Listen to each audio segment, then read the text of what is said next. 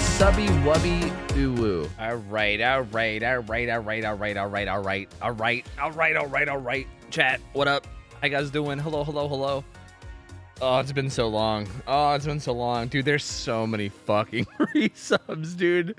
Oh my god. Are you guys gonna judge me if I just don't? Like, okay, do you guys want me to do the fucking annoying streamer thing where I sit here and I name 50 to 100 names all in a row to thank everybody? Or can I just say, like, as a blanket statement, thank you, everybody? Because, like, there's so many, dude. There's so many. I do want to at least call out, like, Zelric, because you gave 5 subs. Thank you, man. Like, I think gifting a bunch of subs, I think at least deserves a quick shout out. But other than that, Failproof gave 5 subs as well. Thank you, man. Appreciate it. Thank you, guys. Happy birthday, other than that, and welcome back. Just a gazillion resubs. Thank you, guys. Dude. Thank you. Full love. Trust me, I saw everyone's names. Okay, I've been sitting here getting things ready, and I saw everyone's names. So don't think I've mentally acknowledged you. Okay, at least understand that. But it's good to see you guys. Hope you guys are doing well. What up? Let me get the overlays all set up and stuff. To renew while you were gone. Hi, hello, hey, oh god, so many resubs. Oh god, so many resubs. Crowd thank you for 100 bits, dude. Thank you for 100 bits, appreciate it, man. And yeah, I know, I saw the news, dude. Very unfortunate, very unfortunate. Phased Array, what up, man? How's it going? Failproof, thank you for hooking up, man. Bruce in the sub. Snazzy P, thank you for 28. And Skin, thank you for 8 months. Thank you, man. Appreciate you guys. Thank you. Uwu. Thank you. Welcome back, nerd. Hope your arm is well. Just show the puppy. I can't show the puppy. Show arm. Subby Wubby Uwu. This is, it's kind of hard to see black, but I made like a Subby Wubby my arm is Uwu. like, it's Yo, good stuff. it's kind of, you know, Subby Wubby Uwu. that's kind of the Welcome situation back, I'm dealing Toffee with here, okay? It's a little fucky. It's a little fucky wucky. I can't use it. I cannot use it at the moment. He's not reading resubs quick. Somebody say something, weeby. No, don't you say anything, weeby. No, who said that? Who said that? Who was it? Again, what the fuck? What the fuck, man? Subby Wubby What are you doing, brother? Uwu. Okay, hold on. Return of Let me just set Subby this thing up real quick. Wubby Uwu. Yeah, Cast see, I didn't really have time to like set this stuff up pre-thing because I'm a bit of a dingus. Subby Wubby You know, Uwu. I'm a little bit of a dingleberry, Happy belated cyborg. so I didn't have time to set it up earlier. But don't worry, 'cause I'm Subby totally Wubby doing it now. Uwu. Good luck, PSR. That's not what Effigy we wanted to came be, but it's prepared fine. tonight. Subby Wubby Uwu. Guys, Jesus, Panic, thank you, man. Krishna, thank you. Critical, thank you, dude. Hyrule Nerd, 1 gear, welcome back. Why are you being camera shy? Well, I usually don't do cameras on some nights. I mean, I could just. 2 years and the return of the FU. Like, I could be camera, but like, I don't really know if it's necessary. I don't know. Because I'm just gonna be sitting here. My arm is like not usable, you know? I don't know, man. I don't know. Luhu, thank you for 70 bits. Thank you for the kind words. I appreciate it. Thank you. Oh, it's my first time. Ooh woo. I listened to recommendation and I'm a low priori stan.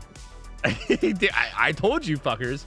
I told you. I should not have rated Michael Low Priori on my last Subby stream. Wubby I shouldn't have. It was a bad idea. Because that It's so motherfucker is an great to have amazing you streamer, back. and I was Hope like, you're I'm gonna healing lose up all my well, viewers. and all our love and good vibes to I'm you. gonna lose them all. Food Everyone's love, gonna true go love. watch Michael Low Priori, and then they're just gonna never come back.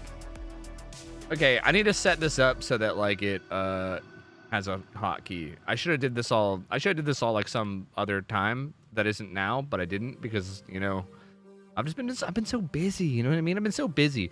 Like I have 1 arm and I'm still like doing things around my house and stuff, and there's just so much going on all the time, you know, and I'm definitely not just making excuses, but to be fair, I'm kind of not. Like I am a little busy, you know what I mean? I'm a little bit busy.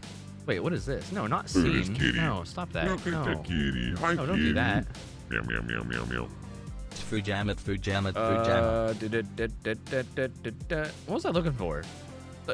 Source visibility? Subby Wubby Uwu. Yeah. When your Twitch streaming becomes your Yeah, YouTube uploads, dude. frown, welcome Yeah, back. dude, now I can hotkey this bad boy. I just need it to be changed to the actual thing. Bucket, thanks for the 34. Sealand, thanks for the 9 months. Welcome back. Hipster, thanks for the 14. Welcome back, dude. Yeah. Don't worry, my YouTube uploads are gonna be back, especially once I get back to like being double armed. Like once I'm back to having 2 arms, my YouTube uploads are gonna. I've been planning a lot of things, so I'll put it that much. I've had a lot of time to sit around and do nothing and plan things. So Once my arm is back to being functional, which is at like the 6-week mark, by the way. I can't leave the sling until 6 weeks. Hope the arm feels good. So I'm Happy stuck to have here you back. until I think July 1st is the date. I think July 1st is when I get my sling off. So this whole month, all of Pride Month, I'm gonna be fucking one-armed Andy, you know. And then July 1st is when I'll be two-armed, and then I'm gonna start grinding out YouTube again. I might even start uploading before then too, but I just won't be able to do it like consistently. It'll be like kind of, you know, here and there, you know. Yo, it's Don. What up? 43 months. Welcome back, man. Yo, it's good to see you, dude. Polarized Ian, thank you for the 18. Welcome back. Crumpets, thanks for the 2 months. Hipster, thanks for the 14. I missed a gazillion other people, but thank you guys all for the support. I appreciate you guys, man. Thank you. How long has it been? 2 or 3 weeks? It's been close to 3. My surgery was 2 weeks and like 3 days ago. It was like 2 Tuesdays ago. So I'm like 2.5 weeks into recovery, and it takes 6 weeks before I can take off the sling. So yeah. It's also Men's Mental Health Awareness Month. Is it? Is June both Pride Month and Men's Mental Health Awareness Month? I didn't even know that was a thing. I didn't know that was a thing, man. DBD, dude. Fucking DBD. Ulu. Oh, here we are, dude. I should probably appear online, huh? There's Kitty. Look at the kitty. Hi, kitty. Meow, meow, meow, meow, meow. Whoa, wait a minute. Welcome back. Fong, did Happy you get a belated job at birthday. Twitch? Hope your recovery is speedy. That's so fucking cool. Is that a Ulu. thing? Is that a Jammer. glitch on my screen, or is that a thing? Because if so, that's so fucking cool. Congrats. There's kitty. Look at the Yo, kitty. Chevelle, Hi, what up? Thank you for the kitty. 5 months. Ahoy me buck, Meow, thank you for the meow, meow, 22. meow. Cowboy, thank you for the 22 months. Good to Welcome have back. to back Toffee Wilson. less than 3. The P100 grind has stolen my Thanks for soul. the 9 One months. must imagine Oh. Sisyphus happy. Dude, the Subby P100 Wubby grind is fucking Ulu. brutal, Free man. pride. Yeah, honestly, it's like fucking Sisyphus, but in DVD. That shit's Resubby brutal. I Wubby feel you. Ulu. I feel you, man. Okay, let me, I gotta get stuff organized. I gotta get everything together, dude. There's kitty. It's gonna be hard for me to do Hi, predictions, but I kitty. might be able to. Meow, We'll meow, see. meow, meow, meow. We will see. 22 months. This has almost lasted longer than my relationship. Not like this. Yo, There's kitty. welcome Look back. at the Appreciate it, man. kitty. Direct, Hi, thank you for the kitty. 35. Meow, Yours meow, truly, meow, thanks for meow, the meow. 18 months. Pog.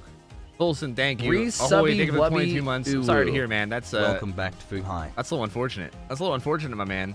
Guys, I hate to do this to you guys, but I gotta turn off Resubby alerts. Ulu. I gotta turn off I alerts. missed I'm you sorry. so much, man. I feel like doing scrim night. I didn't want my first night to be back to be scrim nights because I wanted to be able to just chill out, have the alerts be spammed, kind of just catch up with you guys or whatever. And I wanted to stream yesterday, but like, dude, we had a tattoo appointment and it was fucking. Wait, rules and schedule. Wait, what? Wait, what? Wait, which one's that? No, I thought is it? Which overlay is that? Did I not capture that overlay? Bow, bow, bow, bow, bow, bow. Team v team schedule. Oh, this is the one that I wanted to capture, but it was on a different one. Oh, shit. Okay, yeah, hold on. I got it. Did Toby's just got a cute tattoo? I wouldn't call it cute. I would call it badass. She got a really badass tattoo. She basically got her fingers tattooed, which is, and it looks really fucking cool. Like, it looks really, really fucking cool. This is what you want, right? This isn't what you want. This is not the rules. You wanted the rules. But this is cool, though. I did want to capture this. Like, I did want this captured because this is just kind of cool. You know what I mean? It's the big one I made. This one, right? No. Yes? No. I mean, this is a schedule. There's multiple new overlays. Yeah, I don't know, dude. I didn't have time to set them up. We're gonna have to do it really scuffed midstream because I didn't have time to set it up. I'm sorry. I didn't have time. You know? Oh, yeah, wait, we have more mods now. Oh, wait, that's right. I could have you guys do the predictions. That's right. You guys do the predictions. We have mods now. I forgot. We have like fucking 60 bazillion mods. Oh, thank God I did that. Whew. Schedule is this, but the rules have changed as well. Okay, well, we're already booting up, so we're just gonna have to like figure this out on fly. Okay, if you guys don't know, this scrim night is different from all the other scrim nights we've done. Okay, we're no longer doing King of the Hill. We're no longer doing Best of One. We have a whole schedule now. So like this first match is Power Struggle Rangers versus Effigy. It's 2 teams, which includes a survivor team, a group of survivors and a killer. And essentially they like kind of they did like a little pick draft phase where they like banned and picked killers. And they have 3 different killers that they're gonna play in a best of 3. We're starting out with Oni, and Georgie is the killer for, I believe, Power Struggle Rangers, right, against Effigy. So this already right off the bat, we're off to an interesting start. So Oni played on Father Campbell's Chapel, and he's got Lion's Fang, and he's got, oh god, Splintered Hall. Jesus Christ. It's been like 2.5 weeks off DBD, and I'm already figuring out the names of things. He's got Crypto Intervention. Ooh, he finds Ace so quickly. That was such a fast find. Ace does have Sprint Burst. He has this window here that he might be able to get, or sorry, not the window, the pallet. So he's going to be able to maybe avoid being hit for now. This pallet's really not that safe, though. And he's actually going to eat a hit here. That's a pretty fast first hit. So while he's going around and collecting orbs from Ace, so let me continue to explain. Essentially, the way that the win is going to go is going to be based off of both results. Bamboozle getting a lot of value there, too. Fantastic play from Georgie. That was a really good Bamboozle play to get a hit there before that. Pallet was close, too. Like, that was a perfectly timed Bamboozle. That was so good. Georgie getting off to a really, really good start here. Has him near basement as well, but he's actually not going to take him basement. I think he's going to Scourge Hook him instead. He does have Pain Res. So Pain Res, Deadlock, Bamboozle, Corrupt. Already a great start. Already has a hook. Is like 3/4 of the way towards his power and can probably force his power once they go for the save. So, out of honestly, extremely strong start from Georgie. Gonna Bamboozle in here. There is somebody working. They're just not moving. Why did they not move off that? They're gonna die. This pallet area here sucks. Like, they're dead. They're dead for sure. There's no way they don't die here. Well, Georgie, he kind of misplayed that a little bit, but they still died. Georgie seems a bit laggy, or am I lagging? No, I think Georgie's a bit laggy. That was really sloppy. Yolas just goes down randomly. He knows where everyone is right now. There was a survivor on that gen. There's a survivor going for the unhook. He's gonna get that. This game is pretty much over. This game is pretty much over already. This was really sloppy from these guys. What happened? He's gonna slug there. I don't know who has Unbreakable. One of these guys might have Unbreakable, but either way, I mean, this is such a crazy, insurmountable lead. Baits the drop off. That was really smart. She went to the right. At this T-wall, he's gonna, yep. And there you go. And Unbreakable is on the survivor that's on hook. So yep, that's GG. That's 5, yeah. So basically, the way this works now, because it's Team v Team, the way this works now is that Team Power Struggle Rangers literally just needs to do a single gen. They just need to get a single gen done. That's it. If they do one singular generator, then they win. They win the Oni round. They literally win the Oni round from one gen. So Georgie just kind of being a god. I mean, to be fair, Georgie played this well, but like, I don't want to be too harsh, but the survivors misplayed this very, very heavily. I mean, the ace in the very first chase, like, he got caught pretty quickly, but to be fair, I think Georgie did play that first chase really well.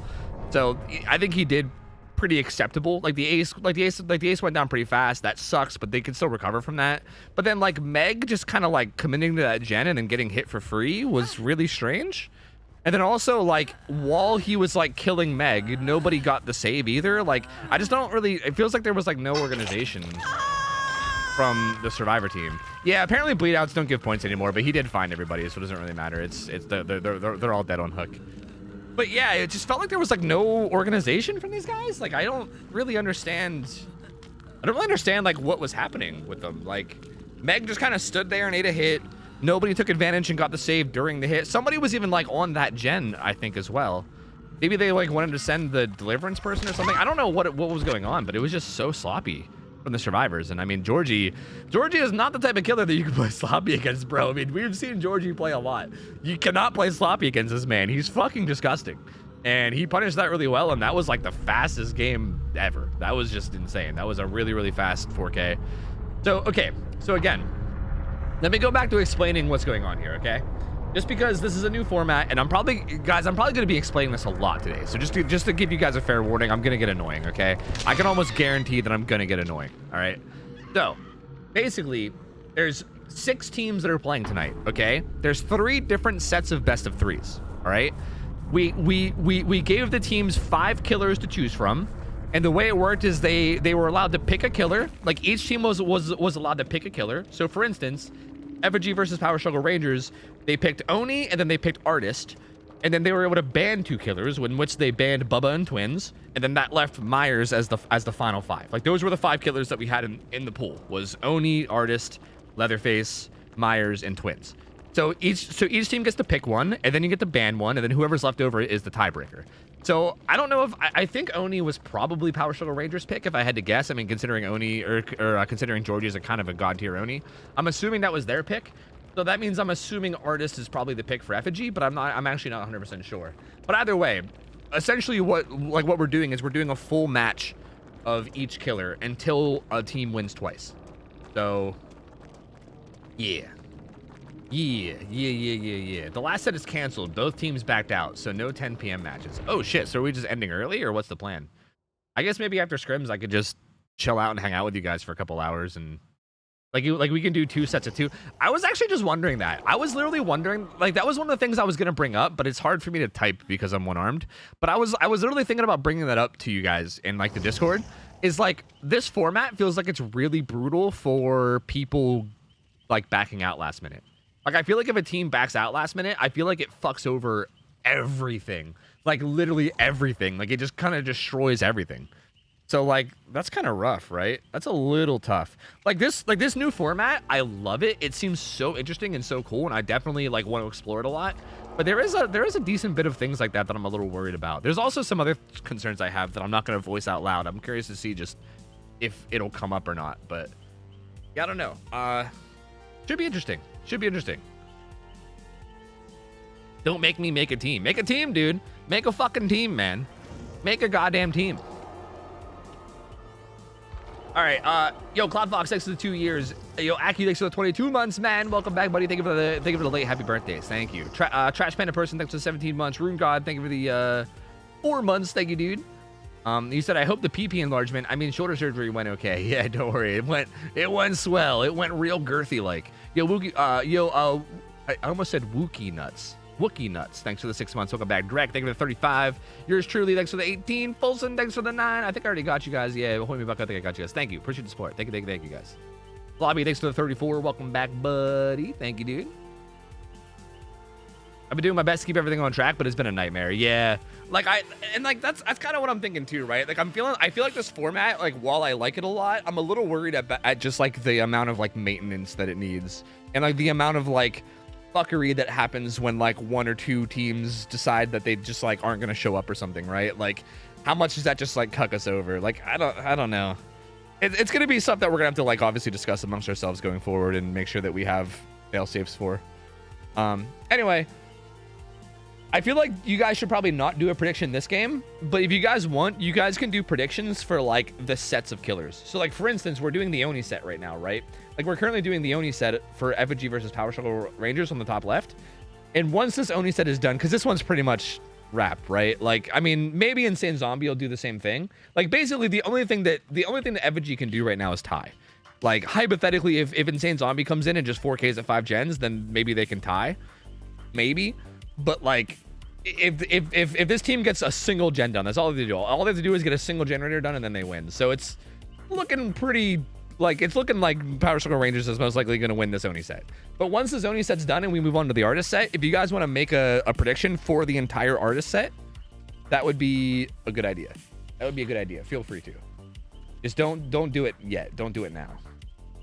Holy Beef, thanks for the 6 months. Welcome back. Naxery, thanks for the 17, man. Mac, thanks for the 8 months. Welcome back. And yo, thank you. I hope the recovery goes well too. Yo, Psychotica, thank you for the 40 months. Welcome back. And dude, I am healing quickly, man. FYI, I'm a fucking I'm like Wolverine in this bitch. Yo, Novograd, thanks for the 15. Welcome back, duder. Slobby, thank you for the 34 months. Welcome back. Just said keep the motor running. That's right. Keep the motor running. Todd Fox, thanks for the 24. Welcome back, duder. Thank you.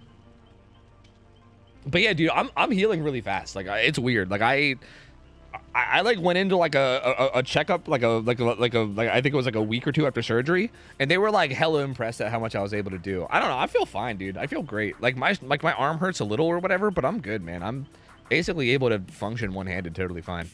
So I'm on the fast track to recovery, baby. I just gotta wait out this fucking 6 weeks before I can get out of the sling, and then I'll be good. Old people used to have a hard time healing. Ha ha ha ha. Hilarious. You're so funny. You're so funny. You're so hilarious. Martini, thanks to the 7, man. Welcome back, dude. Appreciate it, buddy. Yeah, dude, honestly, I think the pneumonia got me more than anything. I don't know if you guys remember, but I was talking about how, like, I was feeling a little bit sick before surgery, and I was like worried about it. I think that's what happened. Is I went into surgery being sick, and then the surgery just made that worse because I think all like the trauma in my body and shit. Because yeah, I think that was probably the worst part of it all. Like the actual shoulder pain itself wasn't even bad. It was the fucking pneumonia, dude. Like I could not breathe for like a solid week after surgery, man. I was like struggling to breathe. It was a problem. It was a whole ass problem. But yeah, no, we're fine now. We're good. We're good. Lindy, thanks for the resub. 23 months. I know everyone forgets to cancel. That's how I get you. We'll be getting skateboard videos now. Let me fully recover and actually like work out my shoulder first, and then maybe, yeah. I've been talking about how I want to get back on my skateboard though. I really do want to. So we'll see. Dude, fuck yeah, Raven Gold. That sounds awesome, man. Hopefully that's working out well for you. Miss Shenanigans, thanks for the thanks for the resub. Welcome back. 16 months, or is that 18 months? 18 months. Welcome back in. Thank you. You were sick before the surgery? Yeah, but I lied to them and said that I wasn't. You know, I did that thing that might kill me where I lied to my doctors. Yeah, you know that dangerous thing that might end up getting you killed. Yeah, I did that. Yeah, I did that thing. Because bro, there ain't no way in fuck I was getting my surgery delayed, dude. There's no way. I wasn't gonna be like, yeah, doc, I'm sick. Delay my surgery another 5 months. Fuck that shit. Fuck that garbage, dude. Hell no. Just fucking get my goddamn surgery done. Like, do that shit. Get it out of the way. And what happened? Nothing. I'm fine. I was just struggling to breathe for a little bit, but I'm fine. Look at me. I'm good. I'm chilling. No, turn off the music. Why are my hotkeys not working? No, I need my hotkeys to work. My one-armed ass can't do this. Okay, anyway, here we go. So round 2. Again, the win condition right now is a single generator. So Insane Zombie has his work cut out for him here. He's got the same add-ons. Sloppy Butcher, Corrupt Intervention, Pain Res, Deadlock. I mean, honestly, Deadlock is kind of a dead perk. Like, I don't even like the addition of Deadlock. I think he can't run lethal. I mean, I guess what can he run, right? Like, I don't even know. Like, it's hard to say what to run here because, like, Deadlock can't. This perk is dead because if this activates, you already lost. You know what I mean? Like, but then again, like, what are you gonna run, right? Like, what the fuck are you gonna run? I do like Sloppy. I think Pain Res is solid. Corrupt is obviously good. But yeah, all they gotta do is play this safe, right? Like Flopper just gonna play this chase safe, gonna run to that safe pallet, gonna run away. There's no progress. Oh, actually, this gen has a little bit of progress right now from Tyro, who does get spotted. I'm assuming he has balance, so he's gonna get out of here too. Again, these guys are just gonna play really safe. Just gonna run straight to pallets that are safe and make sure they camp them and not get hit. Tyro's probably just gonna make his way down to Shack. He should make his way down to Shack, but actually, I think he's gonna stay here. Oh, the unnamed T-wall tech doesn't actually quite work. Tyro might watch a guy who does that tech sometimes or something. I don't know. He didn't fall for it. Uh-oh. He is going to get hit here, though, I think. Oh, no. Zombie swings a little too early. No. Unfortunate from Zombie. He actually had him in a position to get the hit, and he just swung a little early. Tyro not going to fall for it that time. Tyro's doing a pretty good job here. He is going to get hit now. He should get hit before he reaches this. So there's the opening hit, but there you go. Game over. That's GG. That's GG. There you go. So, I mean, the win condition was just too, you know... I want to see these guys play it out and play it like seriously, and I want to see them try to get the best result they can anyway, because I'm just kind of curious to see how well they'll do. But yeah, the game's the match is already over. Power Struggle Rangers takes the W for Oni, and we'll see. He can definitely get his power here if he just sucks these orbs with Splinter Hall. There's so many orbs here. I guess he wants to get the down first. Bloodlust 2 kicking in. Zombie does get the down. He really should go grab the orbs real quick. Huh. The score of every match matters if there's a tie. Oh, really? Wait, what? Are we handling ties by like previous matches? All right, well, I don't know exactly how that works, but we'll see. Either way, I mean, I want to see him play it out anyway. So he gets him on the hook and he pops his power immediately. I don't know if I like the way the zombie's playing this. He's gonna look around a little bit. There was some gen progress here, so he suspects that somebody's nearby. Yeah, they just dropped the pallet behind him. He's gonna make his way back to the hook though, which is good. You definitely got to make sure you stay decently active patrolling this hook and make them scared to unhook. Lion Fang, oh, he's going really far right now. He sees Rebecca. They can get this unhooked for free right now. He is really, really far. Like, he is as far away as possible. Doesn't quite get that flick. Tyro gets unhooked for free. Oh, I don't like the way he's played this. He's gonna dash after Flop. Oh, Flopper! No! What's happening? What's happening? Damn it! What? I don't understand. What is happening? What? I mean, I'm guessing he has head on or something, but like, yeah, he has head on, but like, that was a little aggressive. That was a little bit aggressive there. Deliverance, Lamb gets Deliverance up, so that's good. The unhook comes in relatively free. I mean, obviously it's not free because Flopper died, but like relatively free. Tyro gets healed and he's now okay. His balance landing is up here, so he's kind of just chilling. The Oni's just kind of patrolling down below right now, kind of walking around Flopper. Again, I don't really like the way he played that though. He went to the complete opposite side of the map.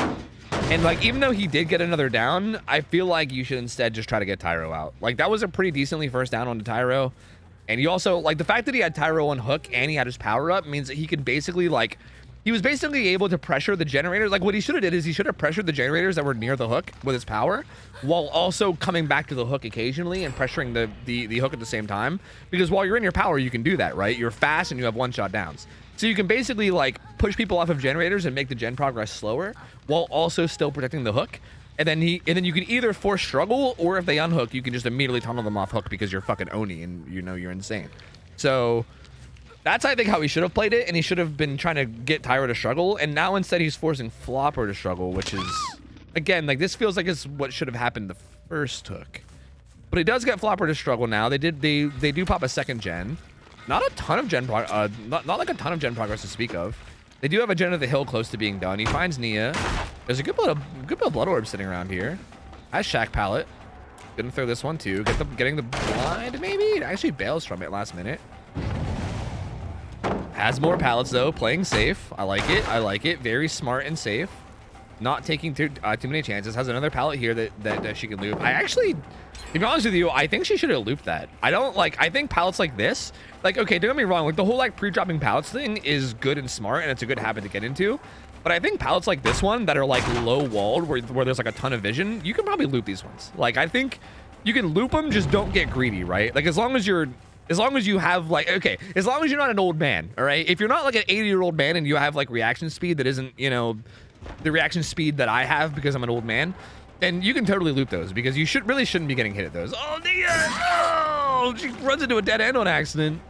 Has this pallet that she's gonna throw. Like, for instance, this pallet you want to pre-throw, right? Because this one, there's no vision.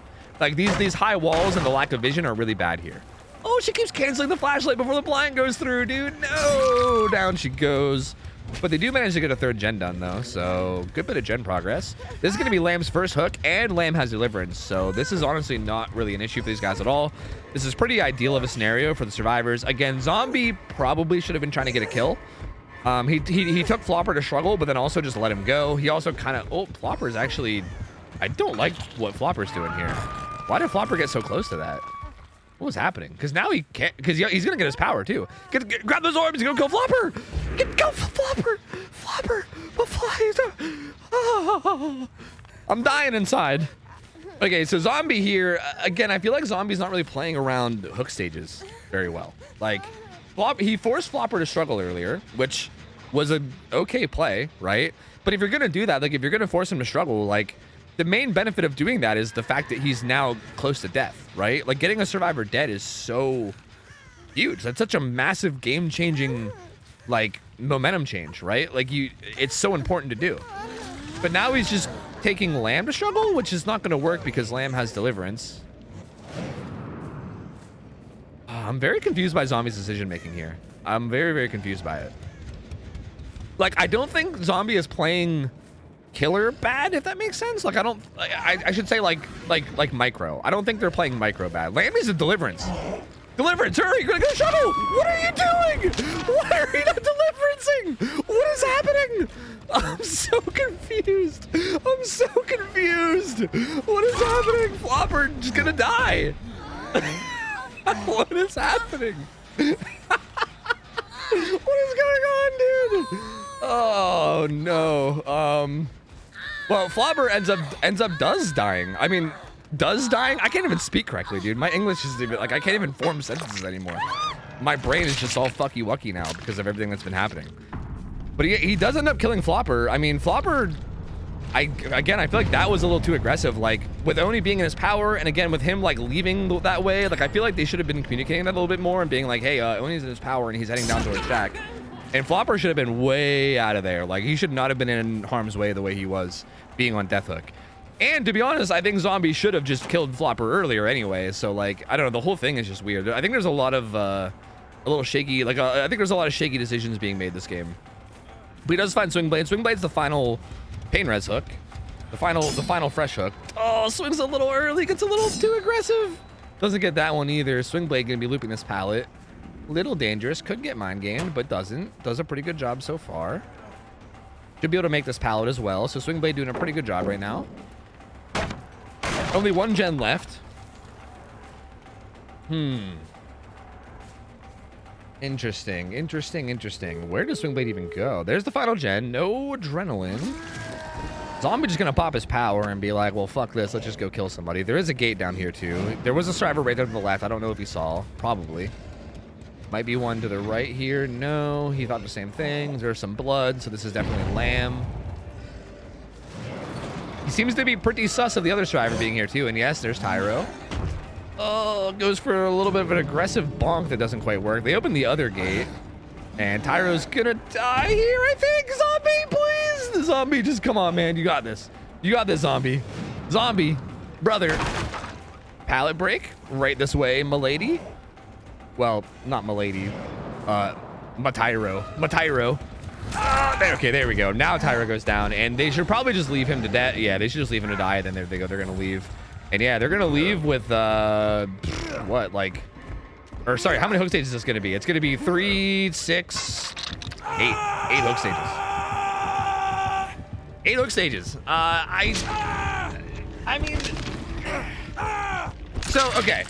Well, very well played from Power Struggle Rangers. They obviously, I think they played a little bit better than Zombie did macro-wise overall. I do think Zombie had, like, pretty good, like, Oni micro. Like, I feel like he played...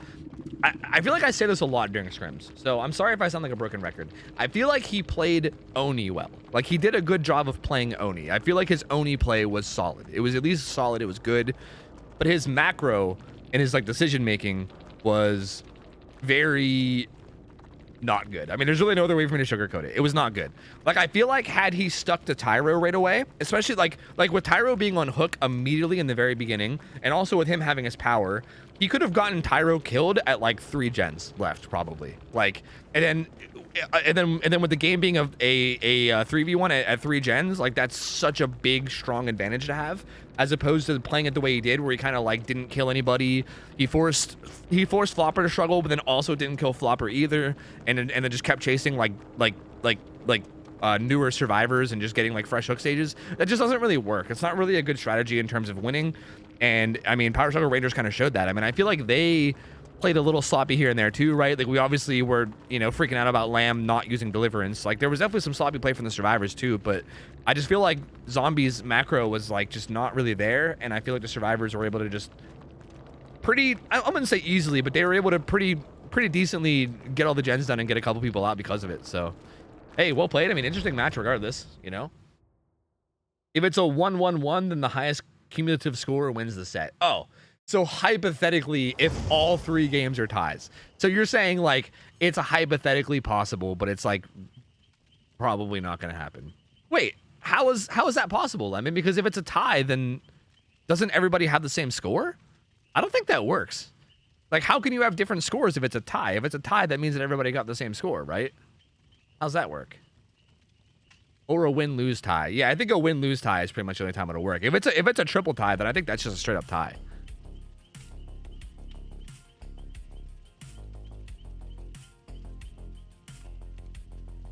Oh, that's a a 1-1-1 is a win-lose tie. Okay, wait a minute. I see what you're saying. I see what you're saying now. I see what you're saying.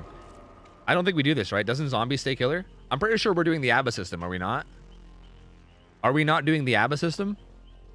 I'm pretty sure we're doing the ABBA system where now Zombie plays artist. Right?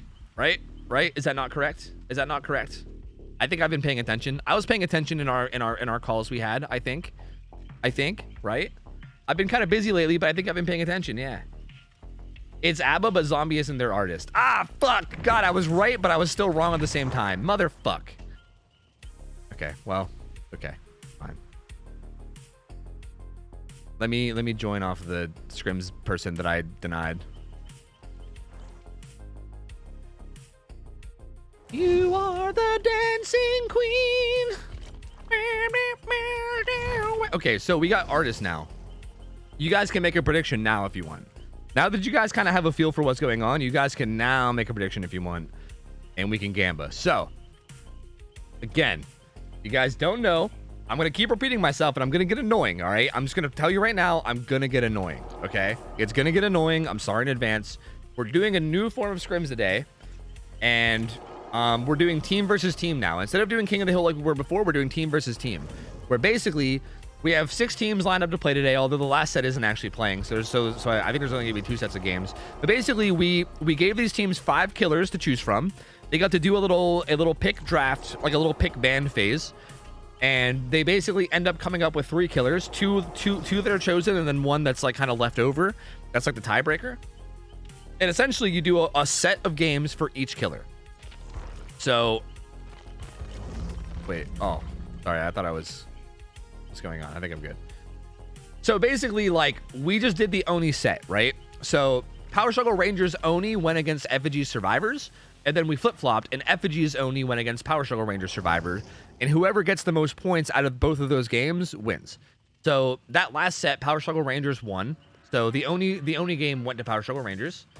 And now we're moving on to the artist set. So this is going to be the same as the Oni set. Basically, this is the killer from Effigy. Critical is playing artist. He's going to be going against Power Struggle Rangers Survivors, and then we're going to like record the results of the match, and then we're going to flip flop. And Power Struggle Rangers killer, whoever their killer will be, is going to be going up against Effigy Survivors. So basically, the win condition is based off of how both sides play. Like, instead of before where there was a win condition that was 9 hook stages no matter what, now the win condition is dynamic. Like, for instance, that last game, Georgie 4K'd at 5 gens, so the survivor's win condition was literally doing a single gen. Like, the win condition was no longer 9 hook stages, it was a single generator getting done was the win condition. So, like, the win conditions are dynamic, they can change based on, like, the performance of the first match, and, yeah, it matters a lot more. We found a team to put on a 3rd set. Ooh, fancy. Oh, fancy. Cards are live. Oh, are they? The same ones? Oh. Oh, yeah. Also, we banned Deadman Switch on Artist. Thank fuck. Fuck that killer. Oh, well, sorry. Fuck that killer perk combo. I like Artist. But fuck that killer perk combo. That shit sucks. So Deadman Switch is gone. You can't run Deadman Switch on Artist anymore because, you know, fuck that garbage. But yeah, dude, we got fancy cards now. Fucking Pog, dude. Let's go. And tell us anything about plans for one-handed streams, because I think if a game or 2 that'd work out, that'd be great to see. I'm planning on just playing killer. I can play killer one-handed, so yeah, I'm probably just gonna be playing killer. I don't know if I want to do other games. Like I could hypothetically, but I don't really think there's anything worth playing, to be honest.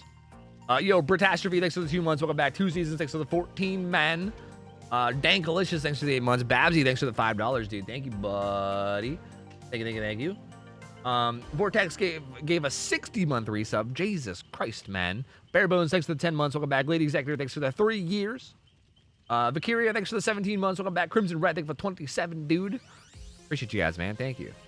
Thank you.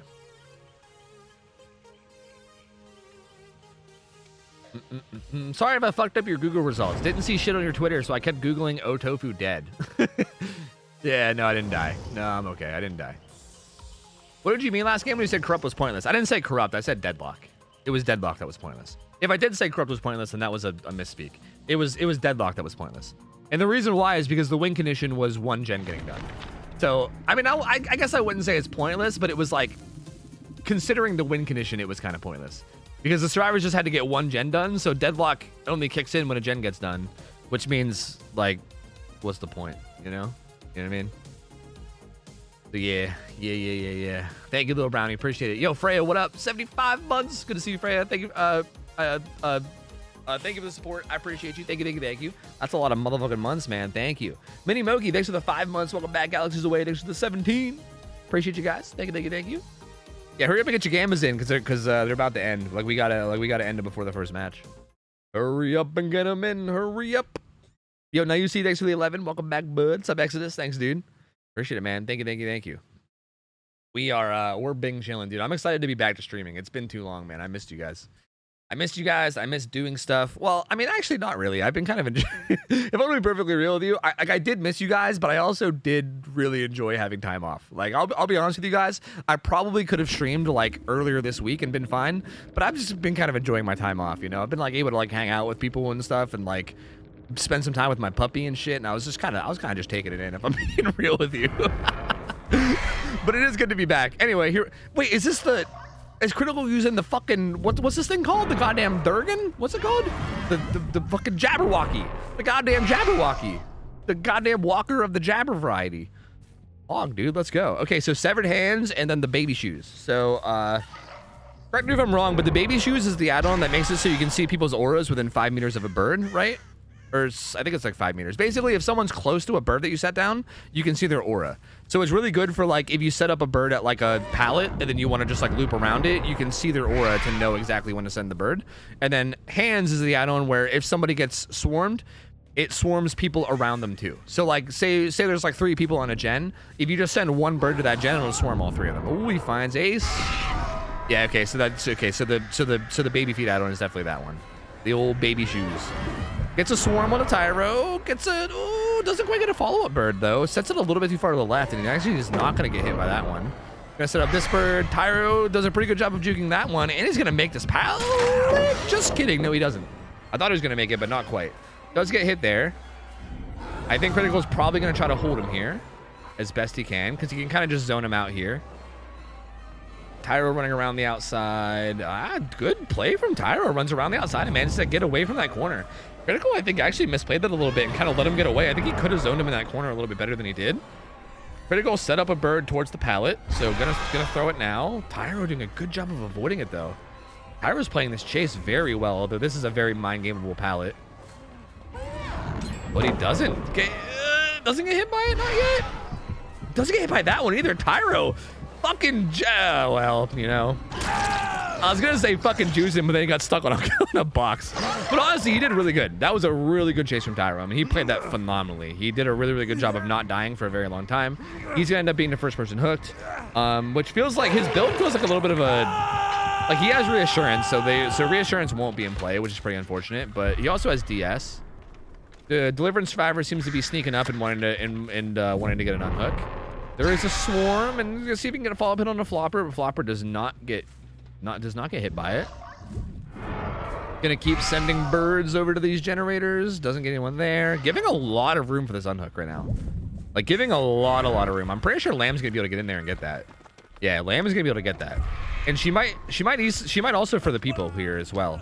I would not be surprised if for the people comes in. Doesn't. Interesting. I feel like for the people could have been great there. Like, why not? Like, you know that Tyro's going to be getting tunneled. You might as well. And you have Deliverance. So, like, if they change to you, like, if they change to you and down to you, then you just Deliverance, right? And it's fine. And you also then have the Reassurance Survivor to back you up. So, I don't really know if I like that. The Deliverance did kick in, but I feel like that could have been a little bit better. This is going to be Decisive Strike, I think, right? There you go. There's a DS. Going to vault in. DS actually getting an okay amount of value here because he has a window right after it. Doesn't get swarmed by those. Second gen gets done. Ooh, Critical, not really in a great spot now. Tyro gets a ton of distance. Critical sent out a crow like in a kind of a weird direction that didn't really make a lot of sense. And now Tyro is pretty far gone. He has bounce landing and he's just gonna sit on top of this hill.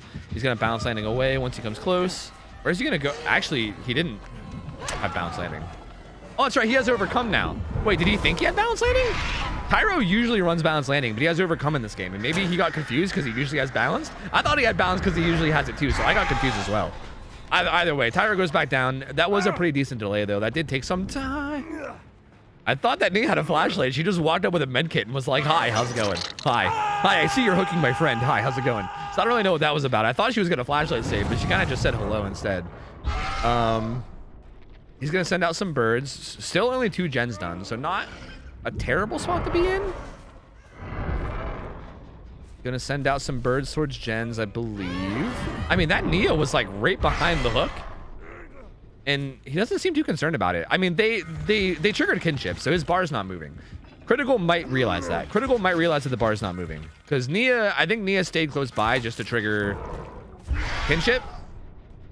And to be honest with you, I kind of would have liked to see Nia on a gen.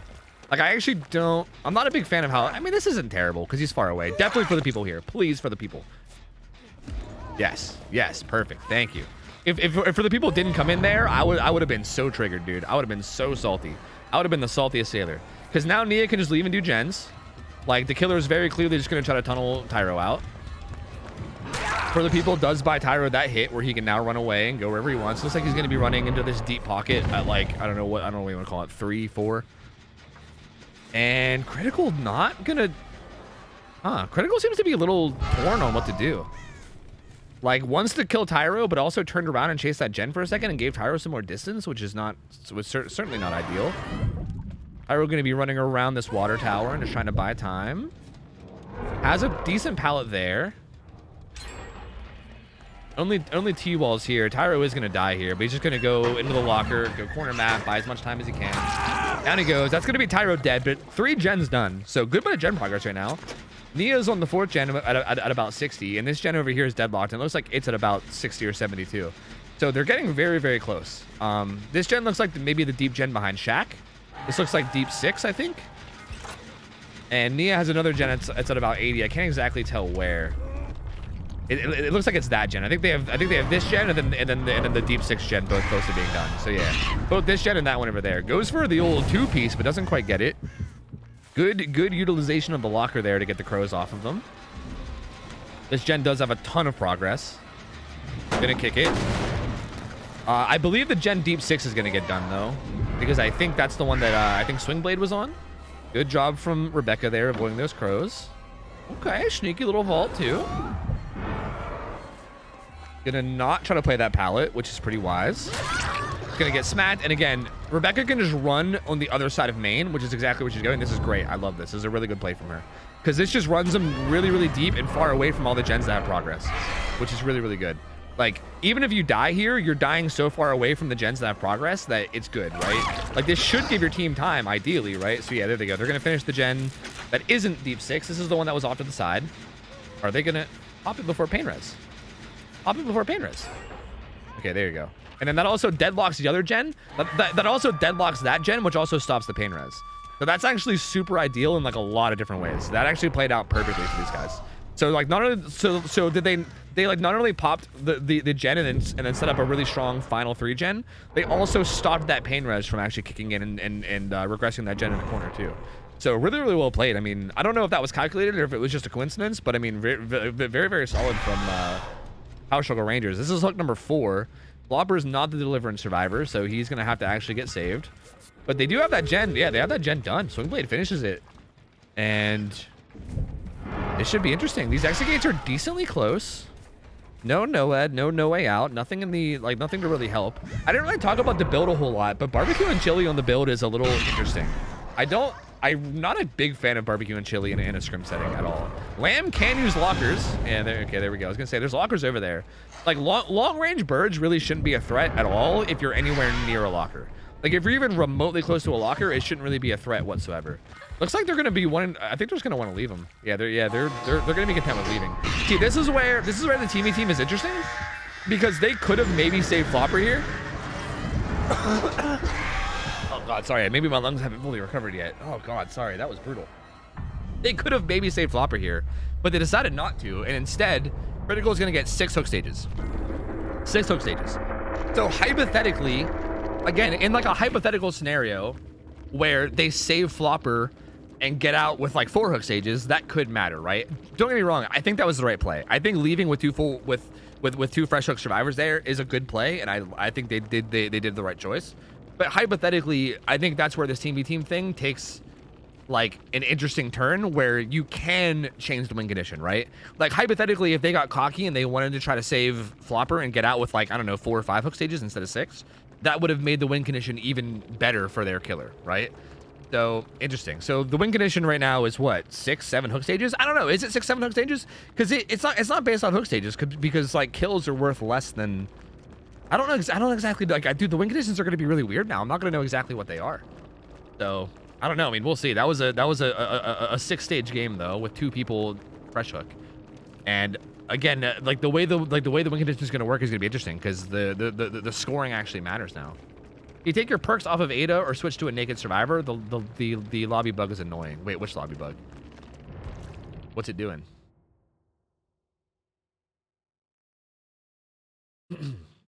Is there like a bug where like people can't see their perks or something?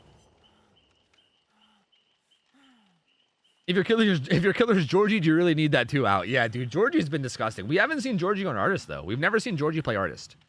So don't get me wrong. I mean, maybe you do need the 2 out. I don't know. I mean, we've seen Georgie play a disgusting pyramid head. We've seen him play a disgusting Oni.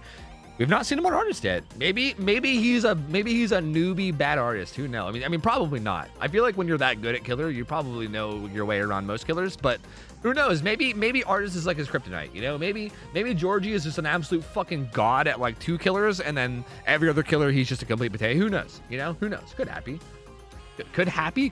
Am I okay? My brain's, my brain, it ain't functioning too well today. I'm sorry. I mean, it's never functioning too well, but I think especially not today. I'm trying to get back into the feel of streaming, and it's fucking, my brain is just not working. Yo, Maxio, thanks for the resub. 78 fucking months, man. That's a lot of months. Welcome back, dude. Jins, thanks for the 43. Jesse DeBessie gave $5, said happy belated born day, and will you be streaming the Texas Chainsaw Massacre? Yeah, I've heard a lot of good things. I was recovering during it, but actually, I'm curious to know your guys' thoughts on it. What's your guys' thoughts on the Texas Chainsaw Massacre game? I've heard really, really good things. Like, I've heard some really, like, people were saying that it's, like, amazing and, like, potentially has all this depth. But, like, I feel like people say that about every game, right? Like, people said that about VHS. And I don't know if you guys heard the news, but VHS is like, literally shutting down in, like, 3 months. Like, they're literally, like fucking removing their game from Steam in, like, September. So people say that about every game, right? Like, I heard that VHS was like this amazing game that like is gonna be this super amazing fun time. Like, I hear that about every game. So like, I'm always really like hesitant, right? But I heard it from people that normally don't say that shit. Like I think Ralph was telling me it, and like I feel like Ralph is normally not the type to like overhype stuff. So I feel like I was a little bit more like, I'm very curious. I'm very, very curious about it. I mean, we'll see. I'm definitely gonna try it. I'll tell you this much. I'm definitely gonna try it no matter what. Like, there's zero chance that I don't try it. How I'll actually feel about it, I don't know. I guess we'll have to wait until I play it. But I've heard good things. Grand Bunny, thanks for the 8 months. Welcome back. Kazeen, what up, dude? 78 months. That said, Costco? Yeah, man. Yo, I watched Idiocracy, and I feel like it just reminds me of real life, and it makes me sad. That movie is depressing. Yo, Bother, thank you for the 26 months. Welcome back. Appreciate it. Lola Balula, thanks for the 9 months. Welcome back. Appreciate you guys, man. Thank you. Custom shows you as one of the lobby survivors, so you have duplicate perks. It'll help bookkeeping if you go in with an empty loadout. Okay, let me do that now. So that way I don't have to keep doing it every time I get in lobby.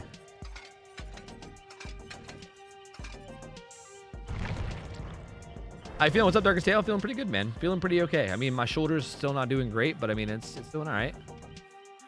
By the way, apparently in DBD Mobile, spectators can see the auras of every player at all times. Why don't we have that? Dude, I don't know, because mobile is just better than non-mobile, apparently. I don't know. It sucks, doesn't it? There's so many things that mobile has that's better than the non-mobile version, and I don't know why. It fucking sucks, man. It sucks. Oh yeah, the PTB as well. Yeah, I mean, the PTB is probably not even up anymore, is it? Like, it's probably, I don't think it stays up that long. I didn't get a chance to play the new killer or against the new killer. I don't know anything about them. So that's also going to be interesting. I don't know. TCM has the ability to be like Evil Dead in the terms of depth if done right, but it's a great game. I mean, I feel like I know that TCM only had like that one like little beta phase or whatever, but I feel like there's like some concerns, right? It's like things like matchmaking, like depth of play. I don't know. I guess I don't know enough about it to really comment, but I'm definitely going to be keeping an eye on it. For sure. Loose Boy, thanks for the 5 gift subs. Appreciate it, buddy. Welcome in, gamers. Welcome on in, gamers. The behavior AMA. No, I saw some stuff on Twitter about it, but I didn't check it out either. We can do all that stuff. Like, we can do all that stuff maybe like either next week whenever I'm doing non-scrim streams, or maybe even just like if we end up like not having a third game or something, which I think we do have a third game, but yeah, I mean, we could do that at some point. I'm down to like go through and review it all and stuff and talk about it. There's a lot of stuff to talk about. Like, I've been gone for weeks and so many things have happened in the past couple weeks. So yeah, we have a lot to catch up on, man. I got a lot to catch up on. TCM beta didn't let you pick characters, and the skill tree wasn't in the build. Yeah, I heard that was a thing. Like there was gonna be like a skill tree or something, and it wasn't there. Yeah, the whole picking characters thing, I didn't know if that was something that was even gonna be introduced or what. I really have no idea. Thanks, Starch. Welcome back. 22 months. Welcome back. Appreciate you, buddy. Thank you. Thank you. You'll be trashed with the new killer. Strafing seems important. Yeah, I probably won't be able to play them one-handed, but I'm still curious to see like what they do and just like how they fit into the game, you know? Hi, Cheetos Lorder. What up? If one team wins both of the first 2 rounds, do we still get to see the tiebreaker? No, it's a best of 3. So, like for instance, if Power Struggle Rangers wins this, then they just win. They just simply win, and we don't see the Myers game, and we move on to Chad's versus OhTofu's waifus. The third killer is only there for a tiebreaker. If there's no tiebreaker needed, then we don't see them. So, yep, it's gonna be Georgie could end the set right now if he gets a good enough result. The survivors need to have the survivors need to have a very, very good result right now to be able to win this.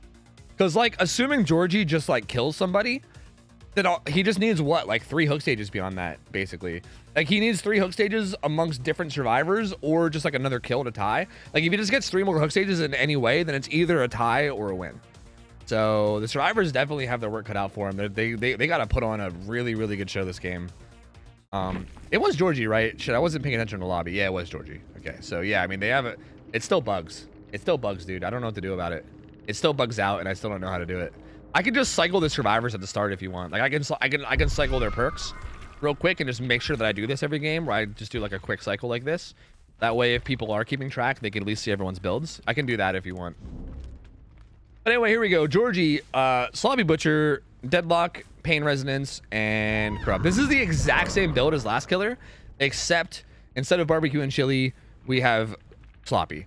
And add-ons are the same too, which I think Sloppy is the better choice there.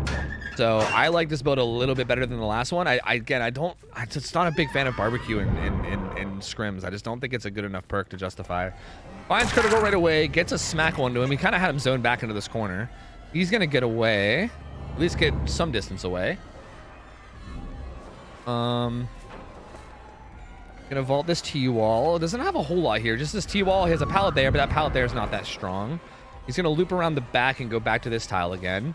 But again, this tile, he's kind of zoning himself into this corner, right? Like this tile is decent, but you're kind of like, you're gonna die here, right? Like you're gonna die. Like Artist being such a good zony killer, if you run back to a place like this, you're basically guaranteeing your death. So, I mean, Critical probably just felt like they were gonna die no matter what, so just decided to go back to the corner and die here, and that's a pretty fast first down. That's I mean, still 5 gens. I mean, he found this chase really quick too. I mean, the fact that he found Critical so fast, I didn't really quite see how it happened because I was like cycling through, but very, very fast first hook. Was a pain res, so gets a lot of progression on a gen somewhere. Tries to get damage on the rain, but doesn't quite get it. Gonna kick this gen. And yeah, this is a tough spot for Effigy, man. This is a very, very tough spot for Effigy. They need a lot here. They do get that unhook pretty quickly. Not the Deliverance survivor. Ooh, Georgie trying to follow up. Nivix here to maybe try to take aggro. Does get hit, but Georgie still looking for Ace. Oh, Ace is the Deliverance survivor. That's why. Oh, that's so unfortunate. Oh, that's so unfortunate, dude. Ace is fucked here. And yeah, they really committed hard to this too. Like Ace's build is very, very don't want to get hooked first. Like this build is extremely altruistic and not like this is a not like I want to be chased build. This is like a I want someone else to get chased and hooked and then I want to save them type of a build, right? So very, very unfortunate that he's the one that's getting tunneled out because his build is not good for it. Like his build is very, very powerful if he was the person that's actually saving, but not the person being hooked. So tough spot to be in. Yolas actually does eat those birds too. It's gonna take some damage there. Criticals in struggle. Still five gens, down to 4 now. Rain's gonna eat those birds. Has to watch for the follow-up. Careful not to eat damage. Georgie gonna send 2. Oh, gets the hit on the Rain too. Everyone's injured now, so that's huge. Again, both of those birds landing onto Yolas and Rain is actually so huge because Critical's now dead. If Georgie wanted to, Georgie can just go. Georgie should go face camp this hook. Georgie should literally just go stand in front of this hook right now. Everyone's injured, dude. They can't save. No, don't let them save.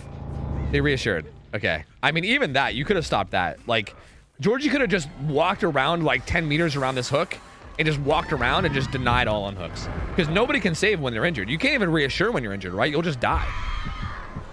Goes for, I think that's distortion on the survivor. Must have been, because didn't see the aura. I'm surprised he's giving this much room. They can definitely unhook right now. But they're not going for it. Still on Nivix. Are they not unhooking? Meg's going for the unhook. I don't like that he's giving up this unhook. He could have secured this kill so easily. I don't like the way Georgie played around this hook, to be honest with you. Ace is going to get picked up and probably healed. So he's going to be back to full health. Nivix does go down. And this is going to be... And again, Nivix could hypothetically be the deliverance driver. Because Nivix is who unhooked critical the first time. So, like, again, this decision-making from Georgie, I'm not a huge fan of it. I mean, we know as spectators that Nivix isn't the deliverance survivor. But from the killer point of view, that definitely could be. That's the only person that has unhooked so far. And you kind of gave up the tunnel to chase them, which I'm not a huge fan of. Either way, finds critical again, so it ends up not mattering. Honestly, everything I just said doesn't matter because critical got spotted. And there you go, down he goes, and that's going to be death hook. Are they still around to get the pallet save? I don't think so. Yep, and there's critical dead.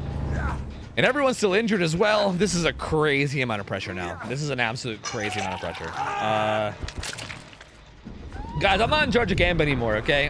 Don't at me for Gamba stuff. I'm crippled, bro. I got one arm in a sling. I can barely even stream. I ain't doing Gamba, okay? You can yell at my mods now. I modded a bunch of people. You go yell at them. Go yell at all those people I modded. Yeah, get them. Get them. Leave me out of it. Go get them. Anyway, Georgie's basically like 2 hook stages away from winning. He's going to get this hook onto Euless, and basically after this hook, he's going to be 1 hook stage away from winning. So 1 more hook stage after this one secures the win 100%. So this is looking to be pretty over. Unless the survivors can get 4 gens done and leave out of the exit gates without a single other hook stage happening, then yeah. I believe, yeah, fuck you, Slobby. I can't do that, you piece of shit. Fuck you.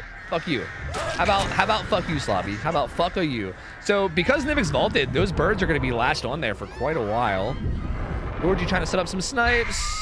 Doesn't quite get it. Nivix doing a pretty good job of avoiding the birds there. But again, they have to unhook Euless. If Euless even goes to struggle state, it's over. Like, the next hook stage is GG. Because they're worth 2 apiece right now. Ooh, Rain getting a little bit mind game there. Gonna eat a hit. And he's gonna find Nivix as well. Gonna get a bird here, and then honestly Georgie can just set up a bird on the way to the hook now, and then it's over, right? Like, what do? You can't unhook. Yep, there you go. You can't unhook now. Nivix, aware of that, just runs away instead. But again, how do you get Euless off hook now? Euless is about to go to struggle, and it's gonna be over. And there you go. It's over. It's over. That's GG. That's it. So Georgie and Team Power Struggle Rangers takes the win. That's gonna be the down of the Nivix. The unhook comes in. I mean, at this point, they're going to play the match out just for practice sake, but the result is definitely confirmed. Power Struggle Rangers is going to take the 2-0. They won both sets. Going to be following Meg. I was going to say, you can get the grab there. I don't know. It kind of looked like, I don't know. Maybe this isn't what was happening, but I think Georgie might have been trying to lunge around Meg. There's actually a neat little tech you can do where you can lunge past somebody and then body block the pallet to stop them from vaulting it. And I think that might have been what Georgie was trying to do, but Meg still had like extra speed, and I think they weren't quite able to get around them. But what you can do instead is you could also just like stay close to them, and if they try to vault the pallet, you can just grab them. Because even if Meg had off the record, any kind of endurance doesn't matter. If you get a grab, you just kind of get around endurance. So Georgie could have just stayed near that pallet and then just kind of like stood there and been like, go ahead and vault it, go ahead and do it, and it would have done the job too. But either way, here you go. I mean, 4K at 4 gens. Georgie just doing Georgie things, you know? 4K'ing at 5 gens, then 4K'ing at 4 gens. Just absolute dominating performance from Georgie. And hey, to be fair to Power Struggle Rangers, both of their survivor games had a 2 out as well. So Power Struggle Rangers, just very, very dominant performance today. Effigy, good try. I think still a bit sloppy. To be fair to them, Georgie is a very, very difficult opponent to go against, right? They're kind of being thrown into the deep end here in terms of like their opponent. They're not really having like a soft, like, here's an easy match for you guys to like practice with. It's like, here's a fucking Georgie on Oni and Artist, you know? That's a pretty hard match. So I think all things considered, I think they did pretty well. Georgie's just a very, very strong killer. And then Power Struggle Rangers also on the survivor side played very, very solidly too. And also got very, very good results that made it just a pretty dominant victory from them overall. So, hey, well played, Power Struggle Rangers. Thanks to 2-0. Effigy, good try.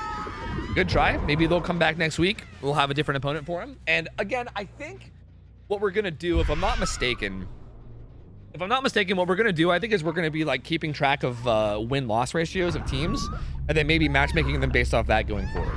Like, for instance, I think next week we should be probably putting Effigy against a team that has lost, you know, and Power Struggle Rangers against a team that has won. And we'll probably try to do that as much as we can. Like, the first couple weeks of matchmaking might be a little bit shaky while we figure out basically where people are. I mean, it's interesting because we have these like really powerful killers that are just kind of hopping on teams, right? So it's a very interesting thing that we're going to be setting up, and it's going to be like, I think matchmaking is probably going to smooth out more and more as we play. But Power Struggle Rangers takes a very convincing 2-0. Good try from Effigy. Well played from both sides. Very entertaining games. GG's, man. GG's. What's up, Reaper? How's it going, dude? I'm doing okay, man. How you doing? Pratt, thanks for the resub, 16 months. Miss Marie, thanks for the 29. Jockeys, thanks for the 8 months. Welcome back, Duder. Mawanyo, thanks for the 4 months. Welcome back. Thank you, man. Appreciate you guys. Thank you, thank you, thank you.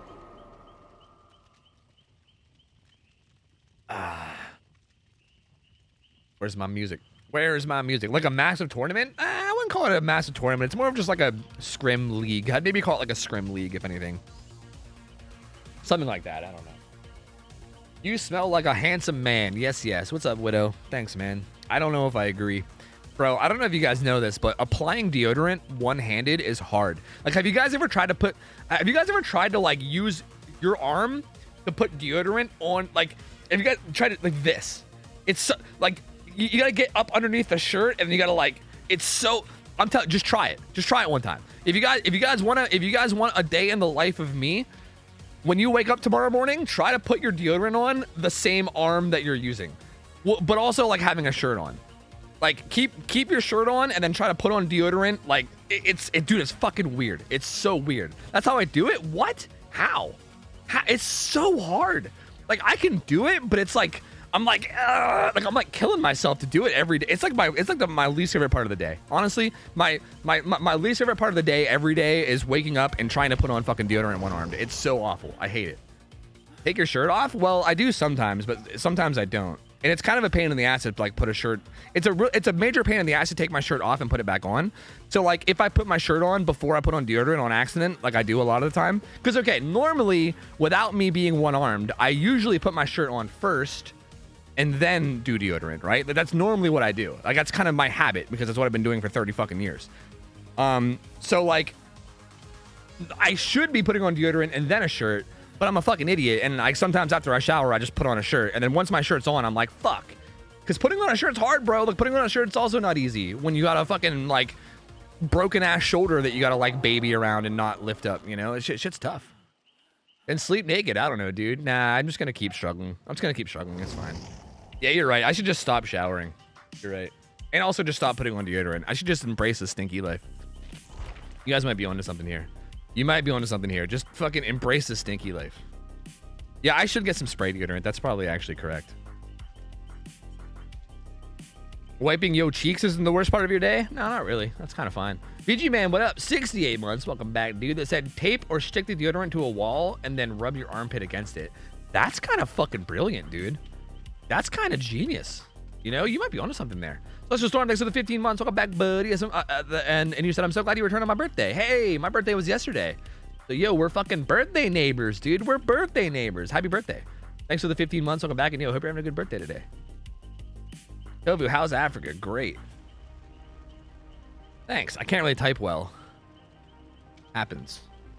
I got to type one-handed, so I'm like chicken pecking, you know? Yo, Tofu, welcome back. I actually have some major news to share. I've been on estrogen for a week now. Yo, let's go. Trans, you've been talking about that for a long time, too. That's sick. Hell yeah, man. Hell yeah. Good, yo, good for you. That's so cool. Why do you do it one-handed? I'm currently in a sling. It's kind of hard to see because it's black and my shirt is black, but my arm is like in a there's a sling.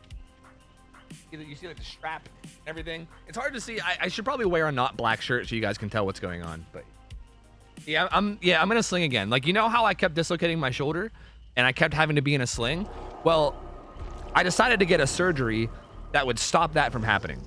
So now I'm never gonna be in a sling ever again. Hopefully, after this time, like hopefully once I recover and I'm able to do like physical therapy, hopefully I'll never have to be in a sling ever again. Hopefully. Schedule stream updated. Okay, wait, dude. Oh, dude, you even have the killers. Oh, that's so cool. Did you have that last time and I just didn't realize?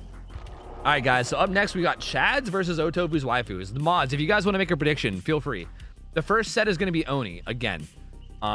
I think there's an Oni in almost every single set of matches except for the one set on Sunday, which is pretty cool because I love Oni.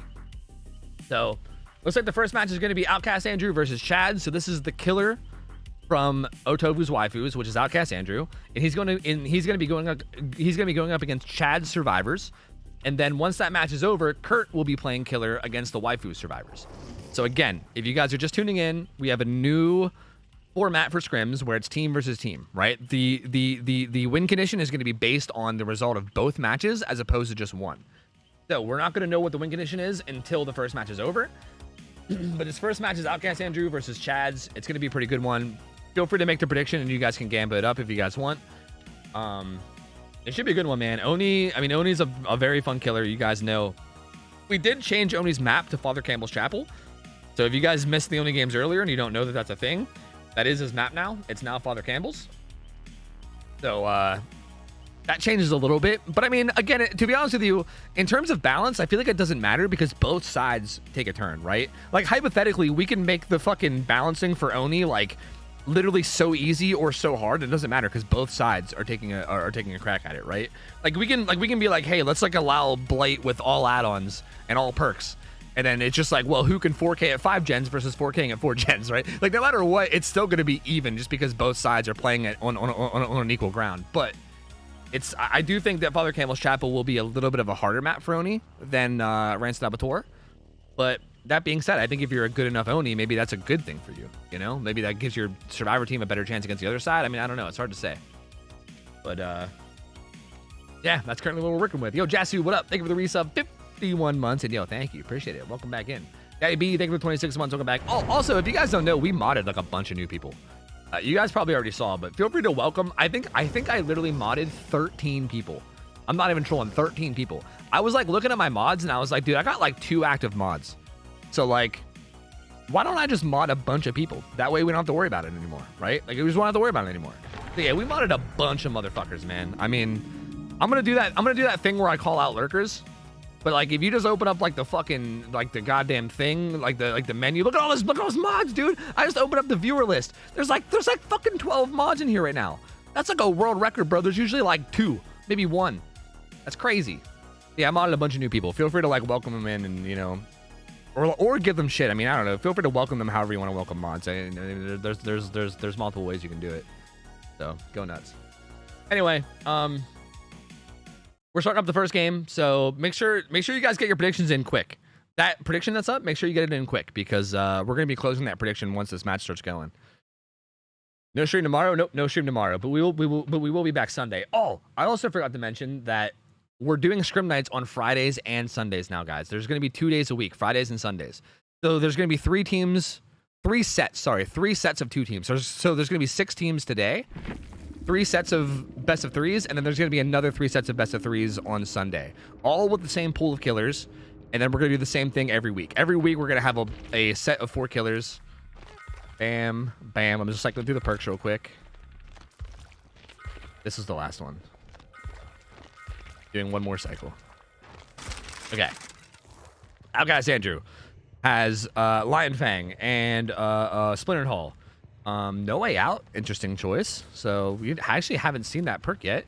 No Way Out, Pop Goes the Weasel, no pain res, and Deadlock and Corrupt Intervention. Outcast Andrew also kind of looking at the ground. Are we stretch res gaming? Are we out here fucking stretch res gaming right now? What the fuck?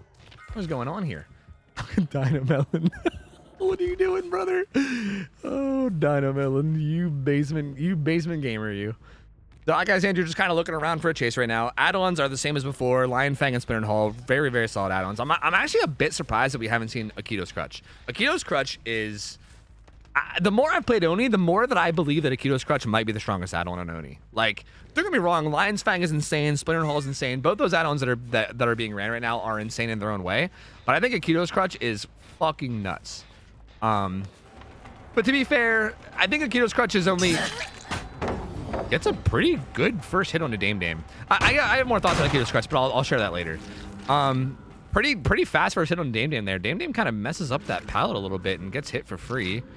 Okay, I assume you're going to be following around and collecting orbs somewhat. Oh yeah, the card's still up. Thank you. Let me get rid of that. Here's some gen progress above him. Gonna get enough orbs to have his power now. We'll see what he opts to do with it. Still at 5 gens. Knows someone's up here. Sees Dynamelon. Dynamelon gonna be in a little bit of trouble here with the killer being in his power and everything. Runs outside. Outcast Andrew. How well can he keep track of him though? A lot of stuff here to work with for Dynamelon. Vaults into the T-wall. These T-walls can be a little tricky. Sometimes as Oni. Oh, you gotta do a really good job of keeping track of him. He went behind the T-wall. Oh no, he lost track of him. And now he's looking around. This is not a good start for Outcast Andrew. If they manage to just play stealthy here and not go down, this is gonna be huge. Well, they don't play stealthy, but still, if they can manage to not go down, it's gonna be huge. He breaks his pallet. He finds Fink. Fink gonna be on the run. Has his pallet. Oh, he could have slammed there and he could have got her right there. Breaks that. Outcast Andrew having a really rough start here. Not getting anything out of this power right now. It's almost over too. Oh, does get the locker pull though. That was a good read. The scratch marks led right up to the locker, then stopped. So that was a really good read from Outcast Andrew, and honestly a bit of a misplay from Fink, I think. I don't like that. I mean, the head-on was there, so I think Fink was just going for it to hide/go for a head-on. But I mean, obviously, it's easy to judge from the spectator point of view because we knew that the power was about to run out. You know what I mean? But they don't know that the power was about to run out. To be fair, I think that was a pretty good play from Fink. Like, us having the knowledge that we had of knowing that the power was going to run out in the next, like, 2 seconds, we obviously know that if Fink just held W in any direction, that it would have been a better play. But, again, there's no way for them to know that. So, I do think Fink played that okay. Just kind of ended up not working out. Outcast Andrew getting a really good prediction and being able to read that play really nicely. Going to be staying on Fink here. Fink does have off the record. So, that's going to help a lot here. And I think that was Zarina getting Deliverance up, if I'm not mistaken. I'll go back and check in a minute. Good play from Fink there. Yeah, Zarina now has Deliverance up, which is nice for later. Still at 5 gens. But there is a good bit of progress around the map. There's main gen getting done. That's going to deadlock probably the gen that Zarina was on. Fink kind of fucking juicing right now. Going to eat a hit here, but has off the record, so that it won't be a down. Outcast Andrew wants to get a grab, maybe? I don't know. Okay. Doesn't get a hit there at all. What? Outcast Andrew kind of slipping a bit here. That was sloppy.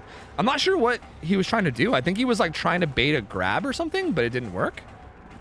Fink still is off the record, so there you go. I mean, even like playing this pot a little bit risky because of off the record. We'll probably now just camp it. Yeah, there you go. This chase is being played very well by Fink, and I think Outcast Andrew is playing a bit sloppy.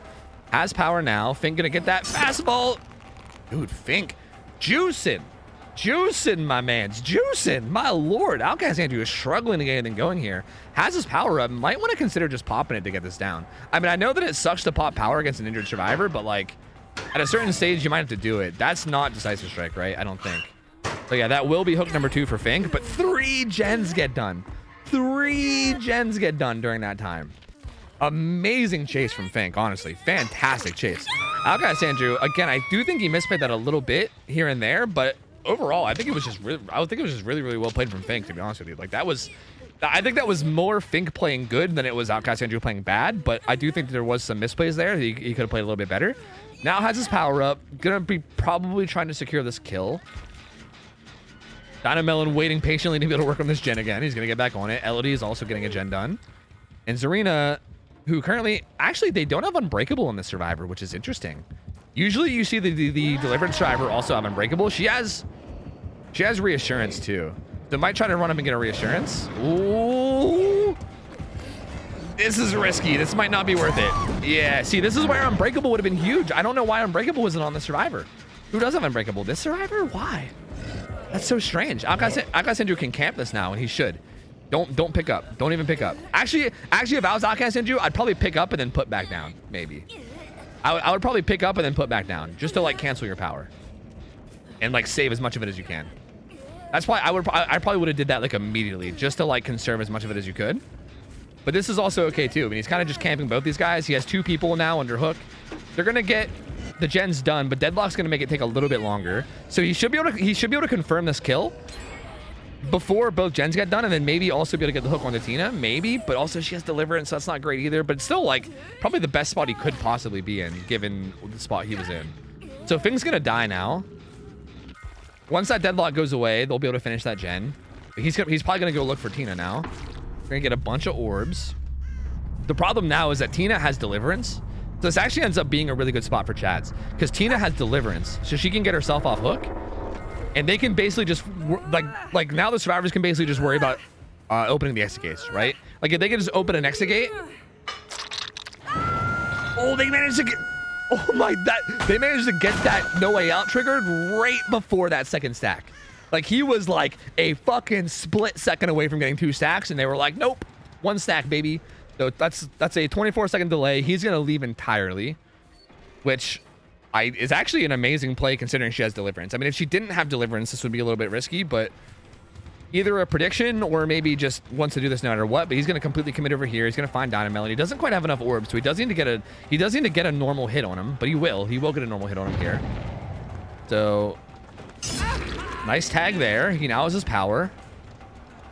No Way Out is gone, and the unhook just came in, so he knows that this gate is not opened yet, right? They just got the unhook.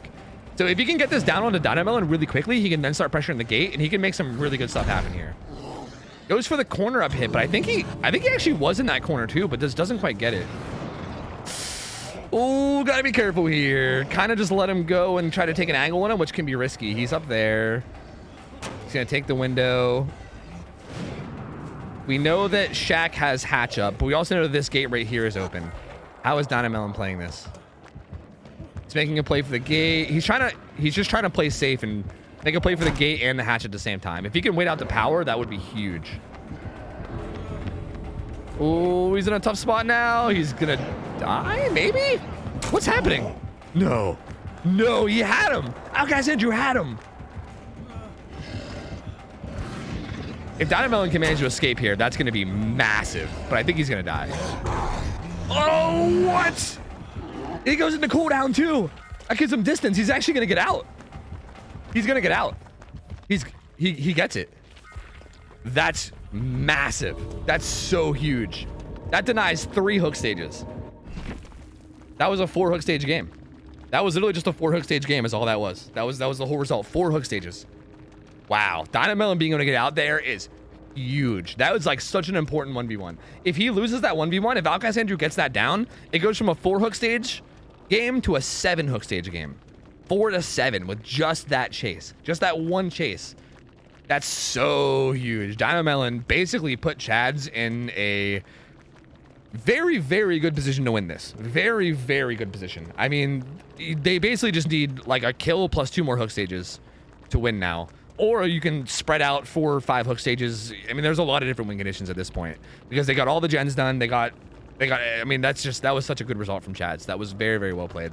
Outcast Andrew played a little sloppy, but I do think his macro was solid. Like, I think his macro play, like weirdly enough, I feel like we kind of saw the opposite this game of what we saw last game, or last set, where I feel like Outcast Andrew played a really good macro, but unfortunately, he just kind of lost the micro interactions a lot. Like, I feel like the chases, like, Fink did a really good job in chase. Like, juice like crazy and just delayed so much. Even that very final chase with Dynamelon, like, Dynamelon being able to get the upper hand there causes such a difference in result. That I feel like, weirdly enough, this is like the opposite of what we usually see, where I feel like Outcast Andrew's strategy and his decision-making was good, but I just feel like Chads just played the chases so much better, and it was just too hard for Outcast Andrew to get anything going, so... good try from Outcast Andrew. I mean, again, I think like tactically and strategically, he's in a good spot and he knows what he's doing. I just think he just kind of got outplayed this game, and you know, it happens. You know, I mean, he got an okay result. It wasn't a horrible result, but it definitely wasn't great. And Chads now are going to be on the killer side, and they have a pretty clear win condition that they got to get. So we'll see how this goes, man. That was a fucking solid play from the survivors, though. Very, very good. I need to play ads, guys. I'm sorry to do this, but I want to do this now because if I don't do this now, it might happen mid-game, and I don't want it to happen mid-game. Like, imagine if ads played during that final chase. Oh, God, that'd have been a nightmare. So I'm going to play them now. That way they don't play mid-game, okay? So just hang in there. If you guys do get hit by them, just hang in there for a couple minutes. I just want to get them out of the way in between games rather than in the game, so... Yeah. Just hang in there, okay? Lindy, thank you for hooking up Sprock with the sub. Sprock, welcome back in. 21 months. Ouchie, thanks for the 42 months. Welcome back in, dude. Bambus Cheeks, thanks for the primer. Welcome in. That's a fucking fantastic name. Colin, what up, man? Thank you for the 6 months. Welcome back, dude. Also, I'm excited for tomorrow. I'm kind of excited, but I'm also scared for tomorrow. But good to see you, man. Thank you for the 6 months. Try Hard Scrub, thanks for the 7 months. Welcome back. Apina, thanks for the 21 months. Elvin, thanks for the 7. And I think that's everybody I missed. Thank you, guys. Appreciate the support. Thank you. Appreciate the support to my dudes. I'll thank you. Thank you.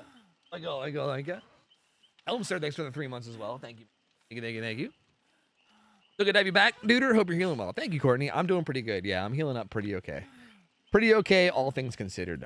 Why the fuck is my one hotkey not working? My music hotkey isn't working. Kind of making me nuts right now. Kind of driving me crazy right now, man. Yo, Yin Yang, thanks for the resub as well. 16 months. Welcome back, duder.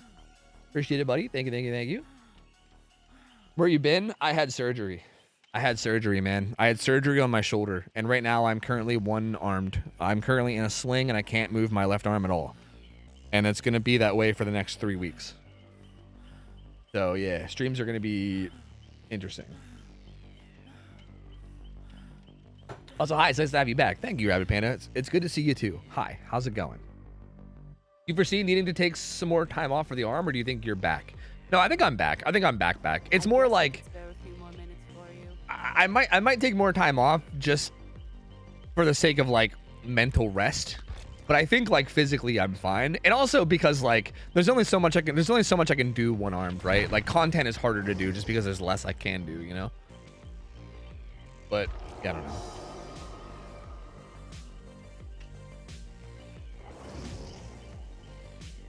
All right, so next up is Kurt's Oni against the survivors of the waifus. We've seen the waifus play pretty good survivor. I mean, Team Chad's is a good survivor team. They are a very, very good survivor team. I mean, as you guys saw last game, that is a solid group of survivors.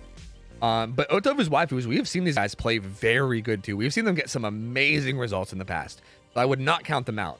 I mean, Kurt's win condition is decently I don't want to say easy, but it's decently achievable, I'd say. It's very, very achievable. And I think the survivors are definitely I would say on paper, Kurt should take this win, right? On paper. The survivors are going to have a really, really good game to be able to pull this one out, but I don't think it's impossible. I definitely think they're capable of doing it. I've seen these guys play extremely well, and I know that they're capable of doing it. They're just going to have to play very, very, very disciplined. Walla, thank you for the resub. 37 months. Welcome back. My voice, by the way, I feel like I'm already losing my voice. I feel like not streaming for so long, it's going to be a little bit of a process to get back used to things.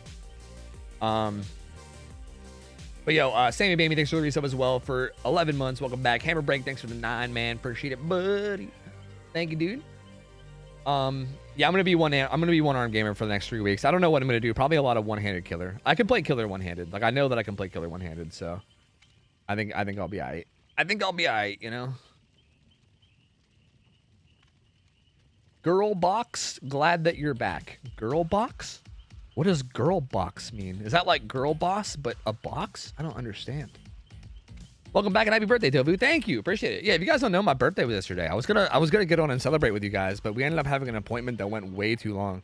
Yesterday was supposed to be my first day back, but we had a tattoo appointment, and I thought that the tattoo appointment was gonna take 4 hours. That's what I thought. It ended up taking 9 hours. It ended up taking literally 9 hours. So my plan was I'll get home at 5 p.m. I'll get some stuff done around my house that I gotta get done, and then I'll stream at 6. We got home at fucking 10, 11 p.m. And I was well, never mind. Never mind. So yeah, I wanted to stream yesterday. I wanted to have a birthday hangout and kind of just have a day where we can just kind of chill and chit chat before doing scrims, but it just kind of didn't work out. So yeah, what are you gonna do? We'll catch up and do a whole chit chat stream early next week, maybe Monday. Yo, Jess, thanks for the 2 gift subs. Appreciate it. Thank you. Complete the DVD dating sim? That's true. I never did finish that. Pretty good point. It's a pretty good point. Gaslight, gatekeep, girl box. That's right, girl box. Girlbox sounds like a, the more I think about that, the more I don't like it. It sounds like a bad name for something. You know what I mean? I don't like that. I don't like it. I'm not a fan of it. Let's go back to girl boss. Tofu, how old are you now? I don't want to say. I literally don't want to say. I don't want to say how old I am. It's fucking embarrassing, bro. I'm so fucking old, dude. I don't feel this old, but I'm so goddamn old. You know what? I'm just gonna say it. I'm fucking 32, dude. I'm 32 years old. What the fuck? How did that happen, dude? I swear. I fucking swear to you guys, I was like 21 last year. I swear. Like last year, I was 21. How the fuck did this happen? This shit's terrifying, dude. I'm telling you, aging is terrifying. This shit just sneaks up on you, man. You blink your eyes and all of a sudden you're in your fucking 30s and shit. It's wild, dude. It's fucking wild. Anyway, yeah, I'm 32. It's crazy. Yo, Nightlight, good to see you, dude. What's up, man? And thank you. I appreciate the kind words, dude. Thank you, man. It's good to see you, buddy. I have high ping. I wrote it yesterday. Yeah, fucking latency, dude. Goddamn latency. Yeah, I appreciate it, dude. Thank you. Thank you. You're like Taylor Swift's age, and she's a girl boss. Yeah, true, dude. True. That's a good point. So I'm basically a girl boss, too. Is that what you're saying? How do I get the Survivor to stop being my Survivor? Or am I on... Am I on Survivor? No, I'm spectator, right? Okay, it's good now. Was I on Survivor? No, I wasn't on Survivor, right? I think that was just a bug. I don't know. Hard to say. Yo, Jack, thanks for coming up Nightlight with the sub. Nightlight, welcome back in, man. Thank you, Jack. Appreciate it, dude. Thank you, buddy.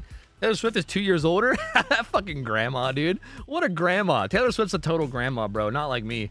I'm young and strong, but she's a total fucking grandma. Anyway, Kurt's up.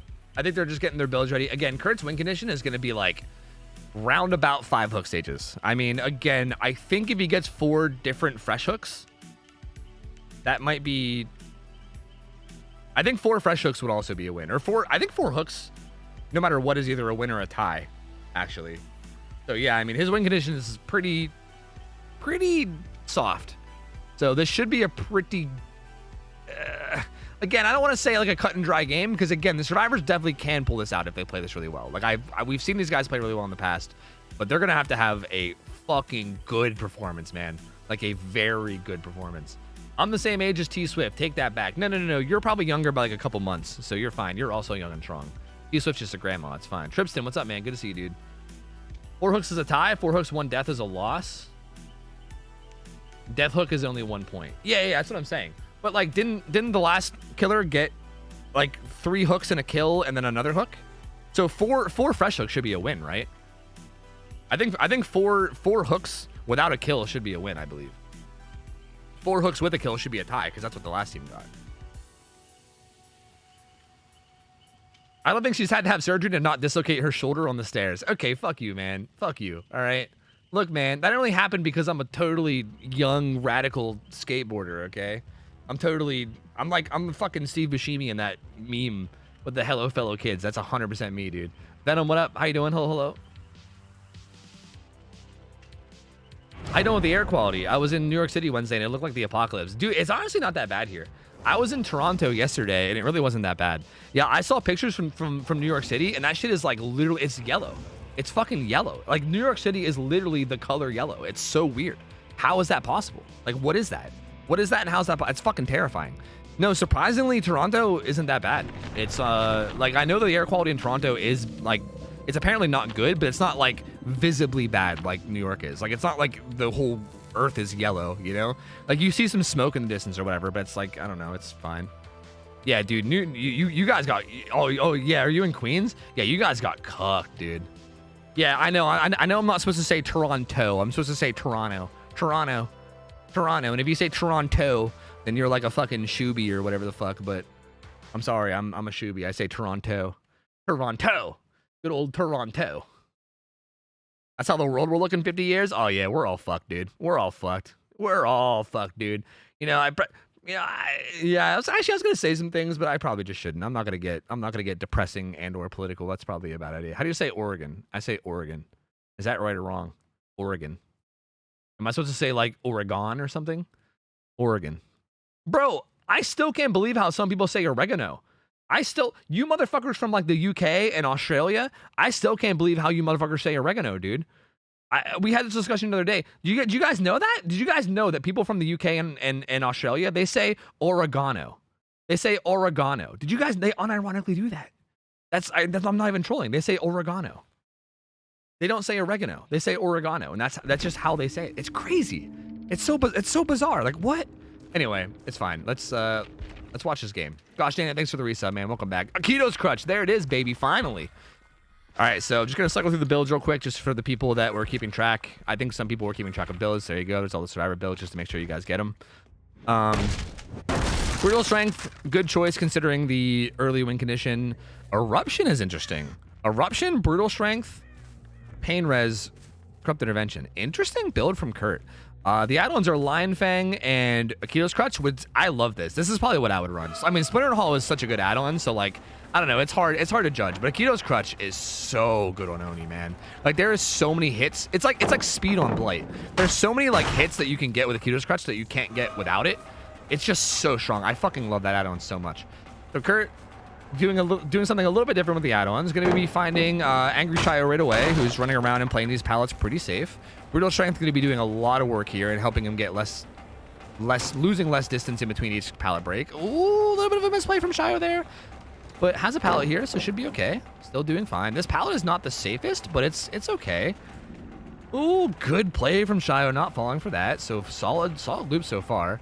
Kurt wants to try to get a hit here. Again, you're kind of, not quite able to do it. No, Angry Shio doing such a good job. Zones out a little bit while kicking that.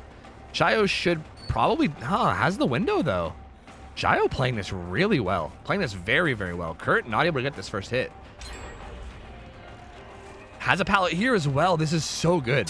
Oh no! I jinxed her! No! She was doing so good. If she just threw that pallet, she was in such a good spot.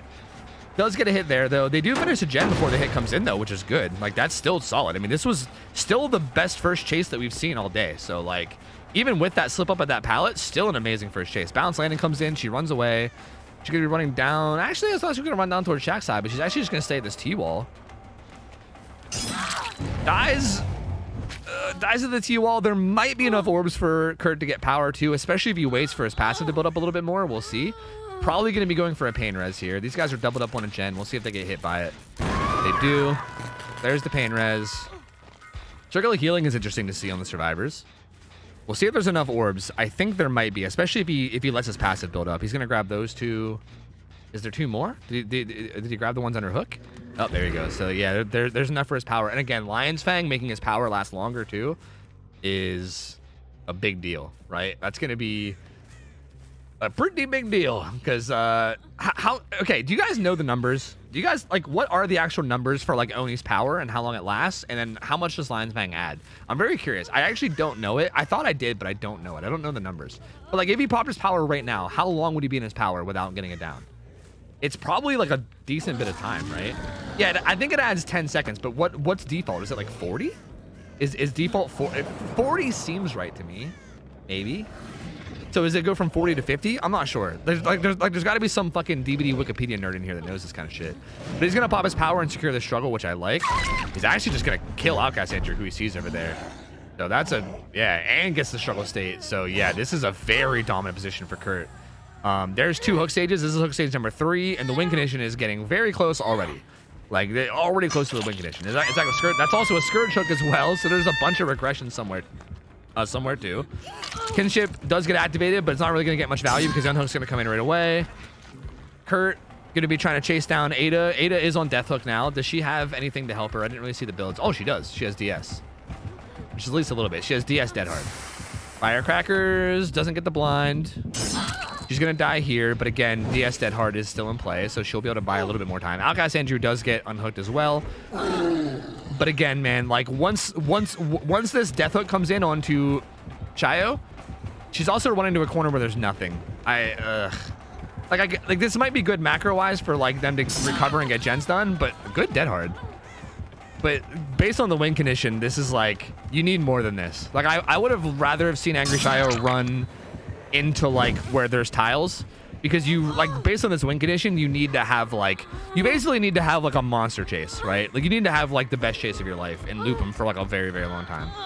Are they gonna try to make a Sabo play here? Ooh, wait a minute, denying the hook. That's actually okay. That's not bad. 45 seconds by default. So is it 55 seconds? Wiki says 45.5 default. So 55 seconds with the... Okay, I see. That's interesting. It's very interesting. Interestingly enough, doesn't get the death hook on the Angry Shio and instead just leaves. And again, the win condition is so like soft right now that I think he's fine to do this, but I don't like it overall. I feel like I would rather have seen him like chase whoever was close and kind of keep an eye on it. But they still haven't picked up Angry Shio, so I guess it's fine. He's actually going to head back their way. She's still not recovered. She's still not picked up yet. I'm going to be finishing the gen on the right side of the map. Maybe, unless it's that gen right there. Unless Kurt comes up to it. He's not going to. He's going to kick this with Eruption. So they do manage to get another gen done on the right side. And he sees her. Nope. Goes for just a prediction. Not correct. Actually, he was. Maybe. I can't tell. No, I don't think he was correct. I think she was around the back. M gets away there. Has to be careful here. Gonna die. And that's Akito's Crutch. I mean, Akito's Crutch getting good value there. That extra speed. Making that. I think that window might have been makeable without Akito's Crutch. I mean, you still could maybe get the down afterwards, but still, Akito's Crutch getting good value there. This is going to be hook number 4. I'm pretty sure this secures the win. I'm pretty positive that hook stage right there secures the win. Because all 4 of those hook stages are worth 2 points, and the last killer got the same amount of hook stages, but one of them was worth 1 point because it was a kill. So I'm pretty sure that just secures the win. Again, this win condition was like very soft because of, like it's very soft because of the insane result that Chad's got on Survivors. So this killer didn't really need that much of a result in order to secure the win, and I'm pretty sure that secures it right there. So, oh yeah, that's true. That's a good point. It does include the gens being done. That's actually a good point. I didn't think about that. That's true. Hypothetically, well, wait, no, yeah, because. Yeah, no, it doesn't matter because the other team already got all the gens done. Like these guys need to get all the gens done and get less hook stages. So yeah, no, it's fine. It's already secured. Yeah, it's already secured. It's already over. It's already over. So yeah, the Sabo play though. Okay. Claudette's a fucking menace with this Sabo. They seem to be content with keeping they're keeping Angry Shio alive by just having her go down in this corner over and over again, and then just have Claudette hover with a Sabo toolbox. Which you kind of love to see that. Like, I love that. I think that's one of those things that I think is like not allowed in like real comp, but it's the kind of stuff that I think is important for teams to learn because I think that's the kind of teamwork and shit that you need, right? Like it's good to see this being utilized. So very, very good plays there. I mean, that's great. I love that. That's fantastically played. Angry Shio now going to run towards basement. And ooh, M is here as well. M should go down there. Off the record, actually. Never mind. Gonna get away. Is Kurt going to turn around and go for Angry Shio or stay on M? I guess he's going to stay on M. Who should? Oh, the live kicked in and Kurt got a little bit thrown off and doesn't actually get that down. Very strong window there. Oh. Good double back. And Akito's Crutch happening too fast. M just not quite able to predict it. And that's going to be another hook on the M. That's going to make her death hook. And we are getting there. We are certainly getting there. Are you guys okay? Are you struggling to type the word form? Oh wait, you guys are making fun of somebody that typoed. Never mind, I fully support. Never mind, it's fine. I get it. I get what you guys are doing. You guys are doing great things. I like it. There you go. That's hook number 5. Three pain res stacks down now 2. Now M and Angry Shio are both going to be death hook, so they got to be careful about that. I mean, I say they got to be careful about that. Again, the game's over, but I think it's still good to see like. I still think it's good practice. I think these guys should still keep playing as if the win condition was like a 4K because I want to see like how much they can do. Right, Kurt. Lets that unhook happen as well without really contesting it, and is now gonna chase around Nancy. That was an interesting little mind game there. I kind of like that. It didn't work out because he ran into the pallet, but that was an interesting way to play a T-wall. That fucking super strong window coming into play. Unfortunate. Finds Ada, who's death hook. Oh, before bounce landing, does get the hit. Will be able to get his power off the orbs that she drops too, if he wants to. Yes. Good tracking there. Good prediction tracking. And he's gonna bail and not get the kill and instead chase. I don't know why he doesn't just kill her. Is he worried about Sabo? Does he want to get the Claudette? Maybe he's like, fuck this Sabo Claudette. That might honestly be it. He kind of lost track of her. I also lost track of her. I don't know where the fuck he went. He's gonna be leaving here and finding Angry Shio again, who should probably hop in the locker here. Yes. Gets the hit beforehand though. And again, this should probably be Angry Shio dying unless a Sabo play comes in again, but he's more center map now, so it's going to be a lot harder to Sabo. It's not like it's clear where he's going to go. He has a bunch of different hosts to go to, so yeah, this is going to be Angry Shio finally dying. Finally. No Sabo plays coming in. And Angry Shio is dead. 6 hook stages currently. M still in Death Hook. Still four gens as well. The gen split seems like it's pretty solid though. They have this one that's kind of like Deep Carnival. They have like one kind of mid, and then oh wait no, they kind of have a 3 gen at Carnival. I didn't see that one in the back corner. That was my bad. They actually do have this one in the back corner. There actually is a never mind. There's actually a 3 gen at Carnival. I didn't see this one. I thought there was 2 down by Shaq. So actually, pretty not great gen macro. He has a pretty decent area to control here in terms of like where to patrol and what to protect. I'm surprised he didn't kick that gen real quick with Eruption. But instead, he's just going to pop his power and go for this kill. Not quite able to get it. M gets the stun. M is Death Hook, though, so if this down does happen, it's going to turn the game into a 2v1, which is pretty much impossible to come back from. And there it is. There's the down. Eruption pops on that gen. This is going to be the death on the M, and then it's going to be a 2v1. And at this stage, I think they're just going to try to get the gen done for the sake of points. They should be able to get this done, though. Yeah, they will be able to get this done as long as they're okay with dying for it. There they go. There's another gen popping. I mean, hypothetically, if they have a fucking god tier chase, they can maybe get somebody out, but it's going to be pretty goddamn hard. Gonna find Z Shio. Is this Happy Shio? I don't even know. There's too many Shios. I'm pretty sure it's Angry Shio and Happy Shio. I believe this is the Shio that's happy, but I don't know. Z Shio. Or is that a mix of Z Slasher and Angry Shio? Is that what this is? I don't know, bro. I don't know. That's Z Slasher? Oh, okay. That's Z Slasher then. Never mind. Dude, I can't keep up, man. I can't keep up with all the name changes. Gonna jump in the locker. He's gonna get pulled out. Basement's right there as well. That's also the final fresh hook, so that might end up being pain res too, which might make this even more impossible. Looks like it's gonna be, yeah, this is definitely a scourge hook. So pain res is gonna kick in on this gen, so that's gonna deny that as well.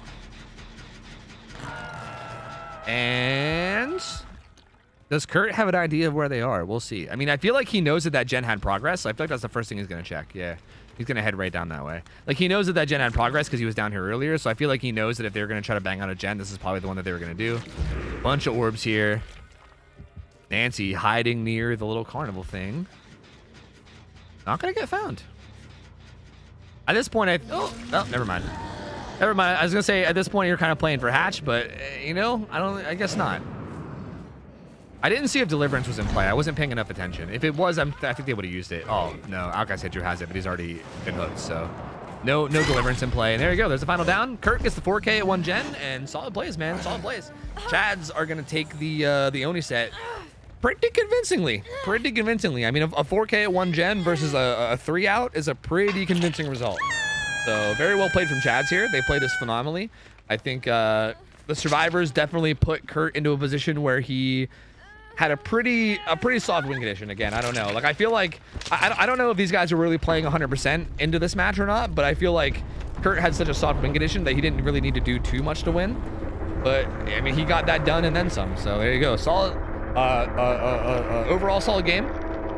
Very good try from OhTofu's waifus, but the Chads, dude, Chad dude, their fucking chin game too strong. What are you gonna do, man? Can't do it. If I can't do anything about it. GG's, solid plays. We're gonna be moving on to the next set. So that was the Oni set. What's the next killer for these guys? Twins. Ooh, fancy. Oh, fancy. Okay, so now we're moving on to the next set. You guys can redo a prediction if you guys want. We're going to be doing predictions for each set, I believe. So you guys can pay out this one and you can do one for the next one. We're moving on to Twins. We're going to stay with this lobby because Kurt's going to be playing Twins. So we're going to have Kurt's Twins game. Sorry, Kurt's Twins versus the waifu survivors. My God, dude, I swear, I take 2.5 weeks off streaming and I can't speak the English language anymore. So Kurt's going to be playing Twins against the waifu survivors. And then afterwards, we're going to have Outcast Andrew playing Twins versus Chads. So, same exact killer players. We're just going to be moving to a different killer now. Twins is still played on RPD, correct? Yes. Wait, did I say RPD? I'm going to say ARP. ARP, not RPD. Sorry, I said the I said the wrong acronym. ARP, not RPD. ARP, Agile Resting Place. Not RPD. No, for love of fuck. No one's playing on RPD. No. No one's playing on RPD. Fuck you. Don't take that misspeak and run with it. Fuck you. No one's playing on RPD ever. Fuck that map. Twins is playing on ARP. ARP is a pretty good map for Twins. It's a very macro heavy map, which is obviously very important when it comes to Twins play. So this should be interesting, man. Twins is a really interesting killer. Twins requires like Twins is a killer that I love seeing in scrims, because Twins, I feel like, requires a type of teamwork that a lot of other killers don't really take. And I think I think the kind of plays that you need to do against Twins are also the kind of things that you don't learn from like your average public matches, I guess, if that makes sense, right? Like, for instance, I feel like you can just get 4, like, I don't know, I hate using the term like pubs and stuff, but you can get like 4 really good Survivor players that have never played competitive before in their life, and just kind of throw them in against like a Legion, and they're gonna do fine, right? Like, they're gonna do fine. They already know what the fuck they're doing. They're just gonna loop and do great. A killer like Twins really requires you to like do interesting things that you don't normally have to do in your average match. And I love that kind of thing, because I think that goes to show how much these teams are actually practicing and how much they're learning, because I think it's so different, right? Like I think any one of these teams can perform well against a Legion, and I wouldn't be surprised. But if a team really has like Twins kind of play down pretty well, then that goes to show how much they've been practicing and how much like they've really been growing, and it's something that I love to see. So I'm pretty hopeful. We'll see. You take some time and throw up the scoring card in the rules screen. Sure. What's the name of the overlays that I have to capture? Scoring and penalties card and rules. Okay. Sure. Why not? Sure. What up, Q? How you doing? Yeah, class. I had shoulder surgery. I ate shit skateboarding when I was a teenager, and ever since my shoulder has been fucked up. And I got a surgery now, finally, after like fucking 10 years to finally fix it and have it stop being fucked up. Like, dude, like finally, once I recover from this surgery, I'll finally be able to like start lifting weights again and shit. Ugh, like, I'm gonna be so free, dude. I'm gonna be free to live my life again. I'm so excited, man. I'm so excited. I feel like I've been living like this like geriatric life for the past like 8-10 years. It's been fucking horrible. Here's the rule screen. Oh wait, it would probably help if I made it 1080, huh? That'd probably help. There you go. Upside Down Lex, thanks for the 3 years. Welcome back. Zombie Hit Girl, thanks for the 18 months. Welcome back. Elbows, 13 months, dude. Or gosh dang it, thanks for the 36. Thank you, man. Appreciate you guys. Tofu bodybuilding arc. I mean, I'm not gonna bodybuild, but I'm gonna, you know, get strong and tone at least. Like, dude, I got like the worst dad bod ever. My weight is the highest it's ever been in my like I've never weighed this much. I've never been this heavy in my whole life. I've never been this like not strong, I guess. I don't know how else to word it. Like I've never been like a fucking bodybuilder, like gym bro level, like beefy or anything, but I've always been strong. I've always been like a very physical person. Like, I mean, you guys know I used to work in a warehouse where I just lifted heavy boxes all day. I've always been like at least strong, even if I don't look it. But like lately I feel so like, I feel like an old man, dude. Like I literally feel like an old man, and it fucking sucks. And I'm really looking forward to like being able to, I don't know, not feel like a fucking old man. You know what I mean? That's going to be great. Someday when I get there, that's going to be great. This is... Oh, we're already loading in. I'm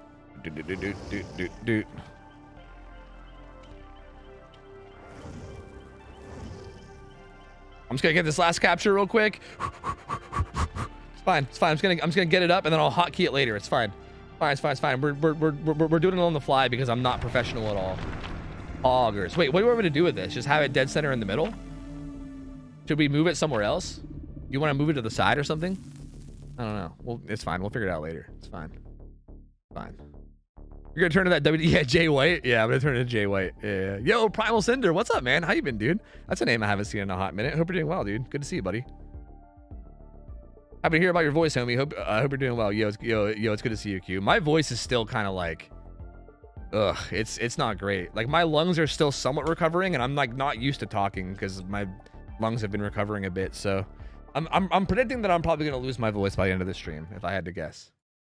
It's meant to go over the schedule screen. Oh, so you want to have like Do you want to have like this and then oh, wait, why not just have them be the same capture? Like, do they really have to be separate? Or like, do you want me to just to be able to do this? Dude, don't worry. I'm gonna set these up with like fancy transitions and shit. Like I'll fucking make this slide in from the bottom, dude, and it's gonna look all fancy. And you guys are gonna be like, "Whoa, what are we watching a professional stream here?" And then I'm gonna come in with my stuttering commentary, and you're gonna be like, "No, never mind. It's not professional at all." But I'm gonna make it look professional, at least for like a moment. At least for a moment. Just you wait. Just you wait. Not right now because I'm busy, but like eventually, I'm gonna do that shit eventually. Okay, just you wait. Just you wait. I gotta set up all the hotkeys later. Sorry, I didn't really have time before stream today, so we're kind of just doing it on the fly. We're like on the fly setting shit up. It's a little sloppy, but it's fine. It's fine. Do you think the anti-camp announcement with the self-unhook option will be good or bad for Scrim Nights? I don't think it's gonna be. I don't think it's gonna be good or bad. I think it's just gonna be neutral, to be honest. All right, let's cycle through the builds.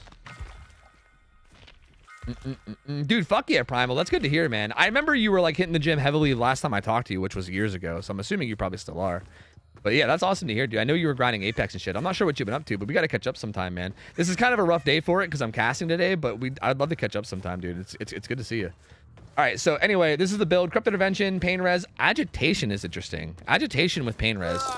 And No Ed, which is a solid late game choice. The add-ons are pretty much what you'd expect. Forest Stew gives Victor more movement speed when he's running around. Toy Sword makes it so that when he charges his pounce, it charges faster. So they're both just pretty big buffs to Victor, which is what you'd expect to see. Victor is definitely the powerful part of Twins.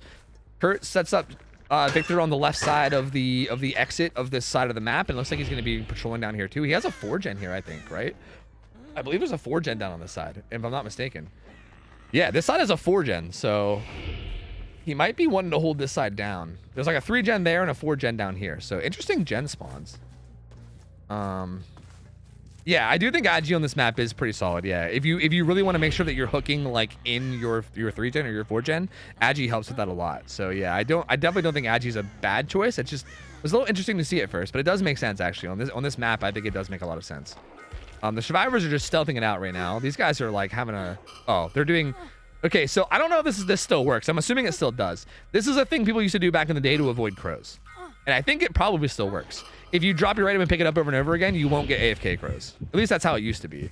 Ooh, Kurt spots somebody with Victor, though. Outcast Andrew. He's going to... No, he was going to try to kick the Vic, but he's not going to kick the Vic. And... Ooh, Kurt. Look at it. Victor eating that fucking kick to the face. And Kurt's actually going to head down, though. He's going to head down and take this chase. This is the Deliverance survivor. So this is definitely the survivor that they don't want to be chased first. That's for sure. Like, out of all survivors to be chased first, this is not the one they want. Another whiff from Kurt. Oh, no. Kurt, what's going on with you today, buddy? Not like this. Ooh, the Power Struggle Unbreakable 2 is really spicy. Interesting. We saw Power Struggle be... Okay, Andrew, not looking behind him, giving me anxiety out here. He's going to eat a hit for free here from Charlotte, which is not ideal. I think he played that window kind of badly. You gotta have better camera work than that, my guy.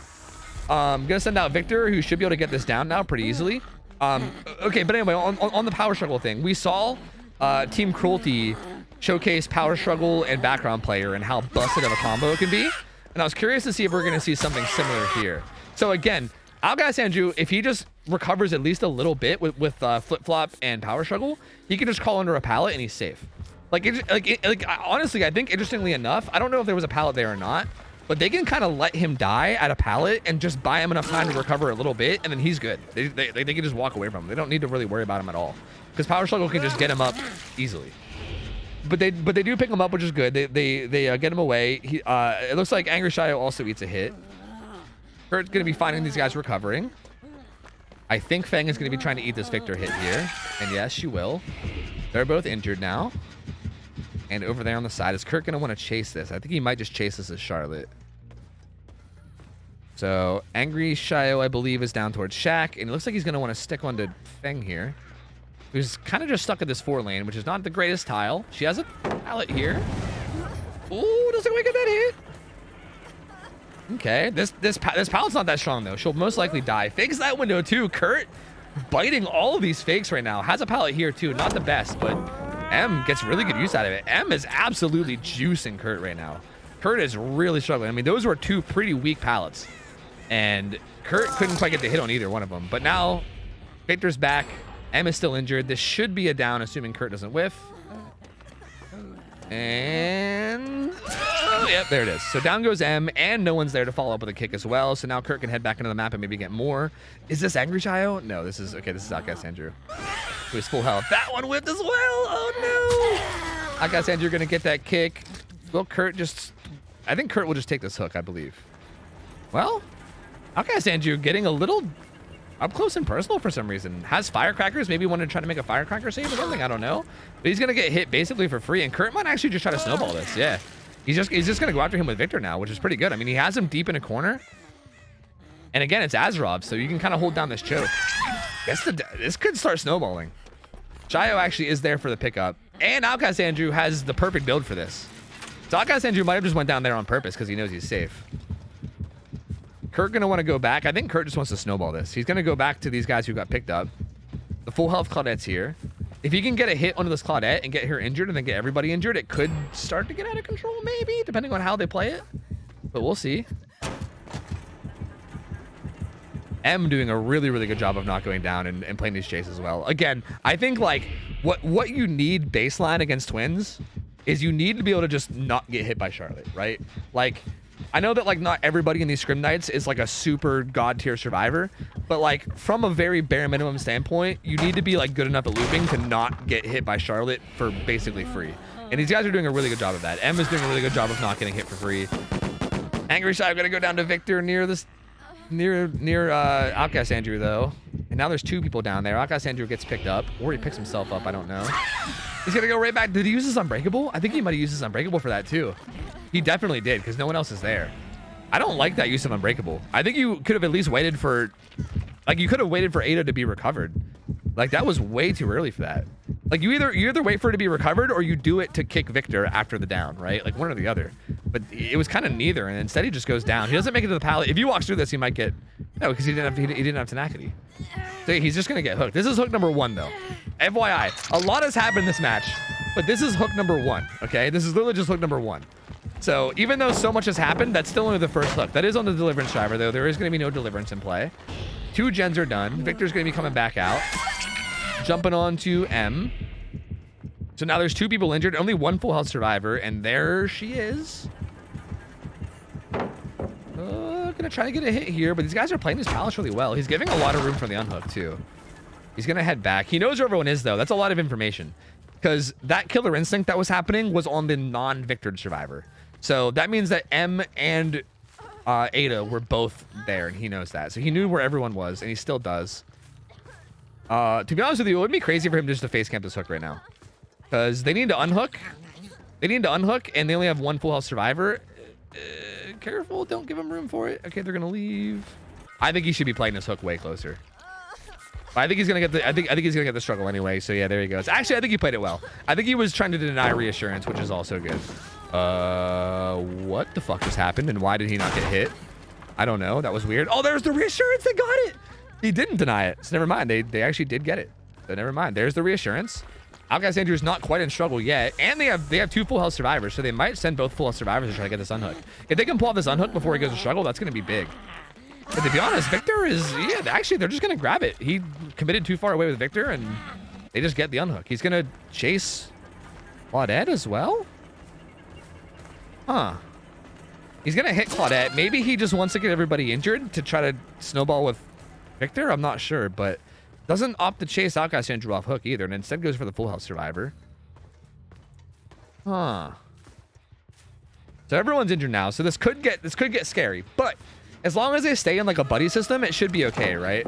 Because like if Victor downs you, you still have like a solid window where a teammate can kick him.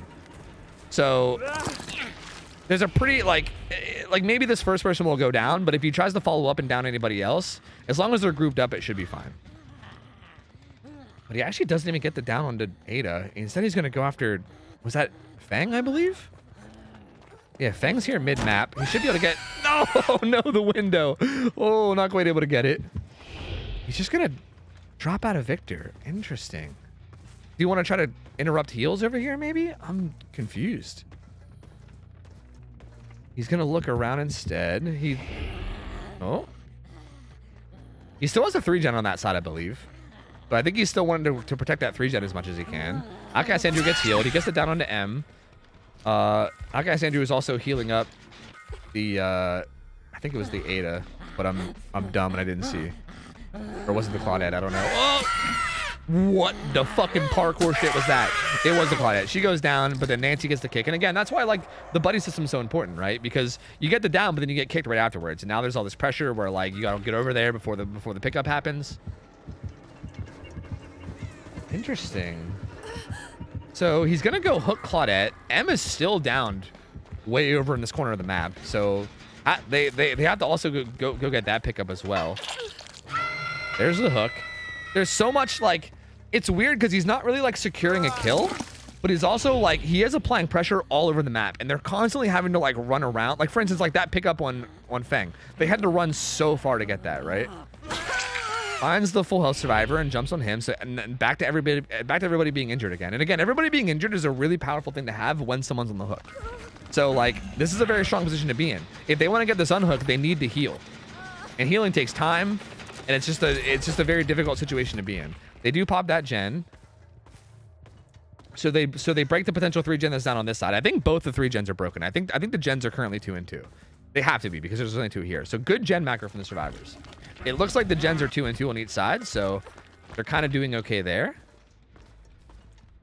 And again, only 2 hook stages. The survivors are really doing a great job here. It's such a hard game to cast because it's so all over the place. He's going to be sending Victor after Feng. This is the opposite side of the map as the hook. So the unhook is free right now. M almost forced the locker, but doesn't. I feel like hopping in the locker there was fine. I didn't hate that play from M. But I think instead was maybe just trying to get Victor to miss. I don't really know what the goal was there. But I think the locker play was fine to buy time. But either way, M goes down. That's going to be M's first hook. They get the unhook over here and they're healing. Again, third fresh hook. I hope I didn't bug her. Okay, I didn't. Yeah, so the third fresh hook, these guys are tripled up down here healing. They're going to try to reset themselves. They're down at Shack, so they're way down on the other side of the map right now. They should be able to get the heals off. Even if Victor gets there, he'll probably get there too late. They should be able to get this. Yep, there you go. Wait, is that... For a second, I thought she had solidarity. That would have been fucking wild. So they all 3 heal up. They're back to full reset, which is really, really good. And again, the gen macro is great right now too. The survivors are in a really good spot. They're in a very, very, very commanding spot right now. There's a good 2-2 gen macro split on each side, right? Like there's really no way to hold down a 3 gen right now for the killer. And everybody's back to full health. They do have to unhook M at some point. Well, they don't have to, but they should unhook M at some point. Claudette seems to be sneaking, crouch walking to try to avoid any potential victors. There he is though. She gets pounced on. And Nancy's, they're all so far away from the hook though. They're all deep down on that side. No one's gonna be, yeah, no one's getting here. He's going to struggle for sure. I do feel like they maybe played that hook a little bit lax. I feel like what they maybe should have done was just run down there with like 2 survivors. Just like pressure it, right? Like they didn't really pressure it at all. Like they full healed themselves and they all just kind of like snuck around and did gens on the opposite side of the map. And they didn't really pressure the hook at all. But they're back to full reset again, which is nice. And we'll see how they opt to handle it here. Oh Jesus, what the, oh God, stop it. Okay, back to, what the fuck was that? Back to Kurt. He's kind of like, what he's doing right now, he's just kind of just protecting the hook. And he's just kind of sending out like Victor missiles, you know? He's just like, every once in a while, he's just sending out Victor to pounce on somebody and then coming back. He might deny this solo unhook though. The reassurance comes in. To be honest, it wouldn't have been crazy for Claudette to eat that hit and then just go 1-for-1. That really wouldn't have been crazy for her to do. Because they're going to have to make sure that they're on this now. If they want M to live, they got to make sure that they heal up. Send down 2 full health survivors. They might not be able to get this unhooked now. Like, they really got to react to everything here really, really fast and be in a good position. So if now everybody's injured, if no one's in a position to get this unhook and they're not, I think M's just dead. See, I think Claudette should have just 1-for-1. I think once you reassurance and then the killer hits you, you could just eat that hit and then run to the hook and unhook. Like, I think 1-for-1ing there would have been the smart play. Instead, M dies. So now I think it's anyone's game. Like, I think it's anyone's game now. I'm not sure how I feel about this. I think they were in an okay spot there. Either that or just like send more than 1 survivor. Like, I think even the reassurance survivor going down to the hook, they should have maybe sent Nancy as well. Like, I think you just got to make sure that you don't let M die there. Like, having a survivor die is so huge. Oh man, is this suddenly just gonna snowball the other way? These guys were in such a good spot. Not there to kick. And this is what I'm saying about twins, man. It requires such interesting play, and these guys are not doing it correctly. And now there's 2 down there. Alcaz Andrew is the only survivor that's up. He's also the survivor that's unbreakable, but I think he also used unbreakable earlier too, if I'm not mistaken. I'm almost sure he did. So these guys are just now in a terrible spot. Basement's here. He knows that the down survivor's here as well. He can basement both these survivors potentially. How did this go so badly? How did this go so poorly? They were in such a good spot, man. They were in such a good position, and they just kind of let this fall apart. Kurt is going to be able to get this 4K 100%. Like this is a 4K. He can take this survivor basement. He doesn't know this, but there's no deliverance in play. He might be worried about deliverance on Angry Shio, but it's not on Angry Shio. There is no deliverance in play, so he can base one on both these people, and then he can just look around for Alcaz Andrew. This is going to either be a hatch or a 4K. Wow. This was unfortunate because I feel like the survivors literally had this. Like I feel like they were doing a pretty good job. Kurt was playing it really interestingly. It was really hard to like keep track, honestly, because Kurt was all over the place. He was just like, he wasn't really like trying to like tunnel out or survive or anything. He was kind of like really just pressuring the entire map, which to be honest with you wasn't really working that well. Like it seemed weird because the survivors were handling it very, very well, and they were doing a really good job of like, even though he was pressuring the entire map, they were just like recovering. They weren't like literally letting it get anywhere. But then for some reason they just didn't handle, like, it was the hook situation around M that they just didn't handle correctly. Like if they could have just unhooked M at any point and then got away and recovered, they would have been totally fine. But they kind of just let Kurt sit there and send out Victor over and over and over again and just keep harassing them, and it just, I don't know, like it feels like it shouldn't have worked for Kurt, but it did, because they just didn't really handle it the best. Alcaz Andrew actually is going to be able to save himself here, so this is interesting, and he's also near Shack, so this might be a hatch situation, depending on how long Kurt takes to do this. Yeah, he might get hatch here. He will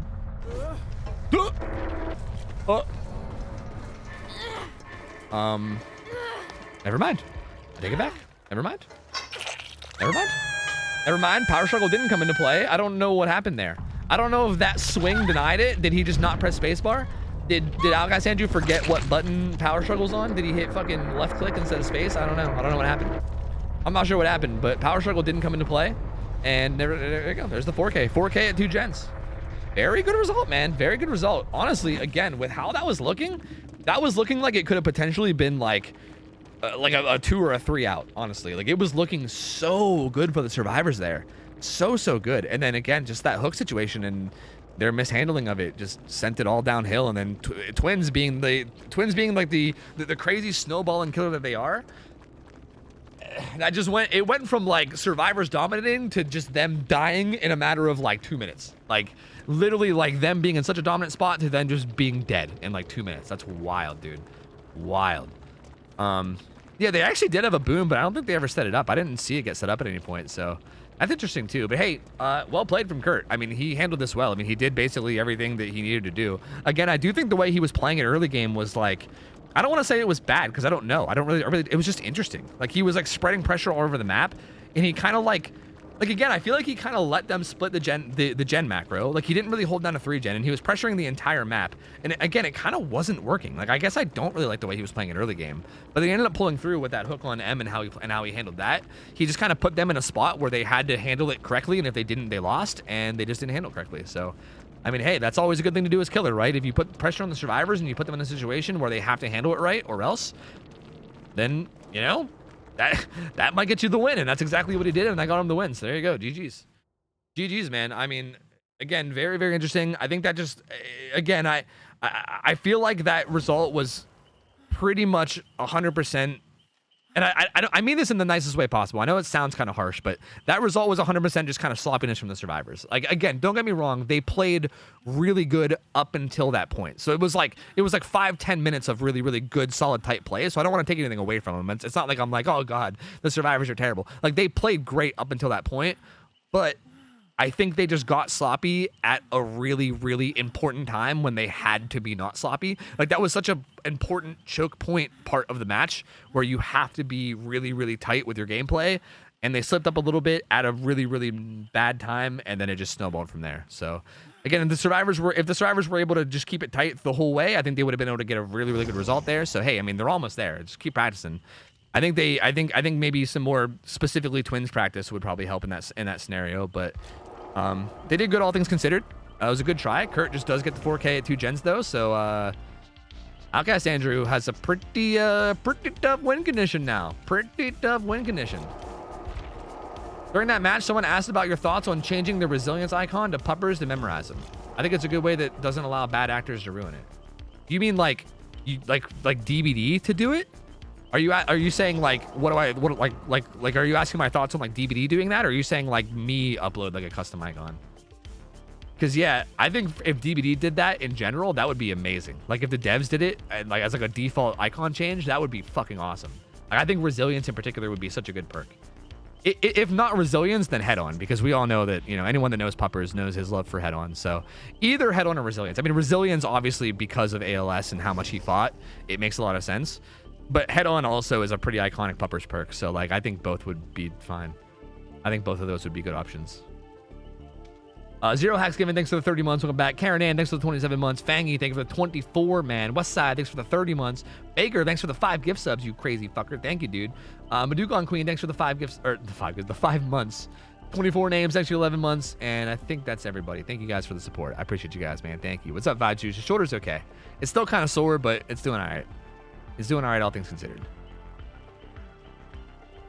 Do you think the anti-camp announcement with the cell phone hook option will be good or bad for scrim match? Oh, I answered this going into that game. I think it's going to be like neutral. Again, it's going to depend a lot on how it works, right? Like, I think it's going to depend a lot on like the actual numbers behind it, right? Like how close to the hook do you have to be? How long do you have to be close to the hook, right? Like I think a lot of it's going to depend on numbers and how the numbers look. So I think I need to see that before I can really before I can really give an opinion. I think I need to see that before anything else. But I will say that like assuming the numbers are not like ridiculous in some way, like assuming it's not like if you're near the hook for like 5 seconds they can Kobe, like assuming it's like decent numbers that are like pretty well thought out and stuff, I think it'll affect scrims in a pretty neutral way. Like I think you'll just kind of have to learn to play around it, right? Like you'll have to learn to like not face camp the hook until like a certain amount of time or whatever, and you're just gonna have to like basically find ways to get around it essentially. What's up, Splits Gang? How's it going, dude? All right. Anyway, if you guys are just tuning in, by the way, we're doing scrim nights. We're also doing it a little bit differently this week. I'm gonna get annoying with how much I do this, but I'm gonna keep doing it. If you guys don't know, we're now doing best of 3s. We're doing team v team best of 3s. So this is the schedule. This is the scoring. You guys can see the results of the match over on the right side. Our first set between these two teams, this is Team Chad's versus OhTofu's waifus. The first set, the only set, went in Chad's favor. You can see the results over there, 21-7 and then 20-8. So Chad's won that one. We're now in the twin set. We just did our first game with Kurt, who is the killer for Chad's, up against the waifus, and that result was 20-6. So an extremely good result for Chad's there. And now we have Chad's survivors up against Outcast Andrew, and this will determine if Chad's take this, if they win this, then that will end the best of 3, and we won't go to the artist game. The artist game is only there if we need a tiebreaker. So we'll see. It could end right here. If Outcast Andrew manages to have a really, really good result, then we could go to the tiebreaker, but we will see. But this is how we're doing scrims for the near future. We're testing out this format of team v team, best of 3. These killers were also chosen. Basically, we're giving teams a list of 5 killers every week for them to choose from, and each team gets to pick one. They like each team picks one killer, and then they both ban one killer, and whatever killer is left over is the tiebreaker. So, for instance, with Chad's and OhTofu's waifus, one of them picked Oni, the other one picked Twins, and then they banned both Myers and Leatherface, which left Artis as the tiebreaker. So each week we're gonna have 5 different killers for them to choose from. We're gonna give them a pool of killers, and we're gonna do this. And this is kind of the format that we're doing for now. And again, we're open to feedback. This is a new format that we're testing out. A lot of hard work has gone into this, and I'm really excited for it. It's gonna make the games, I think, a lot more interesting in terms of like the dynamic win conditions. So yeah. So again, like for instance, instead of the win condition being 9 hook stages like it was before, now the win condition is 4K'ing at what? At 3 gens? Yeah, like in order for Outcast Andrew's team to win, he needs to 4K at 3 gens. 4K'ing at 2 gens would be a tie. So makes the win condition a lot more interesting, right? Because it's a lot more based on how the other side performs. Again, this is something that we're gonna have to teach people, because no way out is pointless in this build. This is like the same thing. I mean, I mentioned this earlier with Deadlock. I think the Deadlock one was a little bit sillier because, like, I mean, 4King at 5 gens is a little bit silly, but no way out is a completely dead perk here. This is a completely dead perk because if they get to that stage of the game, you've already lost, right? Like, if you actually want to win the scrim, like maybe he's just doing it for practice. Like, maybe he just wants to practice this build or something. I don't know. But if this was like say if this was hypothetically a tournament and not a scrim, this would be completely pointless. Like, if you want to win, no way out doesn't help you win in any way, because by the time you get there, the game's over, right? Like, you need to 4K before the gens get done, and no way out only kicks in when the gens are done. Tina currently. Oh wait, I forgot to cycle the perks. My bad. Whoever's keeping track of the perks, here you go. I'll do a quick cycle for you. I'm sorry. My bad. Boon goes up though. Dame's gonna get spotted here, gonna get smacked. Sloppy Butcher's in play, so Sloppy Deadlock, no way out. Dame gonna be running towards Shaq. Victor can be used, and also this is Shaq, so basement's here, so this could be sketchy. He's gonna block the one doorway and then bust out Victor. If Dame goes down here and gets basemented, this could get sketch. This could get sketched pretty quickly. Is that Power Struggle?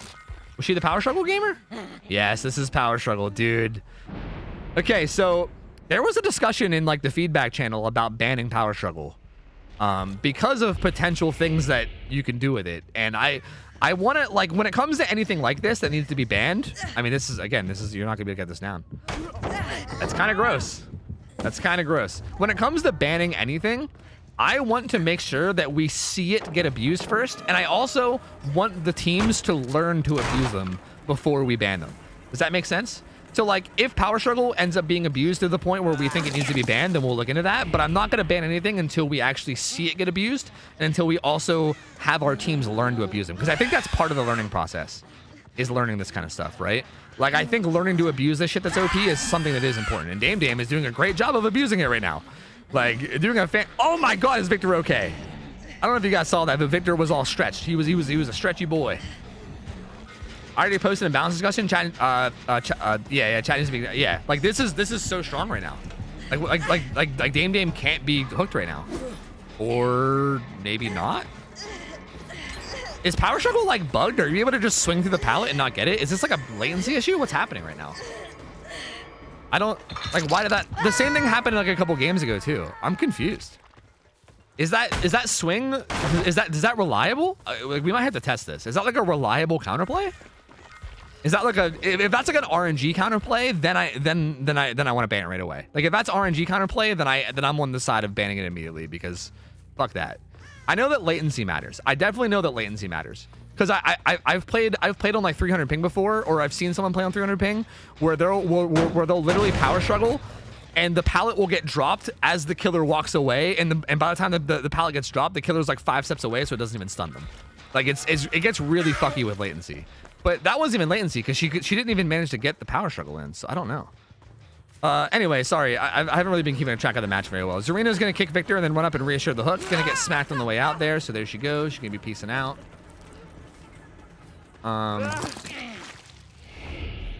It's always been like that. The timing works.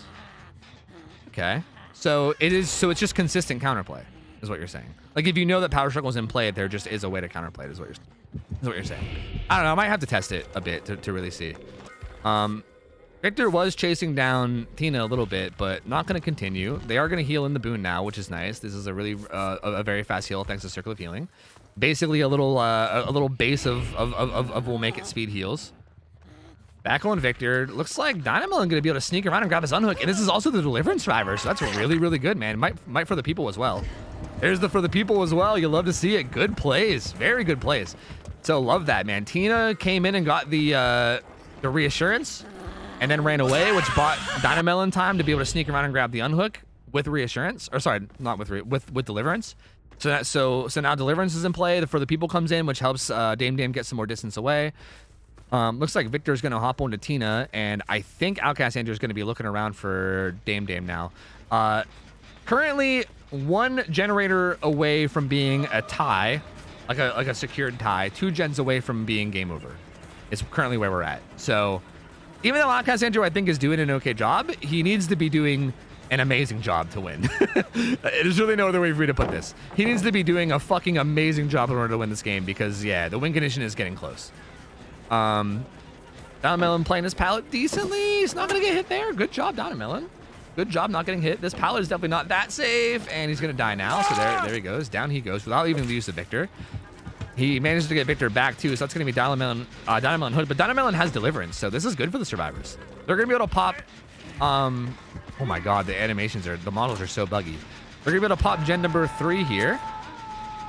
We're going to get it to 99 and then wait, I suppose. I think they want to heal real quick first. That's going to be gen number 3. That's going to secure the tie once they get that done. Finds... Finds Dame Dame, but doesn't get the pounce, and Dame Dame gets the kick. How's he gonna have to play? But that was right here, like that was close by. The Deliverance comes in, so Dynamelon's gonna get some distance away now. He's gonna be able to just bolt. He's not gonna have that much longer of borrowed time though. He does have a pallet here. Okay, he's just gonna keep running and use this pallet instead. Good stun. Yeah, this is looking like they should pop that gen in a second now, right? Are they waiting for deadlock? What's happening? I guess they want to wait and try to get around deadlock by popping them. Like maybe they want to 3-2-1 and pop them both at the same time. If I'm not mistaken, I think you can get around deadlock if you do the old 3-2-1 strat. Like I think if you have 299 gens, and you guys can correct me if I'm wrong on this, okay? Because I'm not 100%, but I'm like 90% sure that if you have 2 gens that are 99 and you both and you time it like correctly, like if you 3-2-1 it, I think you can pop them. I think you can pop them both through deadlock. Because of like latency and stuff. So they might be trying to do that. I don't know why they didn't pop that gen down there that was 99 unless they're trying to do that. I mean, they probably have an idea that there's no pain res in play, or at least they suspect it because there's been 2 hooks without pain res.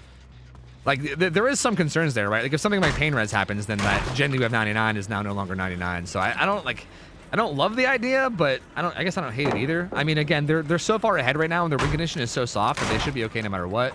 Tina doing a good job of not getting hit here. There's that gen popping, and they didn't 3-2-1 it. So yeah, I don't know. I guess maybe they just wanted to get this gen done. I'm not really sure. I'm not really sure what the strategy was there. Good job from Dame Dame, not getting hit. And again, this game's gonna be over the second that deadlock goes away. The second that deadlock goes away and they pop that gen, it's gonna be over. So any second now. Outcast Andrew, is he giving up? Is he giving up on life? Is he giving up on life? It kind of sort of seems like it. Pink gonna pop this gen, and there you go. There's the win. That is the victory. Outcast Andrew, is he wanting to stop playing? I don't know. I mean, I feel like these guys should just play out every match regardless. I think even if the win conditions met, you should probably just keep playing for the sake of practice, in my opinion. But I don't know if Outcast Andrew, he's kind of seemed like he was like, do I just stop now? I don't know. But it looks like he's gonna keep playing it out. Finds it on to Tina. Dame Dame has a pallet here. Gets stunned there though. Not quite able to do it. Gonna zone a little bit there with that pallet break. Only 1 gen left. We're gonna get this heal off. Finds Yunjin. Gets the pounce on the Yunjin. So there you go. How's the gen split? I actually haven't seen. Is there a 3 gen down here? I think there is. Oh, there's a 4 gen down here. Okay, I see now. Right? Is that a thing? Okay, that's why they 99 that gen. No, is there? Bro, I can't even tell. Yeah, there is. Yeah, there is. Okay, so I think that's why they 99. They 99 because there was a 4 gen and they had to finish one of the 4 gens before the game was over. So never mind. That's why they... Okay, it makes sense then. All right, I now understand. My bad. Caster, fucking noob caster, not having the awareness of the map. Sorry, there's just too much going on in Twins games. It's hard to keep track of gen macro. But that's why they 99'd it, because they had to get at least one of the gens down here in the 4 gens, so they wanted to not deadlock it before they got it done. So that makes sense. But now they're down to just this final 3 gen down here on the side. So depending on how much Outcast Andrew wants to draw this out, it looks like he doesn't want to. If he wanted to just like protect this 3 gen and make this last forever, he probably could. Looks like instead he's just going to commit, try to get this down on the Dynamelon. Oh, doesn't quite get it. A little bit to the left. This should buy his team time to go down there and get these done. Yeah, I think Outcast Andrew is just going to take the chase until the game ends, I believe, is what's going to happen. But this does secure the wins. Chads does win both games in pretty convincing fashion, I'd say. I'd say both of our best of 3s today were pretty one-sided, man, which I think is going to happen for the first few weeks while we figure shit out. I mean, this is really interesting because the matchmaking is going to be so much different than like normal King of the Hill type scrim nights. And it's going to take, I think it's going to take a little bit of like getting results before we can really start to make like balanced matches. So I would not be surprised if a lot of games go this way for the first week or two until we can really start to establish things. So just FYI, just so you guys are ready for it. Diamond Melon gonna get put on hook here for his second stage, but the final gens are done. They're gonna be able to trigger No Way Out, and I think Outcast Andrew's just gonna stand here until the game is over. Yeah, I believe he's just standing there and waiting for the game to be over. I do believe. Still better than behavior matchmaking? Fucking true. It's still better than pub game matchmaking by miles. You're not wrong. You know, like, we're not putting, like, Nightlight up against fucking survivors that don't look behind them, you know what I mean? Or survivors that don't know how killer powers work. So I would say that we're still doing a better job of matchmaking than your average pub game. So we at least have that. We at least have that going for us. And again, it's gonna get better. It's gonna get better as time goes on. We need to take time to, like, learn how all these teams play and how good and bad they are, and, you know, how the killers that they sign play and all that stuff. So it's just gonna take a minute. Now this is interesting because I feel like Outcast Andrew just wants the game to be over, but I feel like these guys want to practice unhooking. So hopefully Outcast Andrew isn't too frustrated right now, because he might view this as like a BMing type thing, but I feel like these guys might just want to practice this, because I think it would be a good thing to practice. I think gonna be opening this door. Let's see what they do. Are they gonna be able to get him before he dies? I think so. This door is gonna be opened. Yeah, they have time. They have time. I mean, it is kind of in this awkward corner. Oh my god, firecrackers. Holy fucking firecrackers. What the fuck? It's a goddamn party. And heal tech? Heal tech, question marks? Yep, there's the heal tech, and they're all out. There you go. Well played. I mean, Chad's fucking showed up today, man. I mean, I don't know what to say. They really showed up today. They had a phenomenal performance on both sides. I mean, I think both the matches were very, very dominant and on their behalf. Their survivor play is very, very on point. Outcast Andrew put up a pretty good fight. This team is just very, very strong, and he just wasn't quite able to get it going, unfortunately. I mean, again, his win condition was kind of tough anyway. Like, it kind of seems like he gave up once the win condition was met, but I do feel like he was playing good up until that point. So good try from him. Survivor team just really, really on top of this. I think Chad's, if I'm not mistaken, I've been practicing a lot outside of scrim nights. So yeah, I think it's 100% showing. They are playing very well as a group. So GG's, man. That's our second best. That's our second group of best of threes, and Chad's gonna take that one. Yeah, if I'm not mistaken, Tina sent me a message. Tina, are you in chat? You sent me a message while I was like recovering from surgery, so I didn't respond to it. But you sent me a DM about you guys making it into something. You said COTF. What's COTF? I don't know what that stands for. I think that's something comp wise. But you sent me a message about you guys making it into somewhere, and Champions of the Fog. Oh really, dude? That's sick. That's fucking sick then, dude. That's fucking cool, man. Good. That's super cool. Good for you guys, man. Yeah. So I'm pretty sure these guys have been practicing a lot. I mean, you guys are gonna be playing in Champions of the Fog and shit. That's so cool, man. Fuck yeah, that's super cool. So yeah, I mean, I think Chad's have been grinding, and I think it's showing. It's definitely showing. Those guys are playing very, very well together. Very, very well together. Guys, Andrew, you did fine, dude. You don't gotta worry about it. Don't let the bad games tell you, dude. You did fine. You were up against a really, really good team. Like, that team is fucking hard, dude. Like, trust me, if I was playing killer, I probably wouldn't have done much better. I think you did really good overall. The win conditions that you got were definitely kind of rough, and they just played really well. It's tough. It's tough, man. It's tough, but you did fine. Don't let the bad games get to you, dude. It happens, man. It happens. So our last game, is this updated? Oh yeah, DC on first down versus Mod Squad. Wait, is Mod Squad an actual team, or like, are you saying that a bunch of mods got together? Is that what's happening? Did a bunch of mods get together and just decide to make a last second team, or is Mod Squad an actual team that is signed up? Interesting.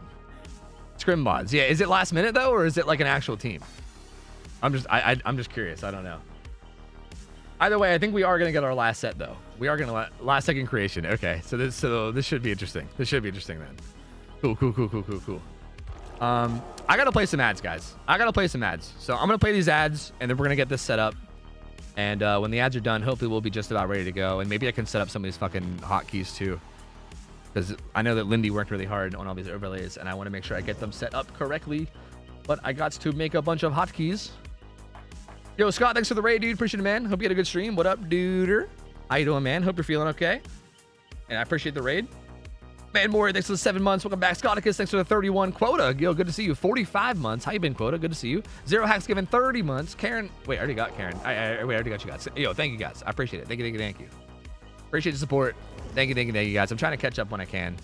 Let me see if I can set up this fucking thing. This here thing. Oh, how did I do this before? Oh no. Oh, stream decks are hard. I know that I can set up like a folder or something, but how do I do it? Oh, pain. Okay, let me get on spectator. All right, you guys can help me figure this out. I know there's a button here. There's like a folder button here somewhere. Where is it? I thought it was in the stream deck, right? Timer. No? Bro, no. System. No. I remember being able to make folders. Did they take away the ability to make folders? I swear to God. Control center. No. Multi-action? What the fuck is a multi-action? Navigation. No. Come on, man. Can you not make folders anymore? No. Is it a navigation? Is it? Did I just miss it? Am I blind? Am I a big, dumb, blind idiot? Create folder. I am. I'm a big, dumb, blind idiot. SCRIMS. Sick. Okay. All right. You scrolled past great. I know, I'm dumb. Look, guys, I'm dumb. I don't know if you guys have not been watching me long enough, you might not know this. You might not know this about me, but I'm a little bit dumb. I'm a little bit dumb sometimes. Okay.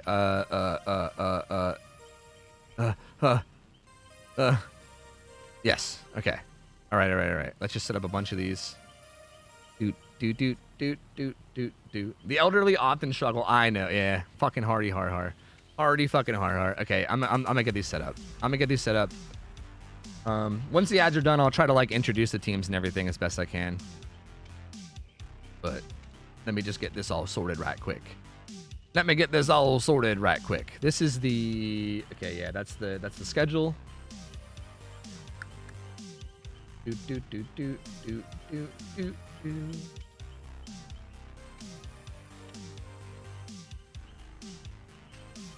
Yo, Goober, thanks for the resub, 25 months. Skeptical of Corn, thanks for the 1 year, man. Welcome back, man. Appreciate you, man. Thank you, man. What's up, Roxy? How's it going? What up? And yeah, it is good to see you guys, man. It has been a while. I have missed you guys. I'm gonna be honest with you guys. I have been enjoying my time off. I have definitely been enjoying my time off, but I also have missed you guys too. So just know that it's a good mix of both. Okay. So it's good to be back. It's definitely good to be back.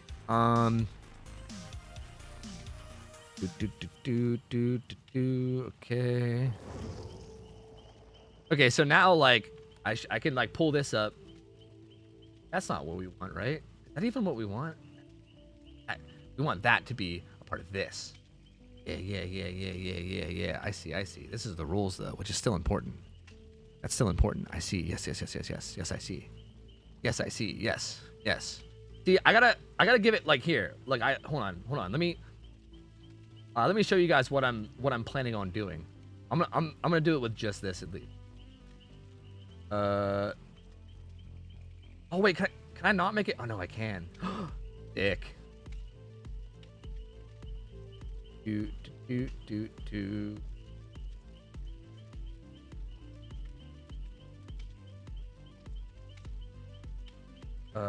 Bam. Okay. Are you guys ready for some professionalism? Are you guys fucking ready, dude? For some amazing professional streamer? Wait, what do you call that stuff? Whenever it's like good production quality. You guys ready for some good production quality? Look at that. Look at that shit. Oh, look at that fancy shit. Ain't that fancy? Wow, dude. This fucking old man knows his way around technology. It just kind of takes him like 30 years to get anything done. But look at this old man go. Whoa, dude. Look at him go. Anyway, I'll fix it up more later. Okay, I'll fix it up more later. Hi guys, the ads are done. So let me explain what's going on. Dogwater Supreme, thanks for the 9 months. This is the final set of the game, or sorry, the final set of matches of the night. This is our third best of 3. I'm just gonna give you guys a full introduction to the scrims again.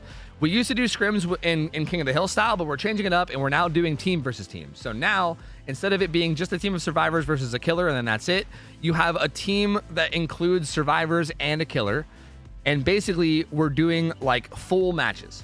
So basically, all these teams got to choose from a list of 5 killers, and they both got to choose 1 killer. They both got the bandit killer, and then the final killer that was left over was the tiebreaker. And we have these lists of killers that they're playing. So this game is DC on first down versus a mod squad of last minute gamers that we kind of threw together because the team bailed. Let's not talk about it. But basically, they're playing Oni first, and then Leatherface, and then if needed, if there's a tie, if it's needed, we'll go to a twins game for a tiebreaker.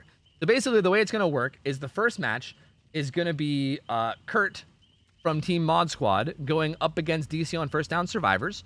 We're going to record the score from their game, and it's going to be down there on the bottom right, or on the top right, I should say.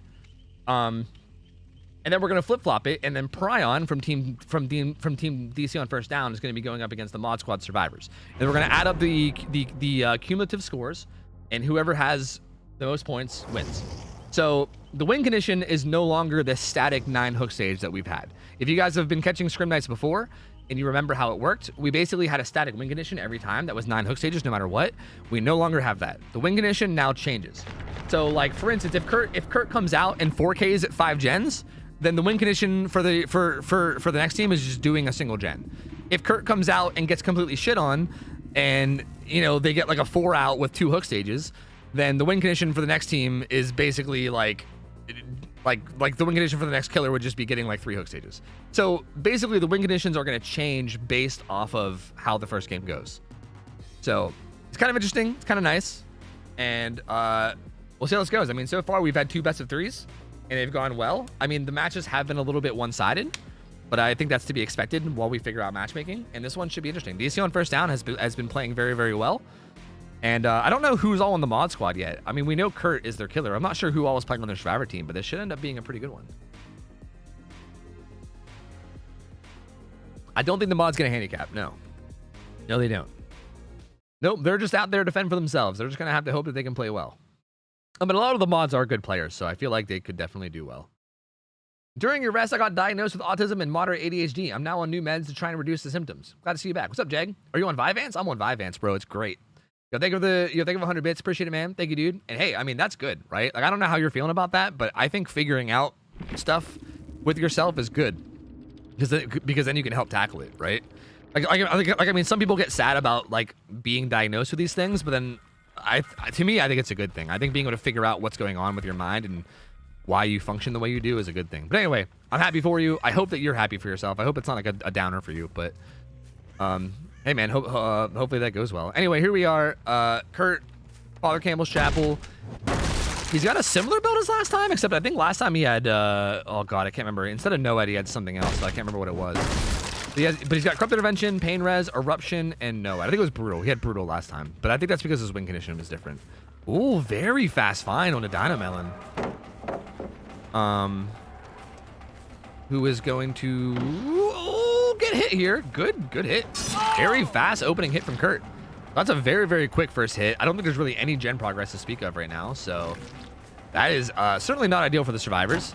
He's got Akito's Crutch and Lion Fang, which again, I love these add-ons. I think these are probably the best 2 add-ons you can run. Lion's Fang makes his power last longer, and Akito's Crutch makes it so you move faster while you're demon dashing, which gives you so many more options for potential hits to get while you're in your power. Like a good Oni with Akito's Crutch is fucking terrifying. And by fucking terrifying, I mean you're pretty much just gonna die. Like you're just gonna die. Like that add-on is so good.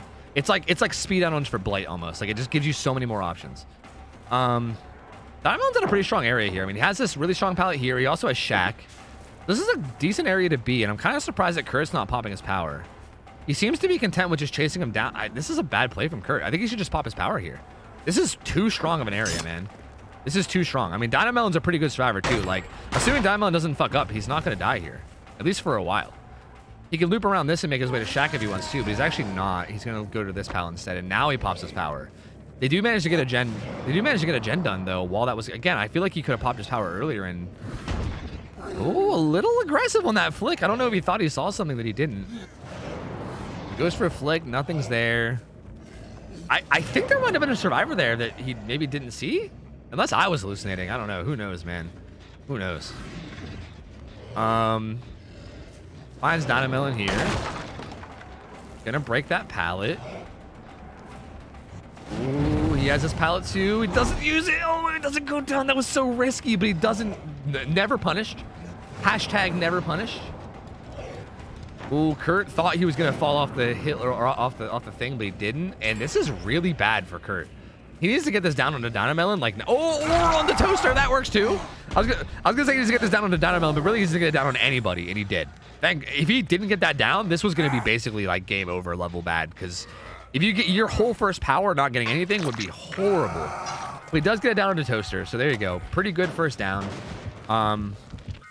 Looks like he's the well, I was gonna say a toolbox driver, but actually not. He's got an interesting build.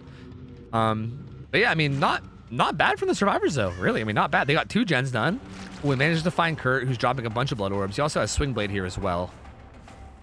Also, this DC on first down team is way different than we're used to, right? This is not the team that we've seen in the past.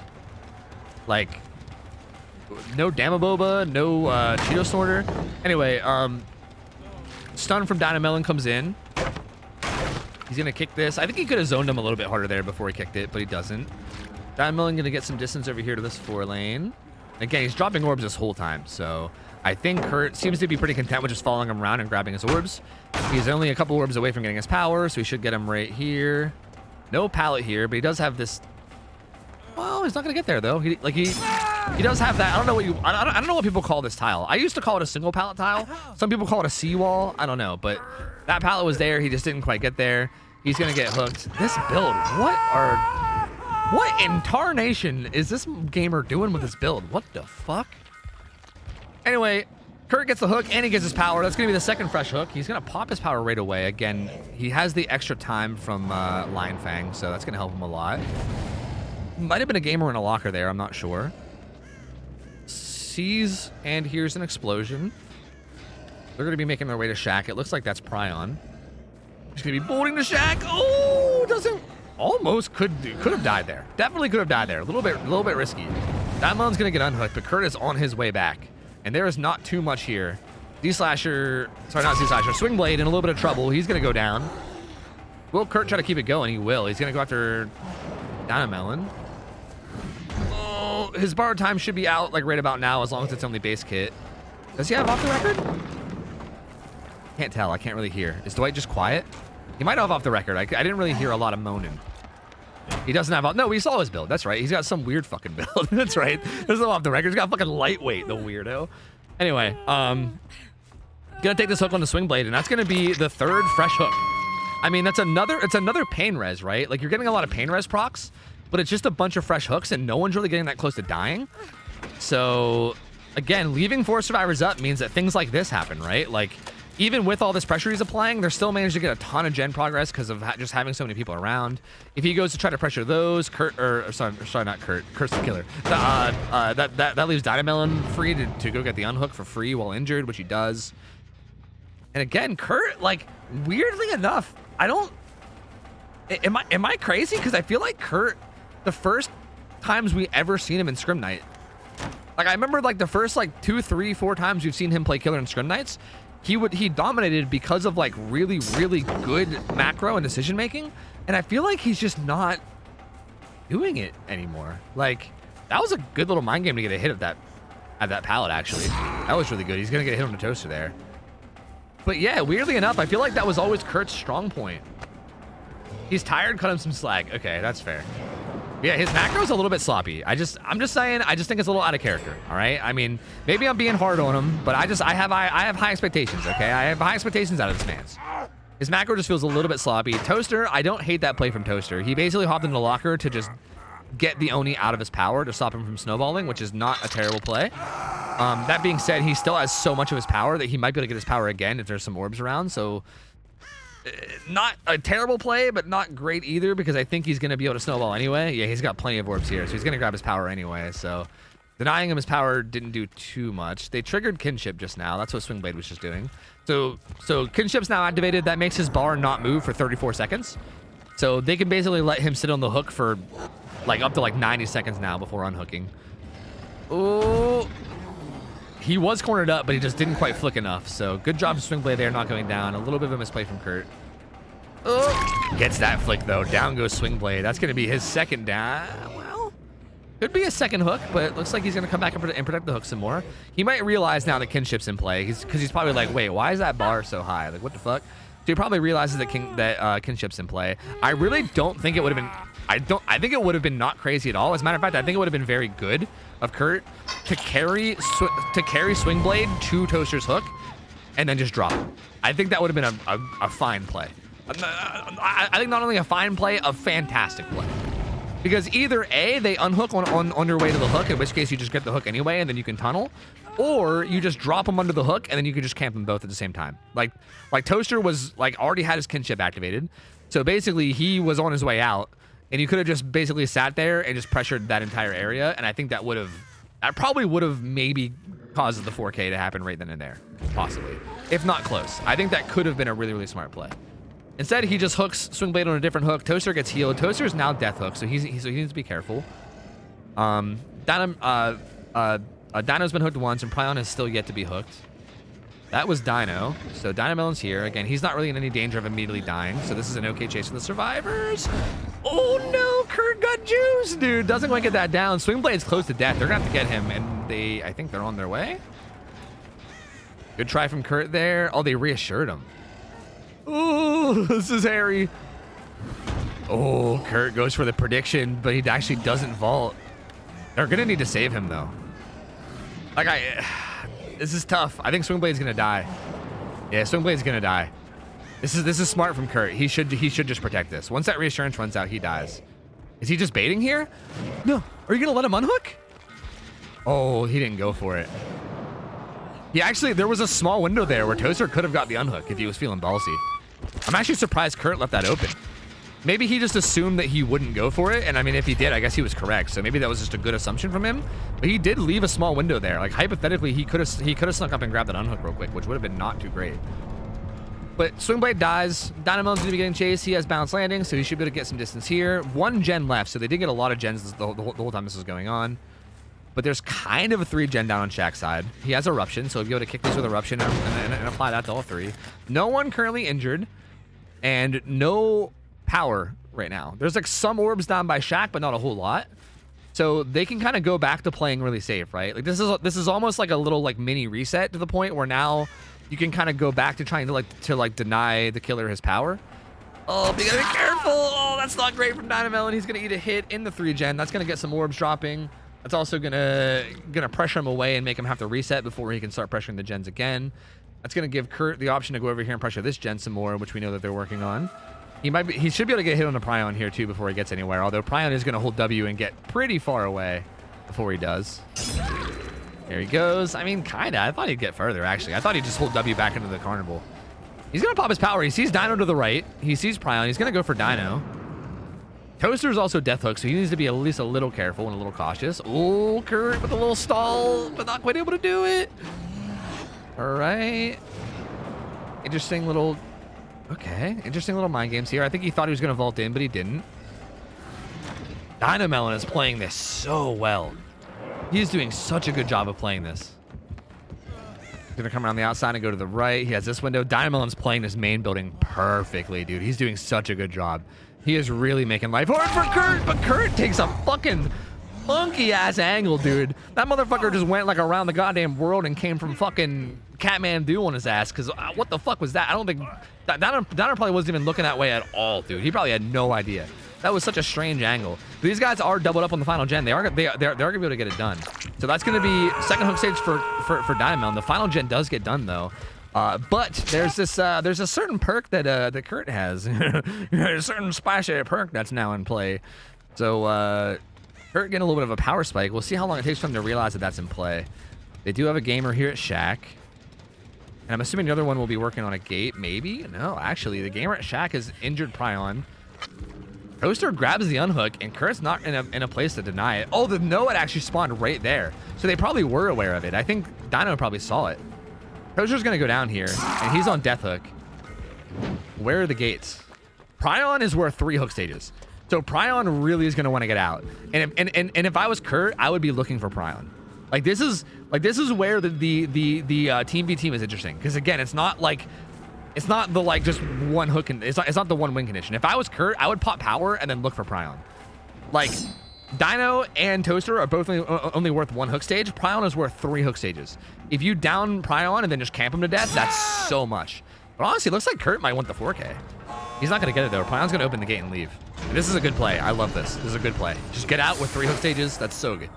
That's so, so good. Prion worth so many points right there. That's so many points for the survivors, him getting out. So, well played from these guys. I think Toaster and Dino should both die, assuming Kurt doesn't lose track of the slugs. And there you go. That was a good game. That was a good back and forth match, honestly. That was very, very good. The survivors played this very, very well. Dino was fucking juicing. Kurt, I think Kurt had a bit of a sloppy start, to be honest with you. Again, I feel like his macro felt a little bit off, which again, it's weird because I always expect Kurt to like, I think maybe my expectations of Kurt are too high. Maybe I'm setting the bar too high for him right now. You know, maybe I'm being like a parent that's like expecting too much out of their son or something. I don't know. But it's surprising because his macro is usually very like tight and disciplined. And I feel like he played it a little sloppily, like a little bit sloppily. And the survivors were able to take advantage and they got a pretty good result. I mean, it's not like a guaranteed win type of a result, but it's a pretty good result. Like that's definitely one that I think they're going to be comfortable with. Their killer just needs to come through and get like a pretty good result themselves now, and they'll be able to win. But hey, this one's close. This is the closest result we've had all day. I mean, 14-17 is the final points. So very, very close. Very, very solidly played from both sides. And this should be a good one, man. This should be a good one. We're gonna have Prion now on Oni, and he's gonna be going up against the Mod Squad survivors, which I still don't even know what survivors are on Mod Squad at the moment. So I'm not even sure exactly who we're gonna be seeing. But this should be interesting. The win condition right now is actually like funny enough. We talked about how the win condition used to be just 9 hook stages. That game ended with 9 hook stages. So like the win condition now is going to be like it's not just 10 hook stages, but it's like kind of close. Like I think 9 hook stages can win if they get at least everybody hooked once. It's going to be a weird win condition. It's going to be either 9 hook stages or 9 hook stages will either be a tie or a win if they get a fresh hook on somebody. Hurt, me, Dino, and Sin. Oh, got you. Wait, Dino and Sin are both Scrim mods now? Dude, fucking Pog. Let's go, dude. I actually don't know who you guys all added for Scrim mods. I saw some people, but I didn't see all of them. That's cool, dude. Fuck yeah. Welcome in new Scrim mods, dude. That's Poggers. That's Palgers. Who just played the last game? That was Kurt. The killer was Kurt. It was Kurt on killer, and then it was DC on first down on survivors. 14-15 apparently. Oh, well, either way it was close. Hey, that's even closer. That's even closer than I originally thought. So, you know what? I take what I said and just fucking multiply it. Who won the killer? Well, there is no winning classic. That's the thing. That's again, I'll explain this again. Again, I'm going to sound like a broken record, so I apologize, but there is no just winner from the first match. It's the result of both the matches. So, we're currently doing best of 3s with teams. So, just to help you guys understand where we are on the screen, I wish my mouse would show up over the screen, but I don't know if I can get that to happen. But we're currently, if you look on the top left, the 10 p.m. game, DC on first down versus Mod Squad. That's the current one that we're doing. Maybe on this screen, if it's not asking too much, maybe on this screen we can get like the matches that are already over to be like crossed out, and maybe like the match that's currently up can have some kind of visual indicator to like tell people that that's the match we're on. Because we're currently on the third match, DC on first down versus Mod Squad. And then on the right side is the schedule for the killers. So we just had our first game, Kurt versus DC on first down, and you can see the results. 15-14 was the results. So there really is no winner. You can say that Kurt did a really good job. I mean, he got 15 points and the survivor team got 14 points. So he did a really good job. But there's no winner until we get Prion versus the Mod Squad. So basically, now it just depends on the second game. They need to basically like get more points. Because we basically add up the points, right? Like, hypothetically, if this next game ends with, like, 5 points for Prion and then 20 points for the survivors, then Mod Squad wins. You know what I mean? Because you add up the points from both games. So that's how it works. Yeah. Also, yeah, we're scrimming on Sundays, too. We're going to be taking off stream tomorrow, and then Sunday's going to be scrims again. We have a whole day lined up there, too. So two scrim nights a week. It's going to be best of 3s. It's going to be kind of cool, man. It's going to be kind of cool.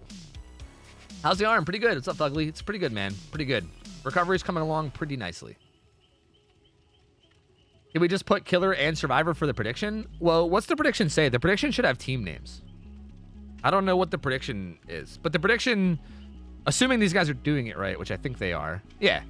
So the prediction happens at the very, like, the prediction happens before the first game of the set. So like if you didn't get the prediction, then you're not going to be able to. Oops, that's the wrong screen. Like you're not going to be able to get it. Basically, there's going to be a prediction before the Oni set. There's going to be a prediction before the Bubba set, and then if we get to the twin set, there'll be a prediction before that too. And then it's going to be paid out after 2 games. It's not paid out after 1 game. It's paid out after 2 games. Because you're picking the team that's going to win, not like the killer or survivor. You're picking the team that's going to come out on top. We have the indicator now. It's getting upgraded too. Oh, Pog, dude, let's go.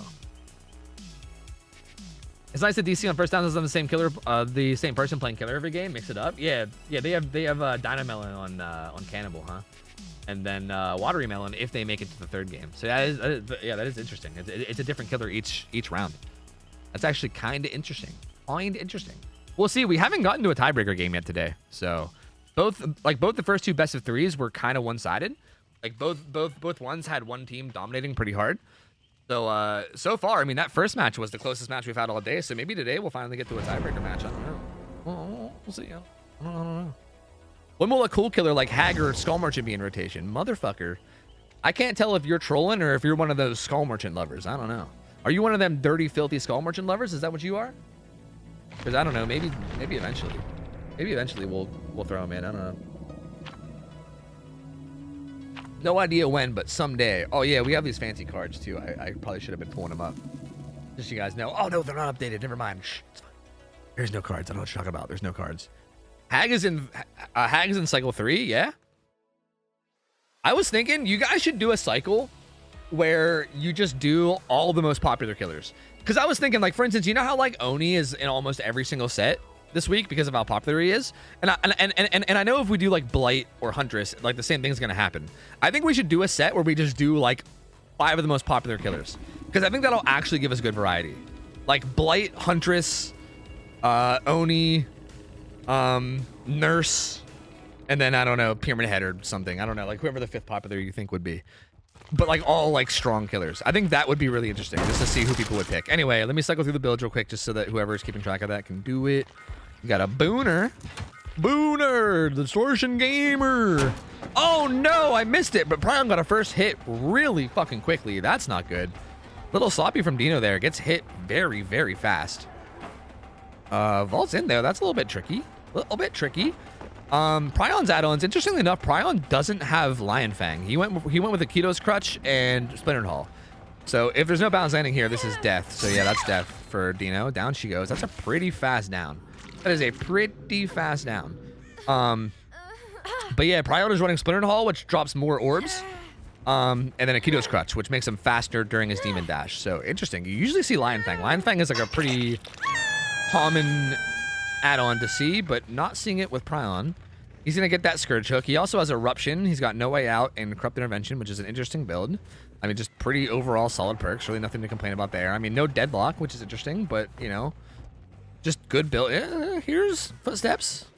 Oh, Fine Sin. I think she's going to eat a hit, too, which is going to give him his power, and it's going to put them in a really tough spot. Because now they need to worry about unhooking the Survivor, but also the Killer is going to have his power, and this is going to be really tough. This is going to be really rough. Prion's just going to pop power. He's probably going to come back and protect this hook, which I think is smart. So he'll probably force struggle here. So to be honest with you, I think it's smart that these guys are just letting them go struggle. They should just let him go struggle, and they should just do this gen. I think they're communicating. I think they maybe told them that he was coming down, so they jumped off, but he's actually not. They're going to jump back on. I hope that they're communicating well, because it's really, really important at a stage like this. He finds Sin again. She's in the locker, gonna pull her out. Are they gonna get Dino before struggle? They're not. Dino's gonna go struggle, and there's gonna be a hook on the Sin too. So really good start from Prion here. They pop 1 gen, but this is an amazing start. Like, this is extremely strong. Gonna be able to maybe make it back to tunnel out Dino too. If Prion can make it back and chase Dino and get Dino dead right now, that was a good for the Peepo play. But yeah, if Prion does find Dino, so and there's the first hit. That's power too. If Prion just pops power now, Prion might try to do it without popping power, but that's a little greedy. Is it greedy? Good fake from Dino. He's gonna run to the pallet. He should just pop power. He should just pop power. Just pop power and kill her. Just kill her, man. Just kill her at 4 gens. Just pop power and kill her. Just pop power and kill her. Just pop power and kill her. Just pop power and kill her. Just pop power and kill her. There you go. There you go. I figured if I just kept saying it, eventually it would happen, right? Like, I figured I could manifest it into existence if I just kept saying it. And she's gonna hop in the locker. Does she have DS? Wait a minute. Oh, shit. And dead hard. Oh, shit. Oh, shit. I mean, he still has most of his power. So, like, if he just grabs a couple orbs here, he'll be able to get his power again. Oh, dead hard. No dead hard. Dino's gonna go back down, and that's gonna be the kill. That's gonna be the first kill at pretty early. Like, that's 4 gens left, still pretty early on. This is gonna be really hard for the survivors. This is gonna be really fucking hard for the survivors from this point. He's gonna be able to get his power too. Yeah, so there he goes. Big Idiot Baby currently in the back of Carnival getting a gen done. But yeah, yeah, Sin has already been hooked. Deliverance is in play, so that's good. Kurt currently has Deliverance. It's not this gen, it's the other gen that's being worked on. So if he gets back there before it gets done, that could be huge. If he gets back there and interrupts it, and also puts Eruption down on it, he doesn't get there, it pops. But he does find Sin again. And he's gonna go around the outside, and Sin doesn't vault, that's good. Smart play from her, good prediction. There's no pallet here though, so she's gonna die. Yeah, down she goes. She's dead. Eruption gets set off. He's gonna, I'm actually surprised. I think someone screamed on Eruption. I'm surprised he didn't slug there. Cause like, I'm pretty sure Eruption got popped off, and I think he could have, she could have / should have saw the aura of the survivor. I mean, I actually don't think he saw the aura because she has distortion, but he should have known somebody was there regardless because of the scream. And I thought he might slug there, but he didn't. I mean, I don't hate it either way. I think either way he's in a really good spot to win. And he manages to find her too. That's actually huge. Him finding her there is like, that's like game ending. Because I think they were basically relying on him leaving and then her getting the unhook from just stealthing around there. But that was such a good find. I don't know how he managed to sniff her out so well. That was like just game sense out the fucking huzzah. Lunges at nothing there. I don't know. Maybe just got a little trigger happy. Still in Biggity Baby. Kurt has to go the whole way across the map to unhook. Oh, Biggity Baby not quite able to get that pallet down in time. And she's going to go down. Prion's on his way back. He's on his way back to the hook. He said, I'm not done yet, motherfuckers. And here he is. He might just try to kill Sin. Because if he kills Sin here, like, that turns it into a 2v1, which is essentially game ending. Like, I do think... Ooh, doesn't quite get it. I do think, like, if this was, like, hypothetically... Like, say if Prion was the first killer here, and his win condition wasn't, like, set in stone, I think this would probably get him the best result. So I do like this play. Like, hypothetically, if you can kill Sin quickly, which he is, he just got the down, this turns the game into a 2v1, and this makes it very, very realistic to get a 4K at either, like, 3 gens or 2 gens, or at worst, probably 1 gen. But most likely at, like, probably 2 gens. Like, they'll probably be able to finish 1 gen before they die, most likely. But assuming he keeps up his good play, he should get a 4K at probably 2 gens. Yeah, so they're gonna finish Shaq gen. But yeah, this should get him a good overall result. And so I definitely like the decision making there. I think he played that really well. Hypothetically, the survivors are still in it. Like, they need to basically not die ever if they want to win at this point. And yeah, Big A Baby just died, which is not great. That's gonna be a hook. Kurt was the one with Deliverance, so I mean, if somebody had to go down, Kurt probably would have been the better option for the survivors. But hey, I mean, what can you do? Big A Baby gonna get hooked, and Prion just has so many options now, right? He can stand here and watch her die. He can go try to look for Kurt. There's so many things he can do. He's in such a commanding spot. There's not really a whole lot that I think the survivors can do here to try to pull this back. I mean, this is pretty over. This is pretty over, man. I don't know. There's a bunch of orbs here, too, that he can get. There he goes. He has his power. He's going to kick that. Technically, if Bigoted Baby just dies and then Kurt gets Hatch, I think that would be a tie.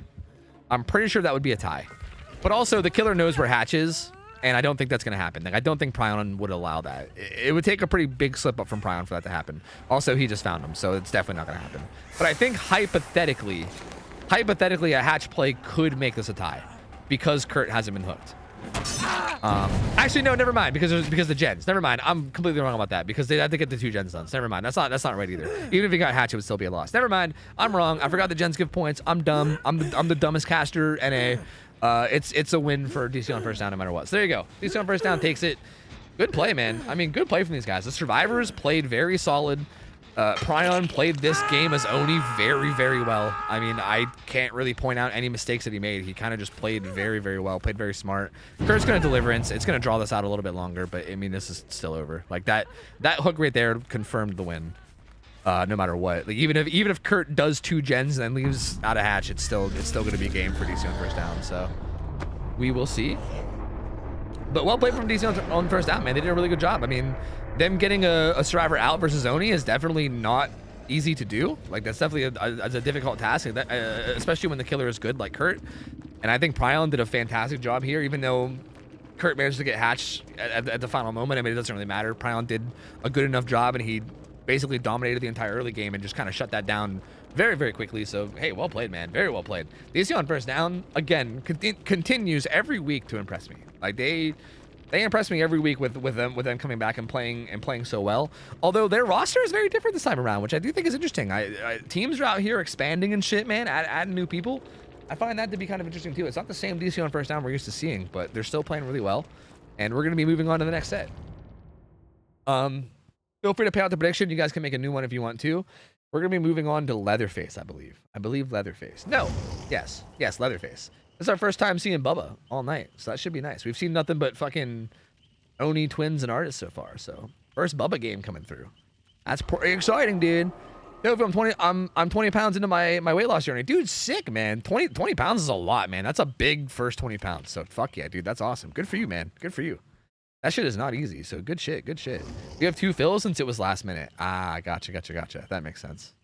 Yeah, this is all pretty last minute, because like the teams that were supposed to play tonight for the 3rd set, I guess couldn't make it.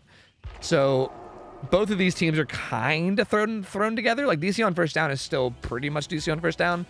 This mod squad is literally just a bunch of the Scrim mods that are just playing together so that they can have an opponent, essentially. So yeah, it is kind of thrown together last minute. Yo, Digi, what up, man? 73 months, you crazy fucker. How you been, Digi? Good to see you, dude. 7 months from Aaron as well. Welcome back in. It said, welcome back, nerd. Thank you, nerd. It's good to be back. My voice is like kind of dead already, but it's good to be back.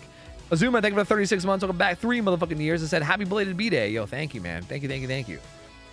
Jeg, thanks for hooking up. Nikki Saturn with a resub. Welcome back. Pine Twins, welcome back for motherfucking 4 months, man. Cup Noodle King, resub for 27. Thank you, Duder. Sadie and Friends with the 16 month. Erica, thank you for the 5 months. Tess resub for 27. That said, holy fucking hell, time is weird. I agree. 3rd year in a row, I've got to wish you a happy birthday. Glad your recovery's going well, and I hope you had a good birthday. Thank you. Recovery is going well, and my birthday is going... Sorry. Recovery's going well, and my birthday was good, so thank you. Fireball Red, thanks for the 19... Sorry, is that 19? Yeah, 19 months. Welcome back. Appreciate it. Lady Prof rated earlier, which is way earlier. But I appreciate that, too. Thank you. Thank you for the support, guys. Appreciate it. Thank you. So, the killer's Bubba now. The killer is Bubba. Tofu, I'm stealing your mod. She's mine now. Or he's mine now. Who is it? Lemon? Who are you stealing? I mean, hey, you know what? Do what you gotta do. Do what you gotta do, Vanquish. It's cool, dude. It's cool. Anyway, it's gonna be Bubba now. So Dynamelon is playing killer for DC on first down, and this is gonna be Leatherface. So again, we're moving on to the 2nd set in terms of the killer. So there's going to be a new prediction. Make sure you guys get your gammas in if you want. You got to bet for which team is going to win. Again, both teams are going to take turns playing survivor and killer. So it's going to be DC on first downs killer, which is Dynamelon, against the mod squad, and then mod squad's killer, which is Kurt, against DC on first down, and then whoever has the most additive points wins. So Gamba based on that. Gamba based on who you think is going to perform best out of both games combined. Apparently I'm a DBD or a DBOCE Billy now. Oh. But you're not Australian, so how's that work? Well, I guess OCE isn't just Australia. Sorry, that's ignorant of me. Sorry, that's ignorant. I'm ignorant. Sorry, that's me being ignorant. But you're not like Oceania, so like Oceania. So like what? Huh? Is it just like in spirit? Yo, Dirty Junkrat Man, thanks for the resub. Motherfucking 8 months. Welcome back. Yo, I missed you guys too, man, and thank you for the happy birthday wishes. Also, Kim Man, thanks for the resub. 49. Welcome back. How you doing? Good to see you. Hope we're doing well. Tally Ho, thanks for the resub. 5 months. Thank you guys. I like ya. I like ya. I like ya. I like ya. I like ya. I like ya. I like ya. I like ya. I like ya. I like ya. And yeah, if you guys missed it, my birthday was yesterday. I wanted to stream for my birthday. I wanted to hang out with you guys for my birthday. It's just a way to like hang out and celebrate together, but I couldn't make it home in time. Your boy was busy and I couldn't make it home in time. So pain. We'll celebrate like next week whenever we're not doing scrims. I feel like I really didn't want my first day back to be scrims because I wanted to like have a day to like chill and just like talk to you guys and catch up on things, you know, like what's been going on in the community and stuff.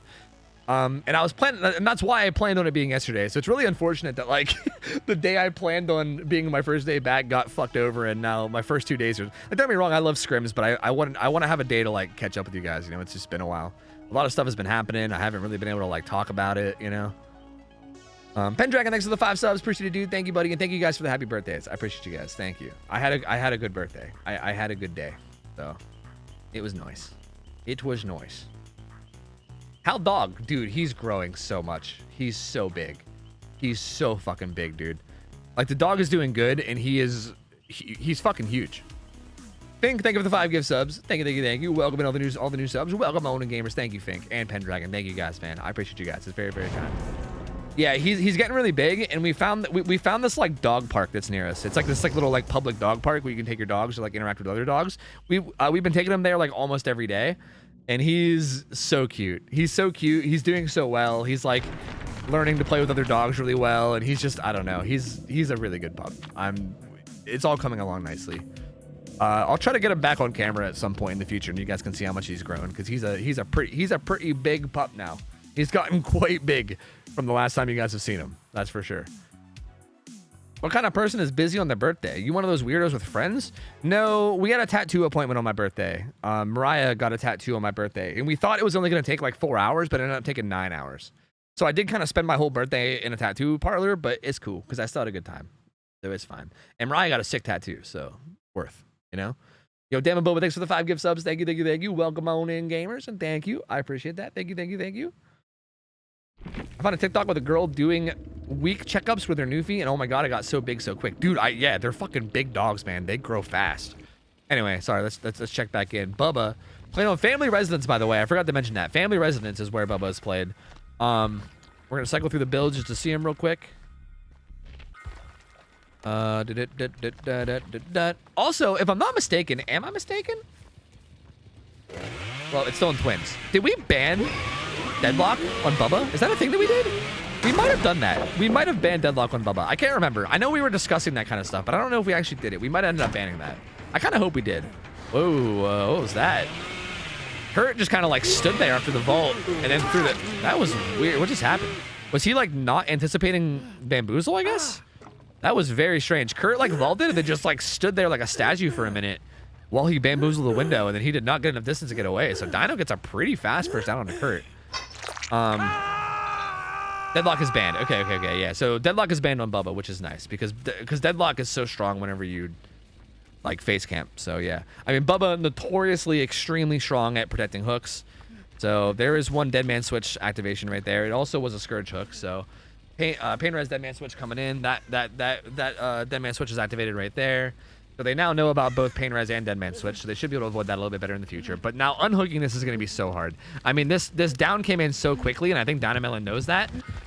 So he's just like, yeah, what the fuck are you going to do, man? I'm just going to stand here. Like, it's honestly not crazy for him to, like, maybe, I mean, this might be pushing it, but maybe potentially kill him entirely.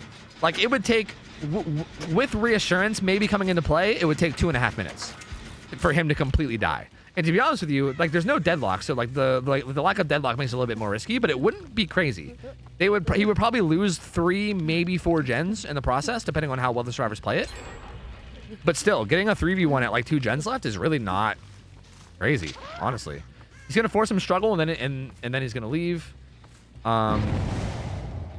Which yeah, I think is good. There's an explosion there, so he knows that somebody's there. He also finds Dino at this.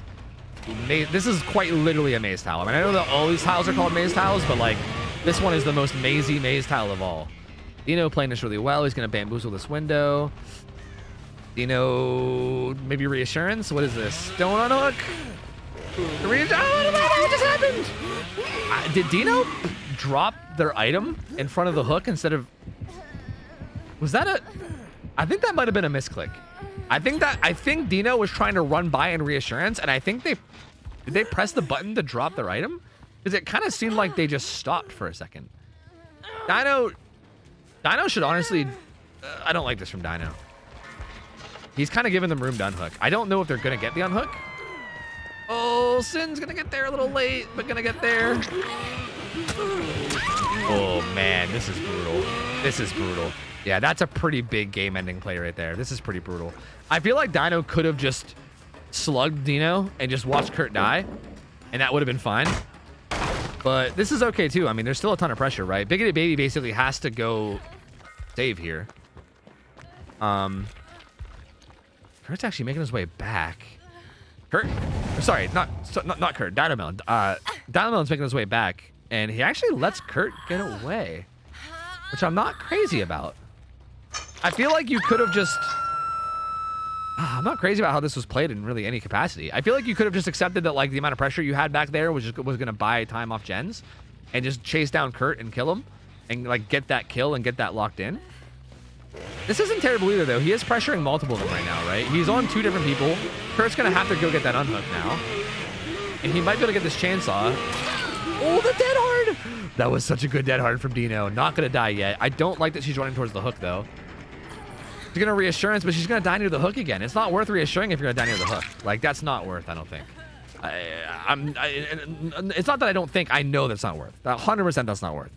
Like, reassurance is good, but dying next to the hook is literally a game losing. Like, that's a game ending level play.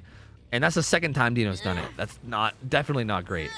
He's gonna be able to hook Dino, and he's gonna be able to keep an eye on kind of both of these hooks at the same time somewhat. Actually, no, he's just gonna walk away. And the unhook's gonna come in. So actually well-timed unhook there. I mean, if they would have taken a little bit longer than unhook, he could have maybe canned both at the same time. He's gonna go after Bigoted Baby here. I think he might have been expecting a fake. I don't like the way Dino's playing this, man. I feel like he could have gotten a kill on somebody by now. Maybe he is really far ahead. Like, he's in such a far ahead position that I feel like maybe he's just like, whatever, I'm doing fine. So let's just like have fun with it. I don't know. But like, I feel like if you were trying to get the best result, someone got that locker. He saw that, right? I think he saw that. He might get head on stun though. I would bait that more. Well, never mind. She didn't head on him. Did she have head on? She did. Well, you know what? Never mind. He's doing fine. Never mind. He's doing fine. He's doing great. He's doing great things. So that's going to be Sin's second hook. This is also going to be Bigoted Baby's first hook. I can't help but feel like he could have had a kill, like years ago. But then again, this is working out fine for him. So you know what? Maybe I'm wrong. I don't know. He tried to take him to a hook that's been destroyed. So he's not gonna be able to get that hook. I guess someone's got breakdown. He's gonna wiggle. There's no way he's gonna be able to get this. It was actually a lot closer than I thought. But she does wiggle. So no first hook for Bigoted Baby. She still remains unhooked. And he also, again, has left the hook entirely, so the unhook should be relatively free. Ooh, not quite able to catch up there. And Dino going to be able to get away. Dino probably has Dead Hard up again, right? She should have Dead Hard up again, I believe. So that should help her maybe a little bit, depending on how this plays out. And now everyone's back up on their feet. No one's hooked. Everyone's back up on their feet. I mean, everyone's death hook except for Bigoted Baby right now. So, like, everyone being up on their feet is like... it's like a silver lining in the fucking stormy cloud of everyone being on death's door, but it's at least something. Like, at least maybe get some gen progress. You know, looking like her days are numbered. Down she goes. She's death hooked, so she's gonna die. Kurt's got like 70%. Melinda's got like 70%. They got 2 gens that have a lot of progress. If they can manage to get both those gens done, that's gonna be huge in terms of just points. Ooh, Sin's gonna go down too. Sin also death hook. So again, these are 2 kills out here. But at this point, I think they're just going to be okay with them dying, and they're just going to get these gens done. Yeah, I think they just want these gen points, which is pretty smart. Like, they're looking like they're not going to be alive much longer, you know? So I think just getting these gens done is going to be important. So there you go. Kurt, Lindy, both getting gens done. That's going to secure at least the 8 points for them on the survivor side, which will make their killer play a little bit more reasonable. And this will be the kill into Dino. And now, if they can manage to get the final gen done, like, whoever gets chased, they've used a lot of pallets, so it's going to be hard. But whoever gets chased, if they can manage to buy enough time for the other survivor to get the 5th gen done, that could be massive. That could be very, very massive. But that's going to be tough. That's going to be very, very tough. Lindy has eyes on all 3 gens because of Deja Vu. But so does Bubba. He's going to kick this gen, which has the most progress. Regress it a bit. That one's pretty deep in the corner. That's kind of like the corner of like the quote-unquote 3 gen that sort of exists. We'll see how they handle this. Again, a lot of pallets are gone, and he has bamboozle. Again, there actually is a pretty good 3 gen here. There actually is a pretty decent 3 gen here. So, considering the fact that all these pallets are gone and he has bamboozle, so these windows are going to be a lot less playable too, it's going to be really hard for him. Like, the only way that they're going to be able to secure more points is either through like a sneaky hatch play or through like somebody getting a gen done while someone is getting chased. They're going to heal up. Bubba is, he's playing the old watchtower Bubba. He's playing the old tower defense Bubba right now. He's just going to stand in between these 3 and just wait for a chase, which, you know, is pretty fair. Like, he doesn't really have to do anything. He doesn't really have any pressure on him at the moment right now. He's kind of chill. He can do whatever he wants. He can just hang out, relax, wait for them to make a play. They're healing up, so he probably realizes, like, they're resetting. Okay. You might even go look for him. Yeah, it's not crazy to do this. Because if they're healing, you know that they're resetting somewhere away from the gens, right? So you can guess that they're somewhere out there. So it wouldn't be crazy for him to take a second just to look for him. Like, I honestly wouldn't hate that at all. I think it'd be a good play for him to, like, quickly look, you know? Just take, like, a quick stroll. Because if you can find them right now when they're nowhere near the gens, that would be huge. Oh, we saw some movement. Okay. Maybe not. Still watchtower. He's like a fucking Metal Gear Solid guard right now, and they're trying to fucking cardboard box his ass, but it's not really working. Oh, okay. Well, finds Lindy. She has a pallet here. Okay, good stun, good stun. I don't know if she's gonna make it anywhere though. Yeah, she definitely doesn't make it. She goes down, and goodbye pallet too. Kurt also he's got a flashlight. The gamer, the hero. Oh, that's gonna be Lindy getting hooked, and this should be basically securing the game. He's also hooking her in the 3 gen. So yeah, this is pretty much gonna be the end, I believe. I don't think he'll manage to get the unhook or hatch in any way, but we'll see. I mean, they might try anyway. Like, he might just see what he can do, but there's pretty much no way, right? I mean, maybe, you know what? Maybe if he manages to, like, sneak an unhook at some point, and then they both go down, and then the killer hooks Lindy first, and then he unbreakables, and then goes and gets hatch. You know, there's maybe a way to get some points here. You know, like, between unbreakable and hatch, there might be a way. There could be a way. It's pretty unlikely, but, you know, I think there's a way. Dynamelon going to be getting the hit on a Biggity Baby. She's going to be bolting down into the side of the map to try to buy Kurt time to get the gen done. She has a pallet, too, so it's actually not a terrible spot to be in. I think she's going to die here. Yeah, I think she dies here. She dies here. So not enough time for Kurt to get a gen done. He's going to try. He's going to work on it as much as he can, but it's not going to be enough time. There's no way. And bam, bam, spiggity. There's hook number 2 for Biggity Baby.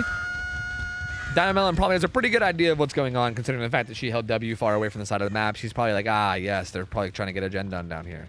He's going to head down. He probably knows it's going to be one of these 2. He actually knows exactly which one it is, which is impressive. Oh, shit. Can Dynamelon sniff this out? Will he take the gamble? No, he's just going to stand over hatch. Lindy dies. He's going to stand over hatch. He's going to kick hatch. Hey, maybe the doors will be far. Maybe the doors will be far. Purple add-ons are allowed. Purple add-ons have always been allowed. The only add-on bans that we've had are exposed add-ons. And also, like, some niche ones here and there. We are open to the idea of balancing things more as time goes on, but basically, the way that I would like to do it is I want to only balance things if there's a clear reason for doing so, if that makes sense. Like, I want, like, for instance, if something is like OP or something, I want to have proof. I want to have games where people are abusing something and showing us why it needs to be banned before we ban it. Because I also think that, like scrims are for improving, right? And I think a big part of improving is knowing how to abuse the things that are OP. You know what I mean? Well, yeah, certain things like algorithm swing aren't really needed. Okay, that's an exception. Like Alchemist Ring, fuck that. Fuck like half of Blight's add-ons are already banned because fuck that. But I'm talking things like people have suggested banning Power Struggle, or at least the Power Struggle background player combo. People have suggested like add-on bans for different killers and stuff. And when it comes to a lot of that stuff, we want to like see it being abused. Like we want to see it and like get a feel for how and why it's OP before we just wing it and ban it. But obviously, again, like extreme examples are different. Like we're like fuck Eerie Head Huntress, fuck Alchemist Ring, fuck 3-blink Nurse, like I don't know, fuck all that garbage. Like there's some things that we don't really need to see an example of. There's some things that we can just right off the bat be like, yeah, this is too much. But for the things that aren't obvious, I would rather have like an example given and have like I want to have archived games where like if anyone in the future comes in and asks like, hey, why is background player Power Struggle banned? We'll be like, this is why, and we can point to like a VOD, you know, maybe on like my VOD channel on YouTube that like showcases. Maybe I'll upload a video on my main channel that showcases why it's busted, and then we can point to that every time people ask and be like, this is why it's busted. Like here's an example of people using it in a way that makes it busted, you know? So that's kind of the thing that I want to do in terms of balancing. So far, our balancing is pretty loose. Like we have relatively loose balancing in terms of most competitive stuff. Like the competitive leagues and stuff that exist right now have way more balancing. They have like gigantic fucking lists. Like you have to like study for a fucking final exam just to learn all the balancing because there's like so many. Like each killer has like individual things that are banned. Like survivors in terms of what they can run is like way different for each killer. Like what you can run against Trapper is way different than what you can run against Nurse. And it's like you have to like fucking study a goddamn fucking whole goddamn class on just knowing what you can run. That's how like most comp scenes are, and I'm trying to not do that as much as I can. Like I want to keep it as simple as possible. Like obviously I still want the balance to be good, but I don't want it to be overly complicated if we don't have to, you know? Anyway, yo, give me the mini Mac. Sorry, Gabby, not Gibby. Gabby the mini Mac. Thank you for 23 months. Welcome back. Good to see you. Appreciate you. Pesky Wolf, 48 months. Mariah Jelly, 44 months. Welcome back. Good to see you. Hey, thank you for welcoming me back. Welcome back to you too. Dana, second 100 bits. Thank you, man. Good to see you, duder. Yeah, it is nice to be back, man. It's nice to be back myself too. Rusty Rust House, thanks for the 2 months. That's it. Keep on keeping on. That's all. Hey, man. Existing is basically the thing that I'm best at. So don't worry. I got you, dude. I'm gonna go ahead and keep on existing because that's like the main thing that I do. Plantita, thanks for the resub, 21 months. Welcome back, gamer. Appreciate you. And yeah, we're gonna be doing, you said early Tofu stream, question marks, which I haven't really announced this yet. I think I talked about it in Discord a little bit. Maybe? Have I even announced this in Discord? Did I? I think I did. Yeah, I think I did. I'm gonna be streaming earlier in the day. Maybe forever? I don't know. I'm trying it out for a while. I would like to stream earlier, so we might end up doing that. Oh, I gotta play ads. Fuck, I forgot to play ads. I'm gonna hold this lobby hostage and play some ads, okay? I apologize. 3 minutes. 3 minutes. If you guys get hit by them, just hang in there. I gotta do this now, because if I don't do this now, it'll happen mid-game. And you might have your experience ruined, so I'm doing it now, all right? But yeah. If you guys haven't caught the message on Discord, I'm gonna be starting streams at like 6 p.m. kind of regularly for a while, just to see how it goes. I'm kind of sick of being like a middle of the night gamer. It's not been treating me well. I feel like waking up at like 8 p.m. and then going to sleep at like noon has not been a great schedule to have, and it's kind of made life hard in a lot of ways. And having a kind of relatively normal schedule has felt really good, and I kind of want to see if I can keep it up. So yeah, I'm gonna be starting streams a little bit earlier, and we'll see how it goes. We will see how it goes. Welcome back. Thanks, Mariah. Hey, welcome back to you too. Welcome back to you too, Mariah. You're also back. We haven't seen you in a while either. Hi. I say I have to watch your streams.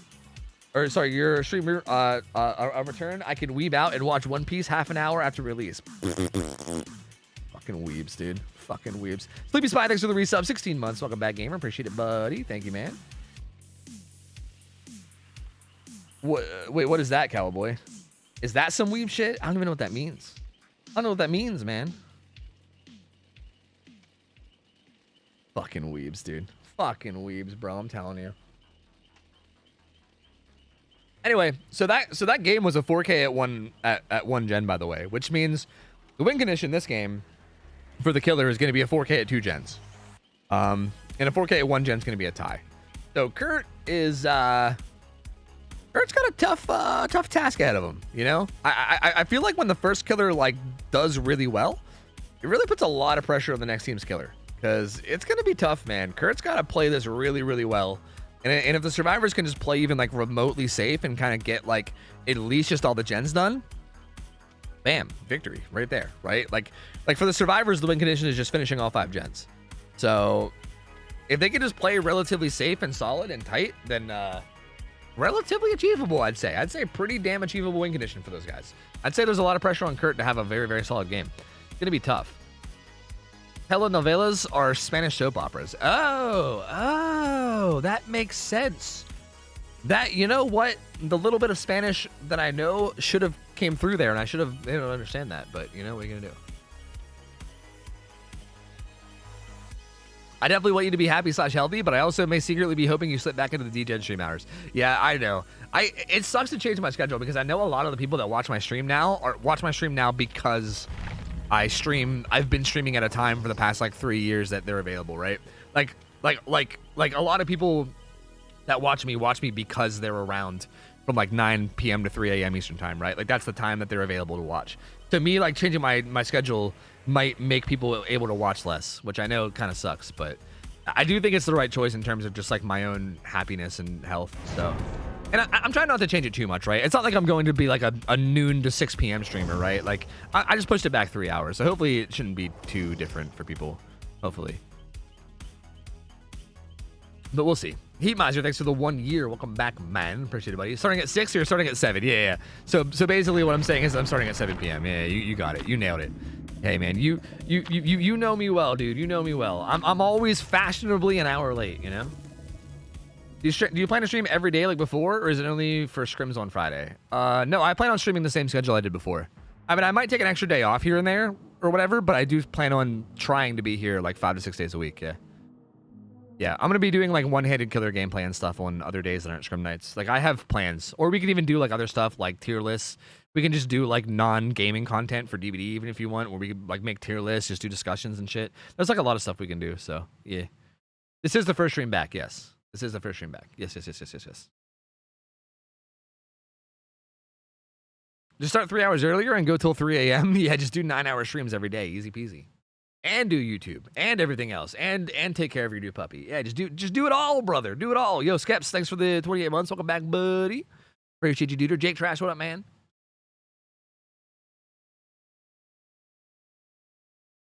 Just live on stream. Yeah, dude. Just live on stream. It's a good idea. I'll just have no life whatsoever. Darkest Dungeons one-handed? Yeah, but I don't know if I want to play any non-DVD games. Like, I don't know, man. Maybe. Like, there is options that I had if I wanted to do it. Like, Darkest Dungeon is one of them. I think I could even probably play Darkest Dungeon 2 if I wanted to, but I just don't know if I want to. We'll see. Anyway, Kurt, his add-ons are, well, we'll come back to it. Let me cycle through the survivors real quick just so we can see their builds. Did Kurt find somebody? Oh my god, how are they finding people so quickly? Every game, dude. I'm literally just trying to cycle perks, and I can't even do it because they just find survivors. It's, oh, that would have been sick. That would have been sick from Toaster if he got that. Hey, this is pretty much the exact start that he needed. Like, I said that Kurt needed a good game. Getting a down in the first, like, 10 seconds of loading in is definitely what you want for a good start. I don't know how the fuck that even happened, but anyway, he's got the same exact build as Dynamelon had. Yeah, same exact build overall. Perks and add-ons and everything. So he's got Purple Chili, which means he has more time before he has to use a token between chainsaws. Basically, both of his add-ons, to sum it up quickly, both of his add-ons make his chainsaw go further and faster. So he can frenzy hit further and faster in his chainsaw. I shouldn't say frenzy, because that's the term for when you collide. But you can chainsaw further and faster. Interesting. On looks in his face, he can get this down. Like, you can go right through bar at time. Oh, but the pallet. Oh, but he's not going to make it anywhere. He still has the speed boost. He has the haste. So he's a little bit fast. He maybe could have made that window, but he's going to go down. Down he goes. Does Dynamelon have... Nope, he has nothing to help him here. Man, that's not great. I mean, I know that Toaster has Deliverance Unbreakable, but I don't know if I like that play. I feel like you might want to just buy as much time as you can there. He also needs to crawl away before he can Unbreakable now. He also might just hook him. He might just hook him. But he might also camp him. But he might also hook him. He's got to get some distance away before he Unbreakables. He's thinking. He's like, something tells me something fishy might be going on here. He's kind of patrolling around, and this is a tough spot. Again, they're not getting that much gen progress. There's the Unbreakable. He's going to get out of here. Pryon's going to be getting that gen done. And Swingblade's on a gen that's about 70%, but really not that much to speak of. Considering Dynamelon's close to... I mean, him Unbreakabling... Actually, Kinship triggers even off slugs, I guess. Kinship got triggered right away, so Dynamelon has an extra 34 seconds on that hook. So it just wore off. He just now started his 60-second timer. So he will be dead in 60 seconds, maybe 30 more if they get this reassurance off. Oh, he saw him through the little pocket. Uh-oh, Swingblade. You might want to get out of there, buddy. You might want to get out of there, gamer. So Dynamelon on his way to Valhalla if we're Space Esports. He's close to going to Valhalla, but Swingblade really wants to delay it. He really wants to get a reassurance off, but it's so risky. Again, especially when if a survivor's hooked in an area where there's like nothing around, like there's nothing here. So it's hard to even get a reassurance because you got to get close to reassure, and then there's no powder window, so you just die. So yeah, they're not even gonna be able to get the reassurance. Kurt just securing this kill. And this is more what I expected out of Kurt, okay? Like, I was talking earlier about how I thought Kurt's macro was a little sloppy. He must have, like, heard me, and he was like, all right, Tofu, fuck you, man. Because that was more like it. Like, with how fast he got that down, I think this is the correct play. This feels like the smart, correct play, because now it's a 3v1. They're going to pop 3 gens, sure. But now it's a 3v1, and you can really start turning the screws, you know what I mean? You can really start turning the screws now. But I will say that Kinship made a big deal. Like the fact that like Kinship was in play, and also the fact that we like allow prove thyself and everything as well, I think makes that not bad for DC on first down. Like both sides are in a position to win right now. Like either side could take this. These chases are going to be really, really important. Okay, Pryon's going to pre-throw that. Yeah. Prove was in play. So yeah, I think Prove like really came through heavily there, especially with Deadlock also being banned. These 2 survivors are going to stay on to Pryon, who's doing a good job of just pre-throwing and playing safe. Pryon doing a good job, man. All he's got to do is just stay alive. Just stay alive, just buy time. He has live. I don't know how many stacks Kurt actually has because it's bugged out on the spectator view, but I guess not enough. Pryon doing an amazing job right now. Pryon also, if you notice, Pryon ran to the corner that was away from the 3-gen. So again, Pryon always impresses me with his macro, man. He has a really, really good like macro sense. Like he seems to really be on top of things. Like he did a good job there of looping, and he also looped away from the generators that need to be worked on. So it kind of makes it hard for Kurt to want to commit to that, because if you do, you might potentially lose one of these gens, which is so important. So the score is now officially tied. The score is now officially tied. If the killer 4Ks before they finish this final gen, then it's a tie. If the survivors get one more gen done, then it's a win for them. This is a pretty tight 3-gen too. I'm glad I played ads before this game. Because this one might take a while. We might be here for a minute. Because how are they going to find time to pressure these gens, and how is Kurt going to defend these? They need to really like send in people down like the edge map of both sides, but then they also need to make sure they use their exhaustion perks well and make sure that they get away. Alright, Pryon's gonna vault that and use his live to get around, but Kurt actually did a good job of zoning him back into this side. Like that was really smart.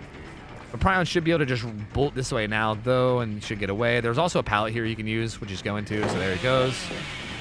And if they're currently doubled up on a gen, that was a good fake. Oh!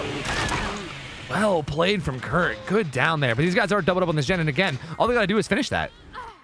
But this could be a scourge hook. Pain res is gonna be so clutch here. If it wasn't for pain res, it's GG. Because like they could have just stuck to that. It's gonna get pain res, not pain res. Wow, if they would have doubled up on it, they actually would have won. It wasn't a pain res hook. That's interesting. But it still does have a ton of progress. Kate's gonna be pressuring it. She reassurances it, but dude, he should just do the gen. Just do the gen. Good stunner from Swingblade. I think Toaster should just do the gen. You kind of have this. Oh wait, wait, never mind. It got Deadman switch. Never mind. It got Deadman switch. I lied. But it's like you have him in such a tough spot because like he wants to pressure this gen, but if he walks away from the hook, you can unhook, right? Like Z-Slasher can stay near the hook, yeah, and they're doing a good job of it. Z-Slasher can stay near the hook and pressure it. And if he goes near the gen, yeah, he just sprint bursts away. So yeah, really, really good, solid macro from these guys. And now Toaster is just bolting down to the other side of the map. And now, if one of his teammates wants to take over, they can. Ooh, Kurt tries to rip the vault, but he doesn't get it. And yeah, he's chasing Toaster now, but Swingblade's gonna swing. He's gonna swing around and get on that gen that was just being worked on. That's at like 70 or 80%. And I don't know if Kurt's gonna be able to defend it. I don't think it's defendable at this stage. Interesting. Yeah, he's got to go back. It's at like 80, 90. Swingblade's gonna leave it. Oh man, this is gonna be a long one, I think, because Kurt's probably gonna have to kick this gen now and then heavily patrol it. Which means the survivors are gonna have to move on to a different gen, like Shack gen, while still pressuring this one. So what the survivors need to do now is they need to have a survivor like somewhat stay on that side, right?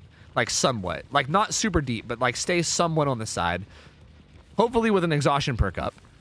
And then basically have people pressure Shack gen. And then if Bubba ever commits to Shack gen, whoever's sitting here can run down and work on that one. They need to like just kind of pressure both of these at the same time. This is a pretty tight 3 gen. They're doing a decent job of it. Oh, Toaster's gonna die here. Toaster's gonna die here for sure. He's dead. Can he get a pain res hook? Swingblade. Swingblade should probably just. Oh man. They're not doing that gen that's at like. That's at like 80. They might just let it get pain resed and do Shack instead. There's the pain res. Yeah, that hits this gen. So that just regressed by a fuck ton. Now Shack gen is like the one. It's at like 60. Kurt is gonna head over to it. Deadman switch comes in. Oh man, this could go anyway. That's actually huge because that also denies live for now. Oh, this is actually big. Gonna use a locker. Has to use a locker. Oh, dude, and this is basement too. But Toaster and Swingblade could go jump on that far gen, and they are. I actually don't think he can basement. He needs a Scourge Hook. He needs a Scourge Hook. He can't basement him. He's gonna basement him. Or he's gonna not. Is this a Scourge Hook? If this is a Scourge Hook, I think the game is saved. If it's not a Scourge Hook, I think the game is over. Actually, it might not matter. He might not make it no matter what. Oh, no, it's gonna matter. It's not a Scourge Hook. It's not a Scourge Hook. And there you go. Or did he already Scourge Hook Prion? I don't know, but there you go. The survivors take it. The survivors take it. That was close. That was so close, man. That was honestly so close. I think if Kurt had like a better build for holding a 3 gen, this could have been a whole different game. But also maybe just better Scourge Hook RNG. Like it feels like he was struggling to get it feels like he was kind of struggling to get Scourges like a lot this game. So maybe better Scourge Hook, maybe better Scourge Hook RNG, maybe like a build that was better suited for like defending 3 gens at the end. But either way, just barely doesn't get it. He's gonna be able to. I think he's gonna be able to kill all 4 here because Toaster doesn't have Unbreakable anymore. He used that. So assuming he chases Swingblade down to death, he's gonna get the 4K, but it's gonna be a 4K with all the gens getting done, whereas Dynamelon got it with 1 gen left. So that's gonna be just a very, very, very slight win for DC on first down. And yeah, there you go, man. I thought we were gonna get to our first tiebreaker killer, but oh no, not the collision on nothing, not like this. Good thing DC on first down has -2 for being jerks, so it's a tie. Yeah, were they jerks? The old -2 jerk penalty. I hate that, man. The old jerk penalty, you know, classic. Decides every match, I swear. You fucking think a game is over, and then you get the goddamn jerk penalty each time, you know. But yeah, this was dude, both of these matches were so, I'm pretty sure both of these games were like decided by like barely anything. Like super close games, man. These, like, I feel like weirdly enough, this like thrown together match was like the closest match out of the whole night. Like the old mod squad versus like half of DC on first down with a bunch of fillers was like the closest matchup. And that's crazy. It was so close. Down goes Swingblade. He's gonna get put on hook, and yeah, Toaster's there too. He's not gonna bleed out. Hypothetically, I guess if he bought time for Toaster to bleed out, it could have been a different result because you don't get points for people bleeding out. Kurt, is he looking for a hook? What's he looking for?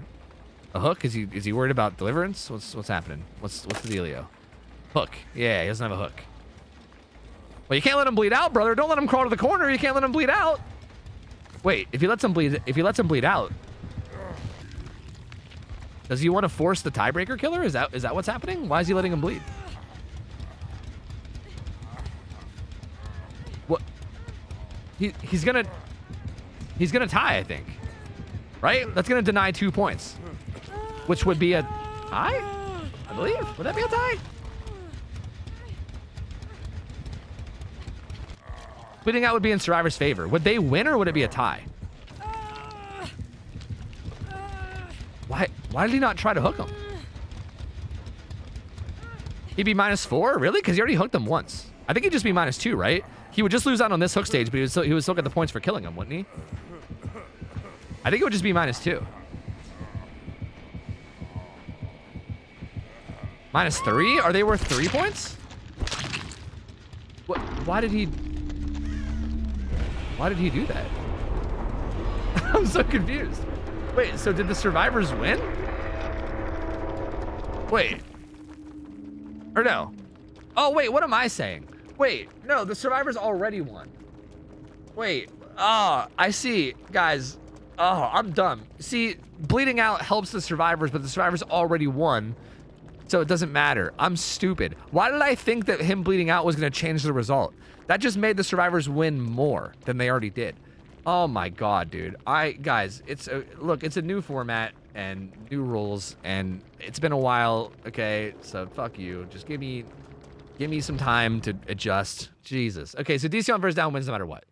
Basically, ignore everything I just said. DC on first down wins 2-0. They take both the games. And hey, GG's, man. GG's. That was a solid set of matches. We actually got through all 3 sets in what? 4 hours. I mean, I guess to be fair, we didn't go to a tiebreaker a single time, so that's interesting. Survivors didn't win; they didn't escape. Well, not the survivors. It was more the team. Like the survivors' overall team won. So yeah. Yeehaw moment. Yo, shut up, man. Shut up, man. That's all the scrims we have scheduled for today, guys. That's all the scrims we have scheduled. We can maybe take like an hour just to hang out and chit chat and get caught up because I know that I haven't talked to you guys in a long time since like, you know, last week and stuff, but yeah, that's all the scrims we have scheduled for today. Yo, Fatal Laurel, thanks for the 20 months. Welcome back. Keaton, thanks for the 1 year. Capri Sun, thanks for the 44 months. Ghost Fruit, thanks for the 7 months. Man, welcome back, guys. Appreciate it. Thank you. Let me turn the alerts back on. Yeah, so I'm curious to know how you guys feel about this format. I like it so far. It's interesting. I mean, this is obviously only our first night. Oh, nice. You guys have the little current thing set up. I know it's only our first night of it. We're gonna be doing it again on Sunday night. But it should be interesting. Kitty. I'm really excited to see how it goes. Hi, I'm very excited to see how it goes. Faulty Leaf, thank you for the 34 months. Thank you. It's good to be back. Appreciate you. Thank you. I'm kind of glad you're changing your schedule because I got a new job that's 8 to 5, and I've been going I've been going to bed around 12 a.m. EST every night. Dude, I've been going to bed at like 1 a.m., 2 a.m. too, man. It's weird. I've been on like a relatively normie schedule, and it's super weird, dude. It's super weird. Sad Clown Man, thank you for 11 months. Welcome back, man. Thank you, dude. I'm feeling a bit better, yeah. I'm doing pretty okay. I'm doing pretty all right. Things are they are acceptable. They're acceptable. Yeah. Also, shout out to the mods, by the way. This whole setup for the new Scrim format has been a fucking experience to set up. Okay, like it's not like we just like fucking did this shit overnight. This shit has been a whole ass experience, and the mods have been working really hard and having constant meetings and discussions, and it's been a whole ass process to like set up this new format and have a way to figure out how to make it work and everything. So shout out to the mods, man. I mean, the Scrim mods have been doing work, and they also brought on a bunch of new mods that have been helping too, which is sweet. And yeah, man. Yeah. You heard about the beta of Texas Chainsaw Massacre. It was really fun. Yeah, I heard that it was really good. I'm a little skeptical because I feel like people say that about every game, right? Like every single ASIM game people say is amazing. Like people said that VHS was amazing, and look at VHS. Like, you know what I mean? So I don't know. Like, I'm a little skeptical. I feel like I want to like get my hands on Texas Chainsaw Massacre before I can before I actually give any like hard thoughts on it, because I just don't know. I don't really trust like other people's opinions on things, and I really want to get my own before I really give like, I don't know, an actual thought. But it sounds promising, and I'm gonna try it at the very, like, I'm definitely gonna try it no matter what. Like there's no world where I don't at least try it. Has your arm tried to kill anyone yet? No, not yet. My cyborg arm? No, not yet. I miss Death Garden. Same. Resubby wubby woo. Holy shit, 31 months. Happy birthday. I also... I am happy to serve you doing well. Miss ya, bud. It's food 3. Yo, Sharon, thank you for the resub. Food jammer. 31 months, gamer. Welcome on back in. Appreciate the support. Thank you, thank you, thank you. And yeah, I miss you guys too, man. It's good to see you guys. I also have not played the PTB or the new killer or against the new killer. I know nothing about the new killer, guys. I kind of want to ask your guys' thoughts, but I feel like with so many people in chat, I know that it's just going to be a big mix, right? I'm sure like half the people are going to be like, oh yeah, they're amazing and fun, and another half are going to be like, oh yeah, they're just terrible and awful. But I don't know. What is it? He, she, it? Is it an it? It's like some kind of a monster or something, isn't it? I don't even know.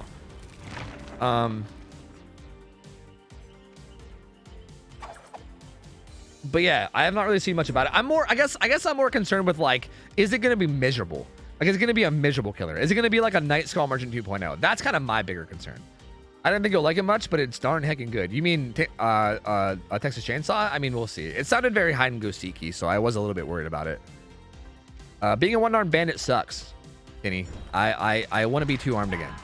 I gotta wait like 3.5 more weeks or some shit before I can be two-armed. Welcome back and like, I got a while, dude. I got a while. Yo, Dutch, what up, man? Thank you for the 28, dude. Hope you and Barbie are doing well. Good to see you, man. Sorry, 26. I misread that. Thank you, man. It's not Night Side Skull Merchant, yeah? From what I saw, it kind of looks like looked like they were similar, though. You've done so much to help me from going crazy stuck at home. Thanks, full love. Yo, Mascos, what up? 5 months, man. Thank you, dude. Appreciate it, buddy. Dude, I hope your knee's okay, man. Knee pain is like one of the worst pain you can go through, so that sounds rough, man. Hopefully you're recovering okay. But thank you for the resub. Welcome back in, dude. Thank you for the 5 months. Thank you, man. Yeah, I heard that like the new killer is still 3-genny though, which is a little bit concerning. Like I heard that she's he, she, it, I don't know what to call it. I heard that it still basically is just like set down thing near gen and then get free gen pressure basically. But apparently it's like a little bit more like active. Like it's not like free gen pressure. It's more like you get gen pressure, but you have to like micromanage it or something, right? Is that what it is? Like, I don't know. Like, it sounds like it's not, like, for instance, like, Skull Merchant's miserable because of how free it is. Like, a Skull Merchant, you just tap him too and then walk away, and you just get a ton of value without you even really having to, like, pay attention to it, you know? Like, I feel like if you have to, like, actually micromanage it a bit, then maybe it'd be okay. So, I don't know. 3-genning on Singularity gets hard countered quick, so you really can't. Okay, good. So you really can't 3-gen. I mean, is it viable to play them in like a different way? Like, can you play Chase Singularity decently? Like, how do they play? Are they any good? Do they just die? Do they suck? Is it like area control? Like genuine area control? I don't know. Chase Killer. Okay. Singularity. Is that what you're calling him? Singularity is what Skull Merchant should have been. He's fun and potentially oppressive because if you're tracked, he can just kind of be on you for all eternity. Interesting. Sets up cameras, applies space disease to survivors, and it can spread. So he's like Malhazar. I think that was his name, Malhazar? Can teleport to survivors, on teleport, gets speed boost and spirit fury. Subby wubby. Survivors get EMPs to turn off cameras and remove disease. By me, Lindy, Shay, Dino, Cricket, Nivix, Dino, and Mozgun, along with our balanced team, our other staff, and a few others I am probably forgetting. Tofu is a weeb. Man, fuck that whole message. I was gonna say, yeah, the mods are great. Shout out to the mods. And then you had to end it with Tofu's a weeb. So you know what? Fuck that whole message. You know what? Fuck them. Fuck the Scrim mods. Fuck them all. This is all Levin's fault. Fuck them all. Fuck them. No, I'm just kidding. You guys did great. You guys did a great job. Thank you guys for all the hard work today. You guys did amazing. Again, ton of hard work happening behind the scenes from all those people that Lemon just named. You guys have been doing work, and I appreciate you guys doing all this so that we can have double Scrim nights every week. It's gonna be fucking great, man. It's gonna be great. Wouldn't it be easier to watch a video about the new killer? That's a good point. That's what content creators are for, right? Wait, I can be a fucking DVD viewer for once. Instead of making the videos, I could just go watch like an odds video or something, right? And have it like explained to me, maybe? I can have the fucking consumer experience. All right, Ots, what you got, buddy? Oh man, it's so long ago that Ots has like 100 videos that aren't the new killer. How long ago was it? Ots plays as the Singularity, PTB. No, he's got to have one of those like Yeah, the one that he released. He's got to have that video that he released like within fucking 2 seconds of the killer PTB going live. Because I don't know how he does it, dude. Like the fucking PTB goes live at like 11 a.m. and then at 11:02 a.m. he has like a video out with everything about the killer. It's incredible. Like he'll literally have like a 30-minute video out 2 minutes after the PTB goes live, and I'm like, what? How are you doing this? How the fuck are you doing this? But I know he has one of those. So hold on, I'm gonna find that. Yeah, it's almost surely Nina. Yeah, I'm pretty sure Nina is like basically setting it all up just while he streams. But it's still insane. Like they're like dude, like those two as a duo of content creation is a fucking unstoppable machine, bro. They are nuts. Anyway, this is the Ots video. Hello friends, this is Ots, and it is that Ots, are you frozen or am I frozen? time again. We have a new No, killer you're frozen. on the PTV for Dead by Daylight. And this one comes this time with a new survivor, a new map, 6 new perks. Ots, I got a speed jump, man. add-ons. ADHD, you know what I mean? ADHD, I'm sorry, brother. Mori, blah, blah, blah. Super long story short. This is Gabriel Soma, Deep Space Explorer, and this is the Singularity, an AI that went rogue and tried to kill everybody. A little too fast. Yeah, let's just see the new map and see the new killer's power in action. Let's go. They're literally unbelievable. That's Like I what actually don't the believe offering it. for the Same. new map looks like. I'll be using Same. it more so we can showcase that. And the power for this new killer is called Quantum Instantiation. It's pretty long. Let me read this. The Singularity can shoot and spawn biopods around the map. These biopods can attach to any vertical surface they land on. The Singularity can control a biopod remotely and look through it, and tag survivors, afflicting them with a temporal slipstream. When slipstreamed, the Singularity can teleport next to the slipstream survivor either by using the biopods to tag them or by shooting them. That makes them teleport to them? When a slipstream survivor is in proximity to another survivor, the slipstream can spread. After a successful special state overclock mode. After a successful teleport, the Singularity enters overclock mode. In this state, walls and pallets can be destroyed faster, vaulting speed is faster, and he cannot be stunned by pallets. He cannot be stunned by pallets? Attempting to stun the pallet merely removes overclock mode and momentarily slows the Singularity. What?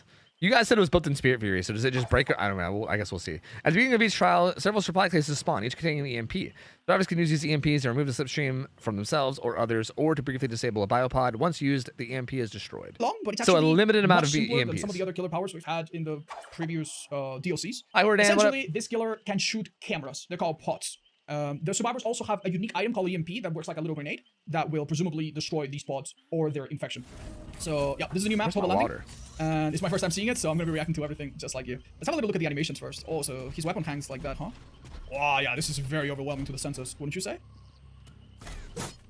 Oh, that's what it looks like. Okay. This new map, what the fuck am Where's I the main looking building? at? Right over there. Yeah, this is. Oof. I feel like, yeah, so this is where you'll get the This is some EMPs. fucking alien Maybe we can shit, have our bro. friend What post and planet show us are what we it looks like. These things can only be shot on vertical walls. So too far away, it won't work. On the ground, it won't work. But let's find something What's the vertical, range of it? such as this little rock. Show the range, And now I can Josh. control How it to take far? over it and aim it like a pyramid head chain. Oh, look at those blinds. So let's see. And with this, I can aim at survivors to lock onto them Overlay? and Oh, yeah, infect you're them right. with the slipstream. Now, Thank you. I'm gonna leave it. And Cosmo, you need to come here. I'm gonna put multiple cameras and show you Wait, how wait. you can transition from Oh, them. I was And removing Cosmo, you need overlay. to come here. I'm gonna put slipstream. Now, Oh. survivors to Oh, lock it's onto like a them and fucking infect them cannon, bro. With the slipstream. Now, Looks like you're aiming a leave it. cannon. And Cosmo, you need to come here. I'm gonna put multiple cameras and show you how you can transition from them. If you look at another one, you see how you get the little arrow? You can immediately transition to that. So say a survivor That's is coming neat. over here and I don't have a good angle, I change to this one and That's I can shoot kinda at cool. it. And I can also just exit it.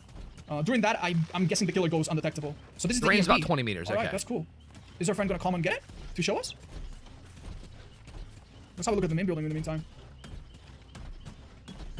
All right, seems like a bit of. I mean, that's kind of cool because, like, I'm assuming, like, if you're on a map like, I don't know, the game or like Midwich, and you're down and you're on like the bottom floor, you can probably shoot a camera up and maybe like cut someone off and then teleport to them, right? And there's probably some really cool shit you could do with The that. Borgo main building doesn't seem so bad. Interesting. I don't blame them if they can't find this place. And look, you can do this across the map too. Wow. And it's like how fast 3 can you do windows. it? Wow, so can I destroy them? Okay, I should probably be watching this on normal speed because he's like seeing how fast they go and it looks insanely fast to us because I haven't sped up. Wow, so can I destroy? Wow, they can't No. find this place. Stop it. And look, you can do this across the map too. It sounds like he's talking in slow motion now. I Wow. hate it.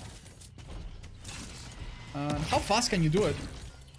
Decently Wow, fast. so can I destroy them? He's kind of ass on indoor maps. I figured he would be. It seems like he'd I be guess ass on I indoor cannot. maps. I It guess feels I like you cannot want a lot destroy of my line of own sight. Bible. All right. Let's see if we can have an example of what this looks like when it's destroyed. Okay, so I've been told that you can actually... Okay, let's see what it looks like. Remove it. The fuck? Oh, that's the EMP. Can you remove a pot that I set up? Like, say, here or something? Oh, do you waste it without getting it? Or are you gonna have to go get another? Wait, is there infinite spawns at these boxes? Oh, it has like or? a progress bar on it. It opened by itself, so basically you can speed it up. Yes, that's or you can awesome. just I love wait that. until it opens. I hate when they give you suppose. limited things to deal with. Like for instance, like the fucking first aid sprays from Wesker. Like, why would they limit that shit? What are you doing? Like, why are you limiting? Also, is my overlay back up? How'd that get back up? Stop that. Like, why would you? Like, why limit? Like, why limit things? Like, why take the thing that counters the killer and then limit it? And don't wait for it. So weird. Like, why do come that? on, break one of these. Go for it. I kind of want to see that from the survivor point of Oh. view. Wait, it's like It's disabled. it's just Oh, I disabled. could still do it. Oh, it doesn't Oh, break no, it. It just is disables it. disabled. Yeah, they're all I disabled. fucking They scammed don't him. they I don't- fucking they scammed don't him. break though. And I do it apparently. again too. Apparently, you can also destroy. destroy them by shooting at them yourself. Right. So. Okay, I was actually about to ask that. If you don't how like do the you... location of a pod, you can just remove it by shooting at it, which is really That's kinda nice, I neat. suppose. Krampus, Now, thanks for the 5 gift subs, what dude. does it Thank you, look buddy. like if I use my power? There. Alright. Okay, now he's slipstream. He's launched like a little fucking... This is an infectious Brain thing slug that on him. affects other survivors. It's like plague infection. I wanna If see they the get teleport. close, it doesn't work. Alright, let's see if I can do this on him. Show me the teleport. Oh, Show me he's the already teleport. gone. This map It's like a doesn't huge seem so AoE good bubble for around the this. survivor. It's pretty cool. Interesting. Okay. Well, yeah, I haven't seen the EMP, so I guess that Cosmo, makes you're sense. you're gonna have to help me out here. Thank you, Alright, Krampus. so what I am recovering happens pretty well, if dude. I do Thank you. this? Oh, that was the teleport. Wait. Oh, so okay. So is it like if there's a thing on their back, is there like a separate button that you press that teleports to them? Is that what it is? Okay. Oh, Cosmo, you're gonna have to help me out here. All right. So what happens if? Oh yeah, he like filled up a bar. What just happened? Cosmo, you're gonna have to help me out here. All right. So So like when they're infected, what do you like hold What F1 on happens- them or something? This like little bar fills up. if I do this, Damn, you were right on him too. okay. So obviously I was right here, so it didn't make a lot of sense. But I guess the idea is that you can do this across the map and teleport from really far. Huh. And that happened really fast too. Like I thought you had to like build it up You slowly. just push or anything stop on the them cams at slowly. all. Oh, you don't push. Oh, so you just look Alright, at Cosmo, them. you're gonna have to help us demonstrate a little It bit. autofills. 'cause this map Oh. is very, very cluttered. Oh. So I'm gonna see if I can put a few cameras and track you a little bit and follow you around just so we get an idea of what this would look like. I You wanna can see him in the teleport HUD to someone that who's he's infected running. as well. So yeah, run away from me and okay, he's running this Oh, they time. could I no get a speed cam at a boost, distance. and I could maybe down him now, right? Let's see what Alright, happens if you try to that's not stun bad. me. And That's he doesn't, strong, he but doesn't it's not lose like it, by the way. You as can keep impressive as doing I thought it was. Is there a pallet here? Yeah, let's try to do it. Alright, you try to stun me. Oh, he just breaks it! Wow, okay. That Spirit Fury though. Alright, so that's mostly it, huh? Wow, yeah. Is there a So shack? I don't that, imagine that there's like a shack in that here, like no. shuts off your Are you guys overclock ready to mode, see the right? Mori? You guys Like wanna see it? it's like Spirit Fury, but it like shuts off your overclock or something. Hold up. You wanna remove your own infection? I wish the camera was a let's do skill that. shot, not automatic. It's also the EMP not only removes the pods or the Wait, what do you sables, mean? it Like also you removes mean your own is infection from infecting them not a teammates. skill shot? So let's let him. This is a very unique picking up animation. Let's see him do that. Wait, what are we seeing him do? Oh, get rid of his thing. Yeah, he just That's EMP'd it. satisfying. I think he's gonna Mori him too. I've not seen the Hope you don't Mori. mind. All right, guys, let me remove the. Why do I feel like it's the probably HUD gonna be so you can underwhelming? enjoy it completely. It's an aimbot? Oh, really? You don't have to actually aim it? Oh, that's lame. Wait, did the Singularity say that? Wait a minute. Did it just say? It will be fast, possibly painless. Die fast, please. It is over. That's what the fuck? That's so cool. What? I thought it was gonna be lame. That's so fucking cool. What the fuck? I It will love be that. fast, possibly painless. Possibly painless. Please. Die fast, please. It is over. fucked up he is. Holy shit, it leaves your fucking face all like ripped off and shit. My god. Okay. I was not expecting. That's wild, dude. That's wild. You can use the gun to shoot at tag survivors to TP to them and not just the cams, and you can do that over and over again. But you can use the gun to shoot at tag survivors. Oh, so you're saying you don't have to, like, you can TP while walking, like while running without being in camera? Like if, wait, really? Wow, that's crazy. Huh. I kind of want to like bail from this video and pull up the video of him just playing this killer. Like now that I get an idea, like I feel like don't get me wrong, like that video is good for like a quick explanation, and I know that like he puts that out 2 minutes after the thing goes live. But like, I kind of want to see what like a normal match feels like. You know what I mean?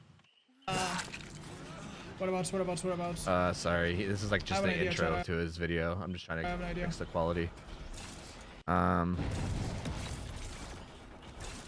Yeah, like I want to see like what an actual interaction looks like. Oh, that wasn't so good. Okay, so you just gotta like keep line of sight broken into these things, huh? Oh, I lost him. Oh, that was good. Oh, that could. Gee, it goes through walls and shit. What the fuck? It didn't hit physically, but it doesn't have to. All right, cool. Interesting. And he's gonna teleport to him now, Nice, I right? teleport right away. Oh, I didn't see her at all. This should be a faster vault. I do like that it gives him like Wow, that a fast chance vault to at least really like make a helped. vault. She would have and beat him stuff, into though. that window for sure. I mean, I know This that is you're my like first time really playing, chat, upgraded or remember? whatever, Keep in but mind, I might be missing some stuff. Okay. vision down. So yeah, when you teleport, you're overclock, and it means you do a bunch of things. Re faster subby and wubby uwu. It's Fujama. also- Alright. Wait, what just happened there? Why didn't he teleport? Wait, what just happened? Oh no, he was applying it to her. She didn't have one on her. Okay, never mind. I'm done. Wait, didn't she have one on before? When you teleport, does it remove it? Isn't that who he teleported to? Fast vault really help. She would have No, beat him she into still that has it window on for right sure. here. This is my Oh, it first just time went- playing, chat. Wait, does it just expire? Oh, can you EMP while sprinting? Oh, I figured the EMP was like you had to stand still Remember, for keep it. in mind, I might be missing some stuff. Oh. Okay. Gotcha. So That yeah, makes when you sense. teleport, you're overclock, and it means you do a bunch of things faster than usual. Okay, so he reapplies it there. Yeah, like this is the exact kind of stuff I was thinking of. Yeah, then she's gonna run into it like a dingus. Now we're playing, dude. Like that's sick. That's such a cool play. That was good. Man, this map is really good. Can you just like There's a cooldown. how quick? Oh, okay, Can there's I a cooldown. teleport to Okay, that one and okay. maybe change around. Let's teleport to this. It kind of looks like the cooldown is global. Oh, it's been. If you see red, it means it's been disabled by EMPs. That's cool. Wow. okay. co-op is I mean, really, I really think this important. gives me the general idea behind it. I just want to see like how the interactions were, but I'm kind of getting it. Like this thing is very auto-locky and it's very If I just switch to another one, auto-aiming. does it have a cooldown still? Just auto launches it What I'm on. You could have Switch to 5 another down at a time, right? I don't know what the I know add-ons what are. add-ons. But I think the showcase he had 5. There's probably add-ons where you How could do you do get more, rid of probably, yourself right? I would like that? imagine. 8? Wait, 8 by default? That's so many?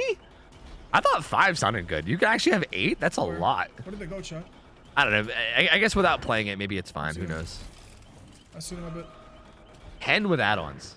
Wow. That's a lot, dude. Oh wait, he vaulted into me. Is he crazy? I mean, I guess to be fair, we're playing on Cool Tower right now. Maybe if we were on like a non-Cool Tower map, maybe it'd be No, we're good. more reasonable. Oh yeah, see, he just teleported there without even. That's so bizarre. And you're like, Just trying. you just See, do everything this super is- fast. It's a bit oppressive, but I mean, if we're that close and they have a window that close, it's not that big of a deal. So like, if you just apply this thing to them, can't you just teleport to them over and over again? Like, because you can teleport without the use of your cameras. So you just put this thing on them and you just teleport to them over and over again, right? Right. Is that I need to basically how change people those. play? My machine Probably, learning right? clock's not gonna do much. That seems like probably what you do. Unless Super another driver does fast, a run by EMP, Yeah, he makes an it's EMP them as increasing. well. Ooh, that sounds like it's fun for scrims. Just saying, sounds like a fun scrim, fucking scrim night interaction. Just saying. Just saying. He punishes holding Gens are W. left now. Yeah, I which think is we're all nice. just going- It all also good just kind of fun. sounds like he might like tunnel a little bit oppressively This too, stuff else maybe. over. Does your thing go away when you get Seems like a hooked? good It place. probably does, right? I think Jake isn't infected anymore. Are you kidding me? Nice. It doesn't? Oh. All right, let's see what we can do now. This seems really like engaging, dude. It feels like this is a killer where you're gonna be doing stuff all the time. This It's does like seem cool. hack, but like the setup is insane, actually. What's the general thoughts on this killer? How do you guys feel? Do you guys like this killer? This seems cool. Like this definitely doesn't seem Skull Merchant or Knight-y, right? Like I feel like I can tell with Knight and Skull Merchant right away. Like right away I was like, these killers are fucking boring. Like this is gonna be fucking boring. Like there's no way in fuck this is anything other than boring. This is not that. This looks pretty cool actually. Like there's definitely some concerns. I do feel like the being able to relentlessly teleport onto somebody that's like infected is a little interesting. And I'm wondering if that's gonna get obnoxious. Yeah, it's really engaging. It's But like the like setting up like you humans are so pathetic. But like the setting up of all the cameras and being able to switch back and forth to them and stuff seems really cool. Check out perks from both. Yeah, the perks seem really busted. I guess I forgot. I haven't given my thoughts on that, huh? I saw their perks, but I haven't really given thoughts on them. I should probably do that, huh? Yeah, the perks are a little interesting. They take work for good setup. The EMP gives a lot of counterplay, and the teleports aren't that bad. Yeah. The teleports really don't look as bad as I thought. Like they really don't look as bad as I thought they'd be. Like they look like they're not super oppressive in the sense that I think you can still throw pallets and just have them break them really fast, right? Like it feels like it's oppressive in the way that Bubba would be oppressive, to the point where you'd probably just be have to sacrificing pallets. Like if you don't mind breaking every pallet on the map, then I feel like you can probably still have a good chase, you know? That's what it seems like to me anyway. You can avoid getting the killer into that area and putting your team in trouble. Moscow, you can feel free So that to part change alone is something if you amazing want. for solo queue. And seeing the kitty. killer for 6 seconds, Meow. it's If you guys want to change my title better- to something, go nuts. Go nuts, man. Trey, thanks for the resub. 2 months. Welcome back. Appreciate it, buddy. Resubby wubby uwu. Hey, you're a nerd. Yo, thanks, Ace. Appreciate the 65 months, man. No, you're a It's nerd. almost like a better You're a nerd. alert for chase. So, chase by the killer, troubleshooter activates. You see the aura of the generator with the most progress. You see the aura of the killer for 6 seconds after dropping a pallet. That's actually... This effect lasts for 10 seconds after being in chase, then deactivates. Oh. Wait, what? Oh. As in, if the chase ends, it's still effective for 10 seconds. This actually sounds pretty good. There's a lot of pallets that this would be really useful on. Like, for example, the 4-lane pallet. The kind of safe but not entirely safe 4-lane pallet. There's a lot of high wall pallets where this would actually be really good. It makes it really easy to not get mind game post throw. That's kind of interesting. 6 seconds wait, no, you can't extend that because it's not. I was thinking killer. That sounds kind of nuts, to be honest. That sounds like a really good chase perk. Huh. That's his It's weakest actually perk, really? good. So basically, when you drop very make a hope. Yeah, this actually, the more I'm thinking about it, this sounds kind of insane. Because I feel like chase perks on Survivor are, insane. Because obviously the chase is, where killers struggle the most against good survivors, right? If you're going against a really good team of survivors, what's the thing that's, the hardest thing to do? It's fucking catching them. It's, not getting looped to fucking back, right? And, any perk that helps a survivor and chase... how many chase perks do survivors have? They have, exhaustion perks, and then they have, maybe resilience. You know what I mean? This is a straight up chase Look perk. at that That's kitty. Hi, kitty. huge. Meow, Honestly, meow, huge. meow, meow. That's big. That's Long gonna time be. no see. Hope you're well. That's gonna be a big deal, I think. Oh, that's right. I forgot about this one. What to say about when you're injured, which is going to be half the time, you run 3% faster. So it's half a hope, and hope is a really strong perk. Yeah. Not a fan of that one. Not a fan of that one at all. One before Zod. Yo, Zod, what up, man? Been a while, dude. 20 months, dude. 20 months. Hope you've been well. Good to see you, man. Yeah, hey, I just had surgery. My arm's in a sling. I can't really show you because it's black, and also my shirt is black, so you can't really see it. But arm's in a sling. I'm currently a one-armed Andy. I had surgery on my shoulder to hopefully stop throwing it out all the goddamn time. But hey, man, I've been doing pretty good. Hope you're doing well too, dude. Good to see you, buddy. Good to see you, dude. Good to see you. This is nuts. This seems too good. If you played against hope, now that it's been buffed, you know how. This is one of those things where 3% might not seem like a lot, but dude, just the difference between having this perk and then just holding W in a straight line. I would love to see some comparisons of holding W in a straight line with this perk and without this perk, and how much more distance you get with this perk, because it is gonna be a lot. It's gonna be a lot. This is kind of nuts. Like, that's a little too much, I think. That perk plus overcome? Oh, God. Don't even say that, dude. Jesus.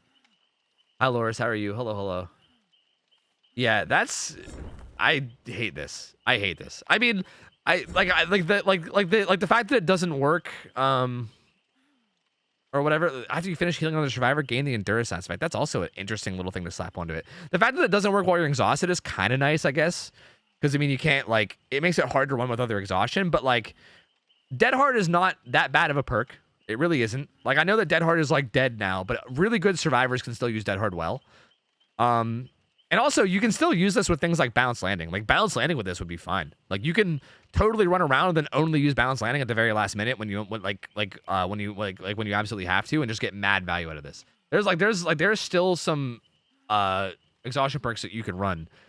Like, Smash Hit. Like, there's a lot of exhaustion perks that, like, activate during interesting things where like it might be hard to run it with live. It's obviously impossible with sprint burst, but yeah, that seems a little much.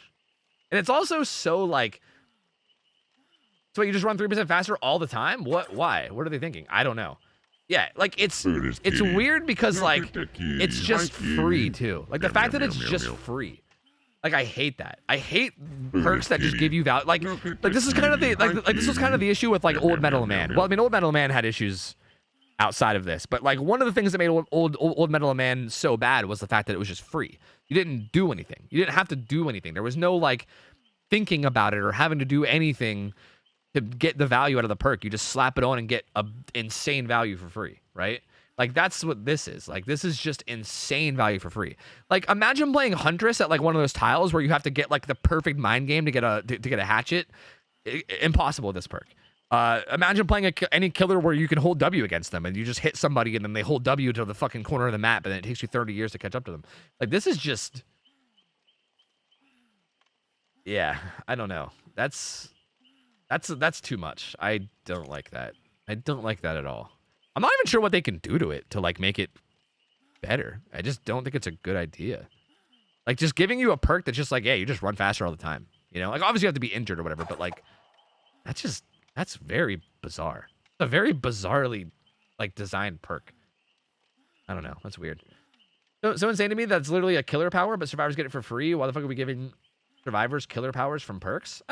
I feel like you can say that that sort of happens from time to time in different things, but yeah, maybe. I mean, that's not like you say that that's a killer power, but that's just one minor part of a killer power. Like, I'm assuming you mean Skull Merchant, right? But Skull Merchant has like a million other things that her power does too. I mean, I think just the fact that they both give haste doesn't mean that it's the same thing. But I think it's insane outside of the fact that, like, regardless of killer powers, I just think it's insane to give free speed boosts like that. That's wild. All right, this one's Scavenger. Whether she junk, you see valuable. Okay, blah. When you're holding an empty toolbox, Scavenger activates. Oh yeah, I remember seeing this vaguely too. Succeeding a great skill check while repairing gens gains 1 token up to 4. When you reach maximum tokens, lose all tokens and automatically recharge your toolbox to full. Scavenger is disabled for the remainder of the trial after recharging a toolbox.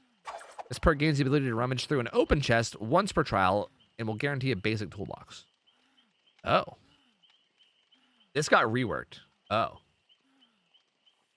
In the live version, they changed how it worked a bit. Oh. Can I see that somewhere? Wait, maybe I should be seeing their patch notes.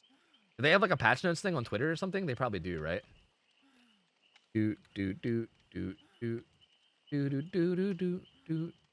Introversial, thanks for the 1 year. Welcome back, dude. Or Bonnie, thanks for the 16 months. Appreciate you guys, man. Thank you. Welcome back in, gamers. Welcome on back in.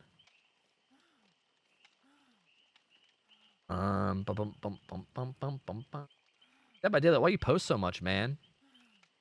Almost like you got a bunch of stuff going on with Nick Cage or something, dude. What is all this?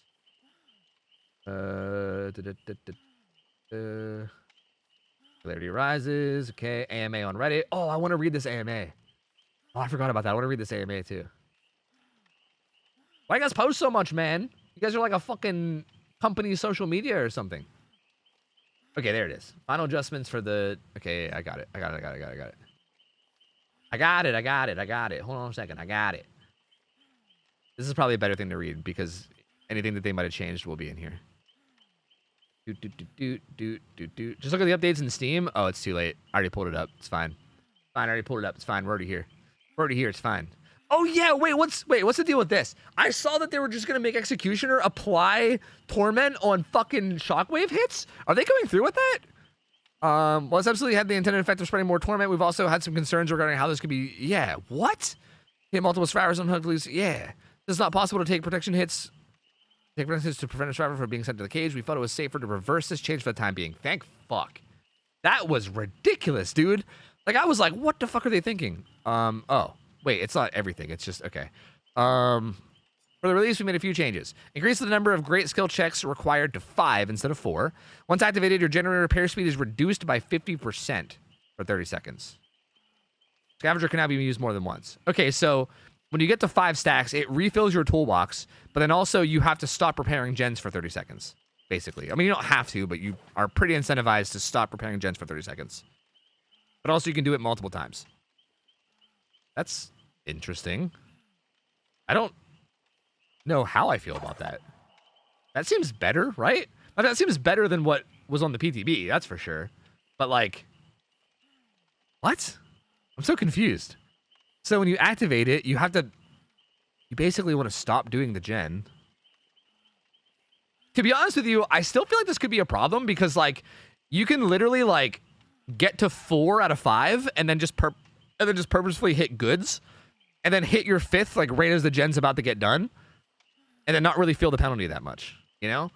But even then, it's still not that big of a deal, right? Then what? You just have a toolbox for the next gen. Like, that's a lot of work just to get, like, another toolbox. Which is still, like, decent, right? But I don't think it's, like, crazy, to be honest. Like, this new reworked one doesn't seem that crazy. You can hit 5 right before going for unhooks heals anyway. Yeah, but that's also very niche, right? Like you have to be in a situation where you're the one that needs to be unhooking, and then also you have to have 4 stacks and then also get a skill check, which is RNG. Like there's so much RNG to get into that situation where it becomes like perfect. Like that doesn't really feel like that situation is going to arise that often. I actually don't think this is going to be. I don't think you're even going to see this perk, to be honest with you. I don't think you're even going to see it. It feels like there's too much RNG that's going to go into this, and I don't think you're even going to see it. Well, actually, brand new parts would probably apply, right? I think a brand new part would probably give you 2 right away. Wait, does a brand new part consume the toolbox? No, it just consumes the add-on, right? I don't ever use fucking busted shit like brand new parts, so I can't remember. But I think brand new parts just consume the add-on and not the toolbox. So yeah, that would probably give you a free 2. I think is there still add-ons that increase the chance for skill checks? I mean, hyperfocus exists. I feel like hyperfocus with this is going to be a no-brainer. Until the toolbox is depleted, BMP doesn't help. Oh, nice. If BMP doesn't help, that's actually nice. Yeah, I don't think this is that bad. I think you like you guys were saying that the first perk was his worst. I mean maybe pre-rework. But I think this rework makes this his worst perk. I don't think this one's that great. This one's like, it seems okay, and I think in certain these situations this could be really good. But I feel like this isn't going to bring consistent value the way the other ones are going to. His other 2 perks are fucking dumb, bro. His other 2 perks are fucking stupid. Have a good weekend. Dude. Like, that one feels like it'll be, like, sometimes really good, and then sometimes it'll just be, like, barely existent. You know what I mean? Yo, Cyber, thanks for the resub. Welcome back. 14 months. Welcome back, dude. Thank you, man. But yeah, dude, Made for This and Troubleshooter are both going to be nuts. I think Troubleshooter, this one might be a little bit sleeper strong. Like, I think people might not realize how good this is. But this is going to be very solid. That's going to be very, very solid. And Made for This, bro, like, that's just the combo of these 2 add-ons. Like, you're actually going to be able to put together a really good chase build. Like, Made for This plus Troubleshooter plus, like, Resilience plus X Exhaustion perk. Dude, like, fucking have fun chasing that motherfucker. Like, Jesus Christ. It's gonna be a nightmare. If it's a good survivor, that's gonna be a fucking 14 nightmare. months, dude. New Age Doom, thanks for the 14 months. Welcome back. Oh, yeah, Alert, too. Yeah, actually, this plus Alert, because you get the aura whenever you, like, when you throw it, and then also whenever you eventually force him to kick it, you see the aura, too. Oh, God, dude, that's gonna be fucking gross, man. That's gonna be so gross. Wow. True, Mock, true. It does help solo queue. I actually like the fact that it helps solo queue. Oh, God, what is this? Is this just every perk? When a survivor finishes the healing action, they suffer from the exhausted status effect. Oh, no, it's like fucking septic touch. Oh, it's crazy. That's interesting. That's not good, but it's not terrible. That's an interesting perk, I guess. When a survivor is put into the dying state by any means, All other survivors standing within 16 meters of range. Wait, this got changed, right? Was that one of the ones that got changed? Oh my god, did they make it stronger? Did they make this stronger? What? Worse than the station because nearby survivors become hindered when a survivor is put in a dying state, making it easier for the killer to switch targets. Well, the BTB this perk has a pretty... What the fuck are they thinking? What? Hindered effect of 20%. 20% hindered. 20%. Isn't Wesker's hinder like 7 or 8? Dude, like the hinder from Wesker feels like you're fucking covered in fucking sludge and you're like trudging through a fucking swamp. And that's like 7% or some shit. 20%, dude? Yeah, 8%. Hey, You're literally gonna be Hope stuck you're in doing fucking well. place, dude. What the fuck? Wow. How long does that last? 10 seconds. Holy fuck. Dude, that's so, like, how do they not see how that's going to be so stupid for camping hooks? Like, you fucking 1-for-1 with the person that's unhooking, and then you just tunnel the guy with their fucking ridiculously slow movement speed. On top of that, even if you worked around the hook stages, it's still just like a slugging perk. Like, dude, Bubba with this perk is going to be ridiculous. Like, imagine Bubba with, like, Eerie Flesh, this perk, and Infectious Fright. Like, dude, you're going to slow everyone down and then fucking fly at them and then refresh your charges? Like, what the fuck? What the fuck, dude? That would be ridiculous. Oni? Yeah, Oni too. Yeah, just any good Oni player with this. Like, this plus Infectious Fright? Yeah, best of luck not dying to fucking Oni, dude. You're fucking dead, brother. You're dead as shit. Wow, I hate that. Kitty. I hate that one a Look lot. at the kitty. Hi, kitty. And then this last one looks like it got meow. changed too. Machine learning. Tofu stream pog. Wait, did I not see what this originally did? Machine learning. While this perk is okay. After performing the damage generator action, this perk activates. While this perk is active, the next generator you damage will be compromised until it's completed. Wait. So you have to kick a gen, and then after you kick a gen, the next gen you kick is compromised until it's completed. The generator is highlighted in yellow. When the compromised generator is completed, you become undetectable and gain 7% haste for 30 seconds. Then the perk deactivates. Oh. So you set like a trap gen almost. If you damage a generator while another generator is compromised, the compromised generator becomes the latest one Look at damaged. this That's kitty. kind of interesting. Look at the kitty. This got Hi, buffed. kitty. Yeah, I can see why. That one doesn't seem meow, too meow. crazy. 4 years. Gross through to. We've updated the haste effect to 10%. In practice, this means a killer will catch up to a spinning survivor upwards of 66% faster. Wow, we love math. Yeah, that one seems cool. I don't know. I like that one. That one's cool. You basically like set a trap. You basically set like a trap gen, essentially. Like you like kick a gen, and then once they finish it, you get like a big boost. It's almost like making a little trap on a gen or something. That's kind of cool. I like that one. That one's kind of neat. Eruption but speed? Yeah, but it's only when they finish it. Like, it's kind of weird because you don't want them to finish it, but also when they finish it, you get it. So, like, it's kind of neat. I feel like there's got to be something with Tinker there, right? Like, Tinker plus this. I don't know what, but there's got to be something there with some kind of a killer. I bet there's something weird you can do. Yeah, Force Hesitation. Like, this perk just seems like meh. This perk seems like it's going to be fun. Force Hesitation is a fucking problem. Like, that is a problem. A lot of these... Dude, 3 out of these 6 perks, I think, are problems. I don't know how I feel about that. I mean, at least... I mean, I guess it's a decent split. We got a Hey, problem Mr. perk for killer, then 2 Glad problem to perk see for your survivors. face. Hope you're feeling well to full of. But I feel like this is going to be an interesting patch when this all comes. Because these two are nuts. This is nuts. Woo! Woo, lordy. Lordy, lord, lord. My only issue is how awkward it is to activate. It'll give you Gen Kick Brain. Yeah, I agree. I mean, it doesn't feel like a viable perk. It doesn't feel like it's actually going to be like a good meta perk. It feels like more like one of the... It feels like something like Dark Devotion, where you like purposefully have like a fun build based around it, where you're not really trying to win.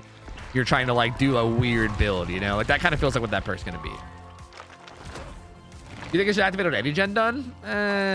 Probably not. I mean, it probably could, and it wouldn't even be a problem, though, right? Probably.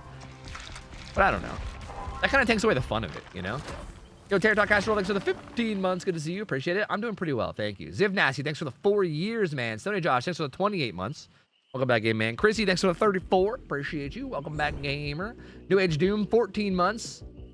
I think it's everybody I missed. Thank you guys, man. Let me get this fucking stuff away so it'll go away.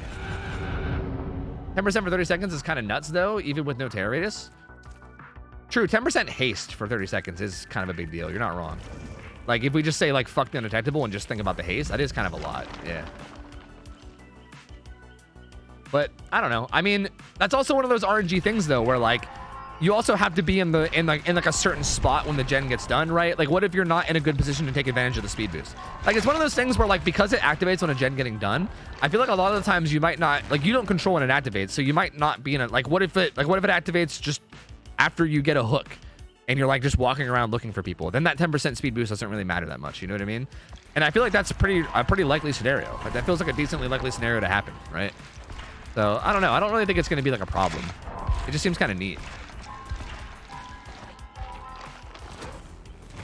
Look at this kitty. I don't know if I've been asked this a million times, but how is the surgery and recovery going? Pretty good, man. Pretty good. The surgery went well. If you guys want to know what I got, I actually found out the actual procedure that I got. It's called a ladder J, or a ladder J. I think it's ladder J. I think it's French. Ladder J. It's like LATARJET. Ladder J. They basically like fucking took a piece of bone from my shoulder and then like put it into like the other spot on my shoulder, and they did some fucked up shit in there, dude. They did some fucky shit all up in there, but it went well. The surgeon said that like the x-rays, everything looked good, and he's happy with the result of it, and recovery's going pretty well too. So at this point I'm kind of just waiting to recover. I'm waiting to be able to take off my sling and be able to actually use my arm again. Just a matter of time now, you know. Ladder J, that's right. Ladder J Saints, yeah, you get it. It's Ladder J Bristow procedure. Yeah, there you go. Yeah, there you go. Yeah. If you want to actually go see what the fuck they did to me, it's pretty fucky, dude. It's pretty intimidating looking and sounding.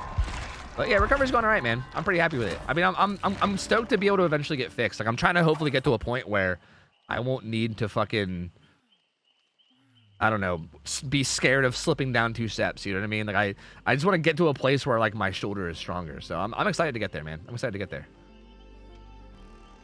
If you're playing a killer with no mobility, you'll appreciate any move speed at all. Yeah, but it's not worth one of your 4 perk slots.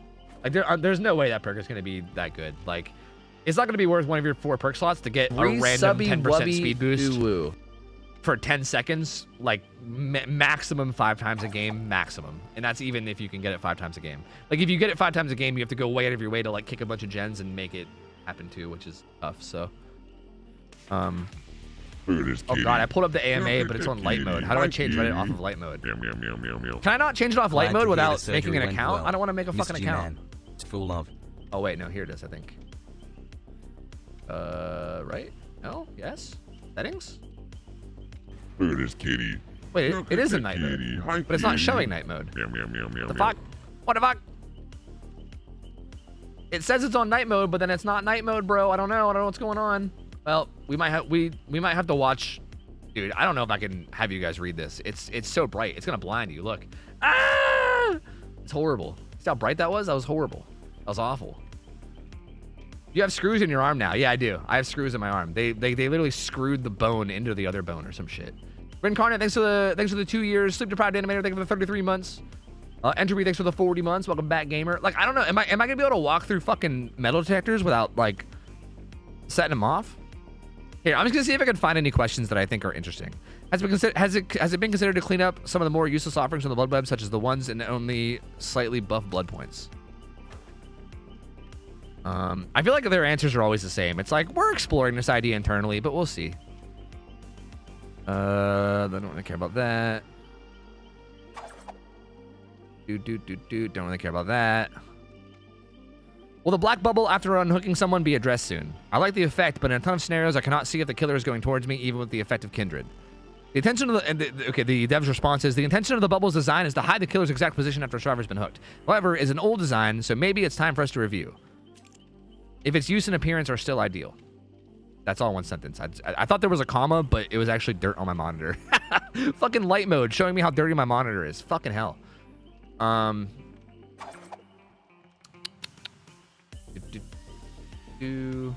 Any plans to rework Freddy? They said, I can't give any super secret details, but I can tell you that he's on our radar.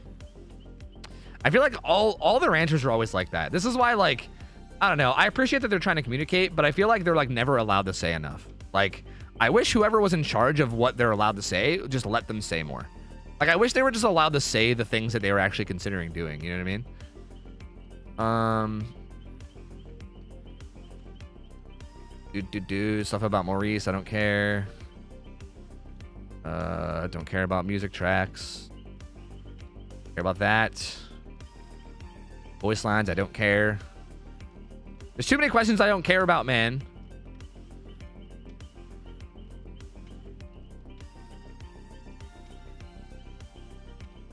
They talk about the humanoid thing. Someone asked about the humanoid thing. They said in the past, the team has stated there'd only be humanoid killers, but with all the addition of blah, blah, blah, basically just asked about the humanoid thing. They said, well, I'm not saying this is a lie, but the fact that we said we would only do humanoid was not a design philosophy, but more because of technical/scope limitations at that time. If you've been with us for a while, you probably remember us saying we'd put Christine the car and Cujo the dog in DBD if we could. I do remember that. Every worthy, bloodthirsty creature has a space in the world of the entity. So what allowed us to do so? We leveled up. The team is bigger, more experienced. That's cool. So I guess it wasn't that they intended not to do that. They just couldn't at the time, and now they maybe can. That's kind of cool. Cool. So cool. We don't. Oh yeah, that actually is you, Crackle Dangle. Yeah, that's your name, all right. That's certainly your name, all right. That's cool, man. That's cool that they actually can do that now. Is it possible to get new Moris for killers as a customizable option, not just tied to a skin? And then it just says cries and backlog. Hire more animators, bro. I don't know, man. Look, I'm not a math guy. I'm not a numbers guy. I'm not a fucking business executive. But I feel like whatever you're gonna pay the like extra few animators that you add is probably gonna make the money back like fucking like threefold if you just make customizable Moris and then sell them in the shop.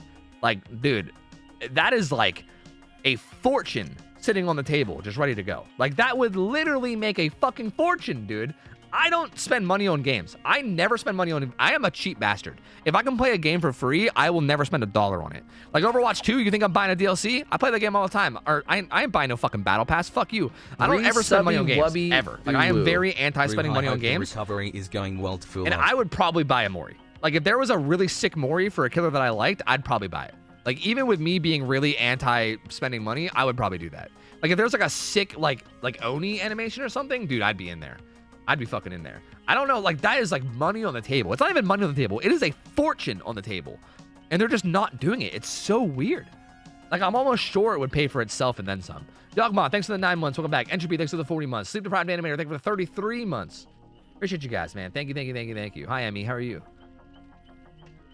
Tofu's the man who didn't spend money on Ray when they sponsored him multiple times. True.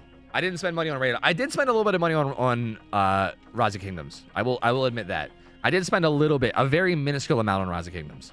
And even that, I regretted because I ended up just quitting it like a few weeks later. I was like, dude, I play this game all the time, like all day, every day. I can afford to spend a little bit on it. Why not? Like, I've got so much hours out of it, I might as well. And then literally like a couple weeks after I spent money, I just quit. So even that was dumb. I shouldn't have done that either. I should have known. That's why the last time I'm going to spend money now for years. I'm probably not going to spend money for like another like 10 years now because that was my one mistake and now I regret it. Has there ever been any thoughts on adding alternate... Guys, I'm just going to capture it even if it's bright, all right? I'm sorry. Your eyes are going to have to adjust. Has there ever been any thoughts on adding alternate game modes or queues? Of course, this would be a mass undertaking, but I'm curious if it's ever been given any real thought. A ranked mode or a mode with different rules like draft picking perks would honestly be really cool to see. It's an idea that's always been in the back of our minds. You can confirm this is something we're actively prototyping. We plan on starting small and doing game modes as limited time modes and building up from there. That's cool. Like, this is this is actually good info. This is one of those things where like I'm always like, wow, they guys, it's on dark mode. It says that it's on dark mode. It's just not working. Subby wubby. Anyway, Hey Tofu, always love the content, man. This is actually cool. Like the fact that they can confirm that they did, or the fact that they can confirm that they are prototyping it is actually a lot of info. Like, they're not just like, yeah, we've thought about it. They're like, yeah, no, we're actively prototyping it. Like, we're literally doing it. That's really, really cool. Oh wait, that's not even it. But yeah, this one. Yeah. That's cool, man. That's really cool. I'm gonna be honest, I don't care about art stuff.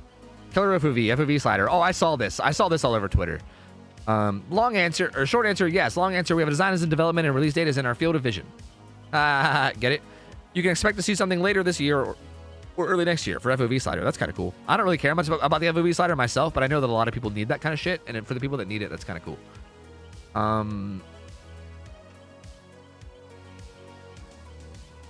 The pods were in the concept from the beginning. Originally, the killer had two mechanics you could use, one involving shooting the pods to teleport to survivors, and the other one to allow it to shoot survivors to teleport them to its location. Ultimately, it was deemed exceedingly disorienting for the survivor side, so we removed it. Yeah, that does seem like seems like teleporting the survivor to the killer would get a bit. Tofu. We missed ya. Ooh, the Skull Merchant is a polarizing character currently. Are you happy with how Skull Merchant turned out? Do you plan on any revisions with her? I love how this is. Dude, whoever Craig Brand 97 is, good job, dude. Good job. This is a very polite and professional way to say, dude, Skull Merchant is fucking miserable, bro. Everyone hates her. Everyone hates her. Like, are you happy that everybody hates her? Like, do you realize? Like, do you regret? Like, that's like Craig managed to say that in like a polite, professional. Good shit, Craig. Good shit. Honestly, my boy Craig Brand. Love to see it. Skull Merchant has problems on live. We're very aware of that. We feel the killer is fun and interesting in general, but there are some unfortunate playstyles that make her kit frustrating to play against. Two things to say here. One, she is getting an update. We are currently trying to determine when that can go out. Stay tuned. Two, her most impressive games tend towards the 3-gen strategy. This is problematic in our game as a whole, but especially against certain killers, Skull Merchant being the most egregious. We're currently working on a systematic solution to deal with 3-gen games, which will also help with playing against the Skull Merchant. To be honest with you, I actually don't think the 3-gen strategy is actually the part of her kit that's a problem anymore. I think them nerfing Call of Brian actually killed 3-genning pretty well. I think more of the issue now is the fact that her power is kind of just like throw it down and forget it.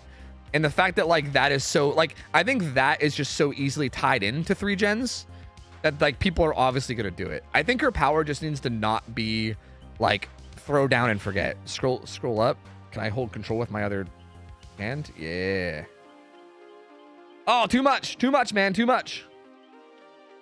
Like, I think her power just needs to not be like throw a thing and then forget it. I can't do dark mode. I tried to do dark mode. It didn't work. Glad to see you well. Like, I literally have it set to dark mode, guys. It's set to night mode. It's just not working. And I don't want to make a Reddit account just to fix it. I can probably fix it if I make a Reddit account, but fuck that shit. Look at this kitty. Look at that kitty. Hi, kitty.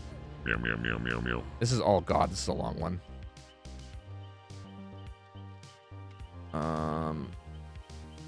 Looking for divisional ways to let Pyramid Head apply Torment. This would lead me to believe that the balance team has been looking to do certain buff certain elements of Pyramid Head's kit.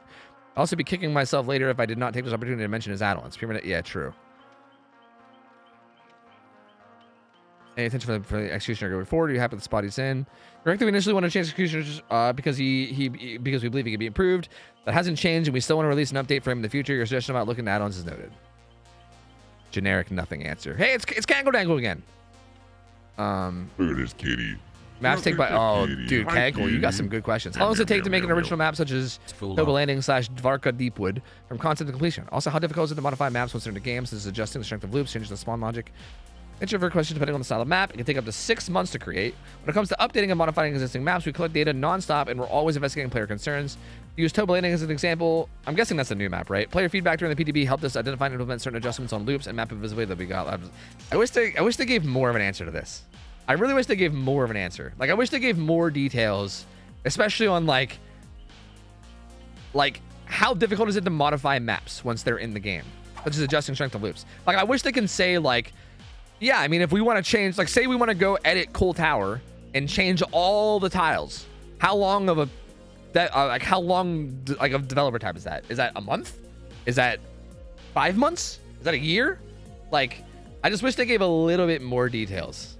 Like, they're basically just saying like, oh yeah, I mean, like, they didn't even give an answer at all. They just said, oh yeah, we just collect data and we're looking out for stuff. That's it. They didn't say like how difficult it is. They just said, oh yeah, we're looking at stuff. So, you need a nothing answer button like Scott had? Yeah, so many of these are nothing answers, yeah. But again, a lot of it probably comes from them not being allowed to say things, but it still sucks, you know what I mean? Like, I don't blame the actual people themselves, because they're probably just only allowed to say so much. Will there be a shift away from relying on pure statistics and instead listening to experienced players, more qualitative feedback in general? The statistics-based approach for balancing has been a huge pain point for the past 7 years. While data is crucial in balancing in general, it's not suitable for player or feedback design. Our approach to balancing is a bit more complicated than this. And I can say it does not solely rest on game design. Sorry, it does not solely rest on game design. What does that mean?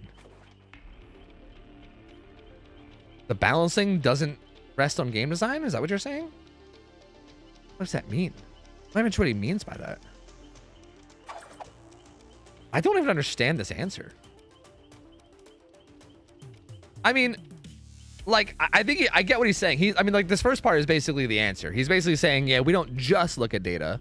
I do think they maybe look at data a little too much, but they're basically saying we don't just look at data. But then I don't even understand what he's trying to say on the second one. That's kind of strange. That's very strange. You guys do something like a shirt related to Puppers in honor of him and what he brought to the DBD community. Yeah, man. I know he has a charm, but I would love to see something more. Puppers Basket was a huge launch for the whole community. Dude, this is so sad. I hate this, man. I hate this whole situation. Like, it's been... Like, I remember when I first heard about puppers getting diagnosed, like, years ago, dude. Like, I mean, if you know anything about the disease, you kind of just knew what was coming. But fuck, dude. It's been so rough. And it's so fucking depressing, man. I don't even want to get into it because I don't want to get all emotional, but... That shit sucks. I hope they do something more for him. Like the charm is cool, but they can do something more for him, and I don't think anybody would be upset. Like come on, man. Anyway,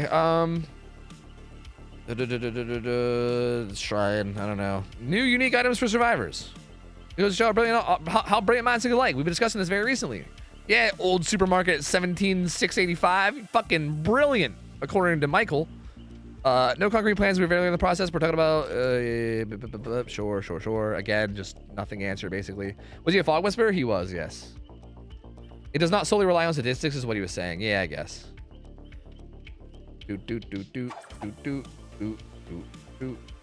Later on, they explain their approach to balancing is a mix of data, how well it fits their original intent, and player feedback. Okay.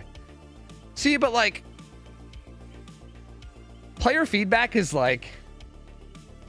There's no way for me to say this without being an asshole. So I'm just going to be an asshole. Player feedback doesn't make me feel well because a lot of DVD players are fucking stupid and don't know the game. I shouldn't say they're stupid. They're just ignorant. They don't know the game as well as they think they do. There's a lot of people in DVD that are very, very, very confident that they know everything about the game and that their opinions are like fact, when in reality, they don't know anything. And they're very like inexperienced and ignorant but they'll like speak about things with their full fucking chest, you know what I mean? And be very confident in their opinions that they have, even when they're fucking terrible. Like, it is stupidity because I think a not stupid person would realize, like, for instance, with me, like if I'm giving an opinion on Overwatch, I will give an opinion and then go, but that being said, I'm fucking bad at the game, and who fucking knows, this opinion could probably be nothing. I would instead listen to the people that are good. You know what I mean? Like, I'm not in a place in Overwatch where I'm gonna fucking be making big statements on balance because I'm fucking terrible at that game. I'm like a plat player. I can't make balance statements. I don't fucking know, right? So I feel like I do agree that it is stupid. Like, if you're not a great player, you need to be able to recognize that and know that you're not like I think it's okay to give feedback, but like to be so like adamantly like.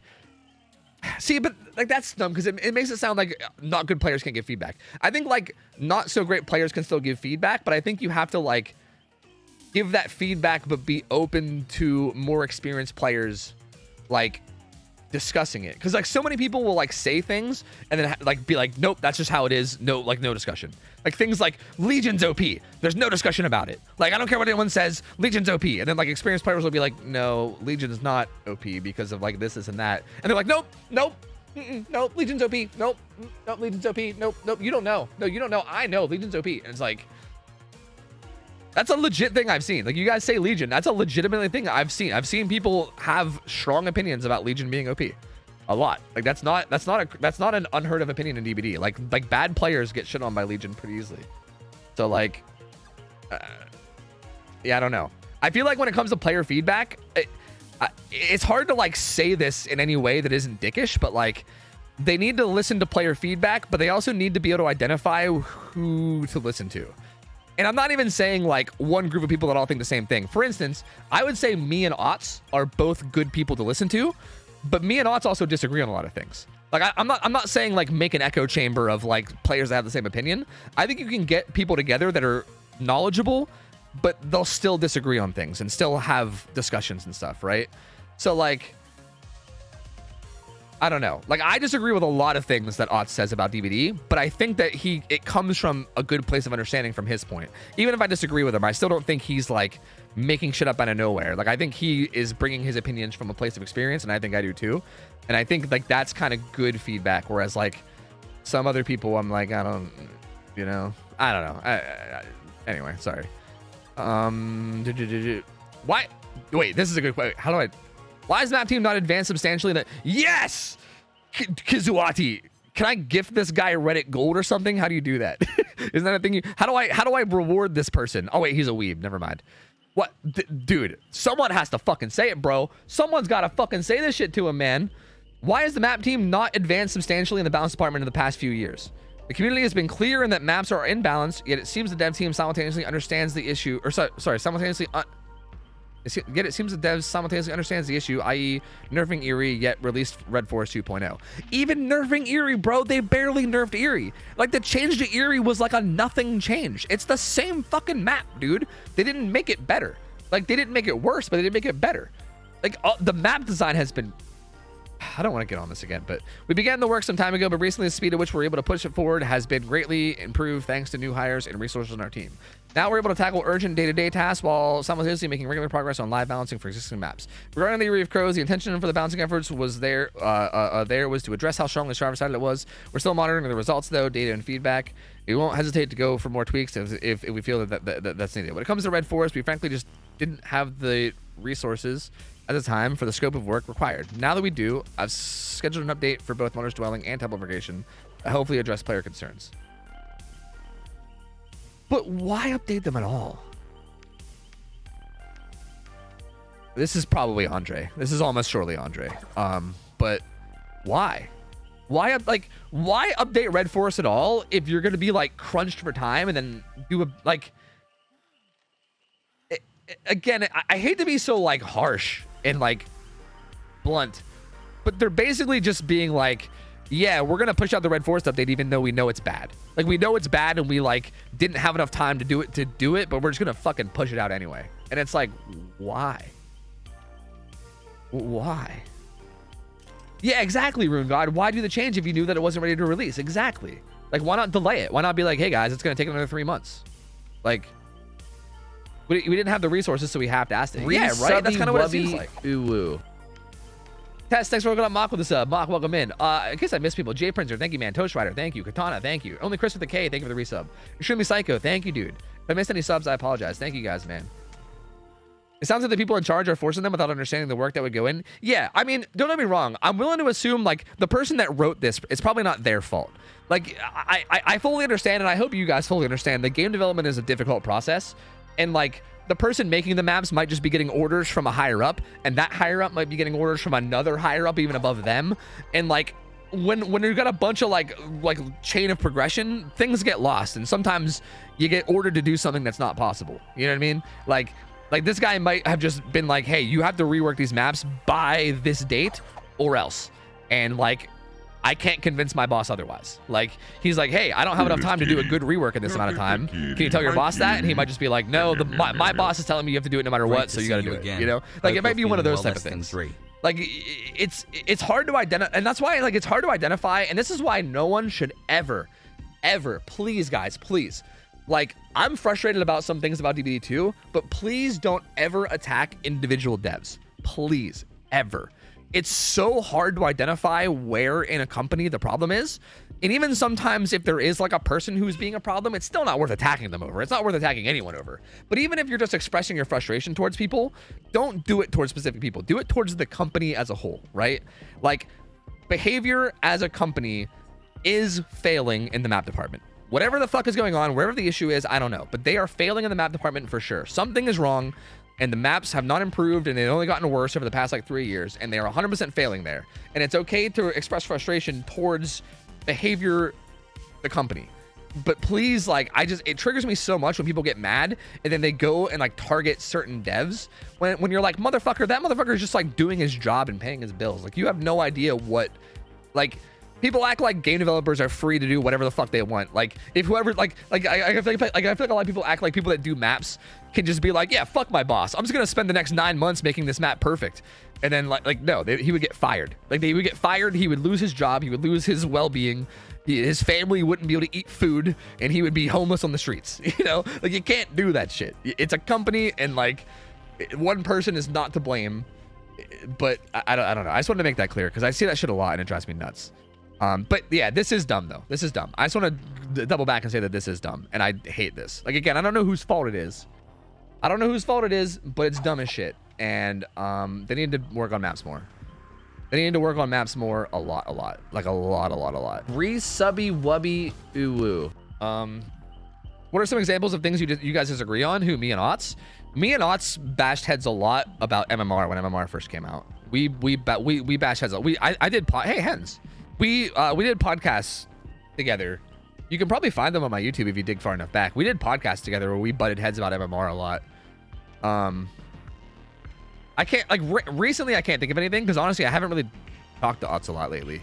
I haven't really been involved with the DVD community at all. I don't really know Ots' opinions on anything these days. I've been kind of out of tune with DVD for a while now. I've been kind of just doing my own thing and kind of ignoring everybody. So honestly, these days, I don't know. But I know historically in the past we have. I'm curious to see what he asked. Happy with Trapper's kill rate. Last time we heard Trapper was a kill with the lowest kill rate of both charts shown, normal and top 5. Does it mean the other killers are killing too much, or is Trapper supposed to have the lowest kill rate overall?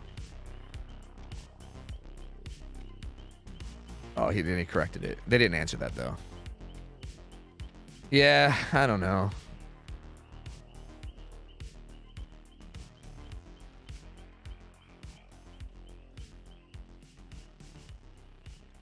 I'm gonna be honest with you. I didn't even know Ace was Argentinian.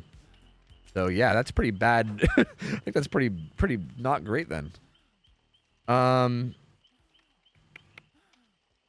Yeah, I don't know, man. I feel like none of these answers really.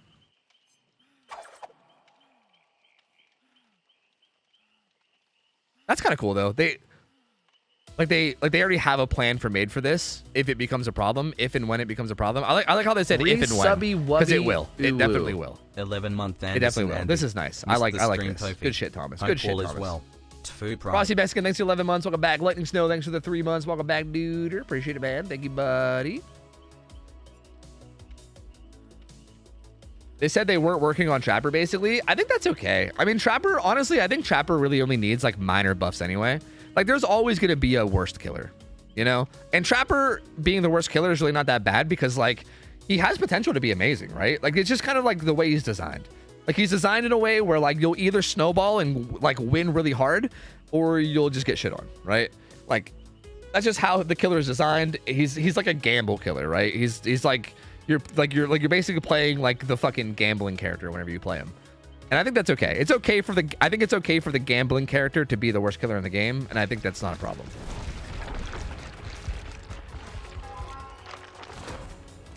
Ots did actually say that Blight's add-ons are fine, so you disagree there. Did he actually say that? There's no way he actually said that, right? That's gotta be some kind of misquoting. That's gotta be, dude. There's no way. I do disagree with Ots on some shit, but there ain't no fucking way he said that shit. Heavily implied? Huh. I guess I'd have to see it. They said Trapper will get a small update when the bearskin launches. Yeah, I think that's all he needs. I think all he needs is a small update. I don't think he needs much.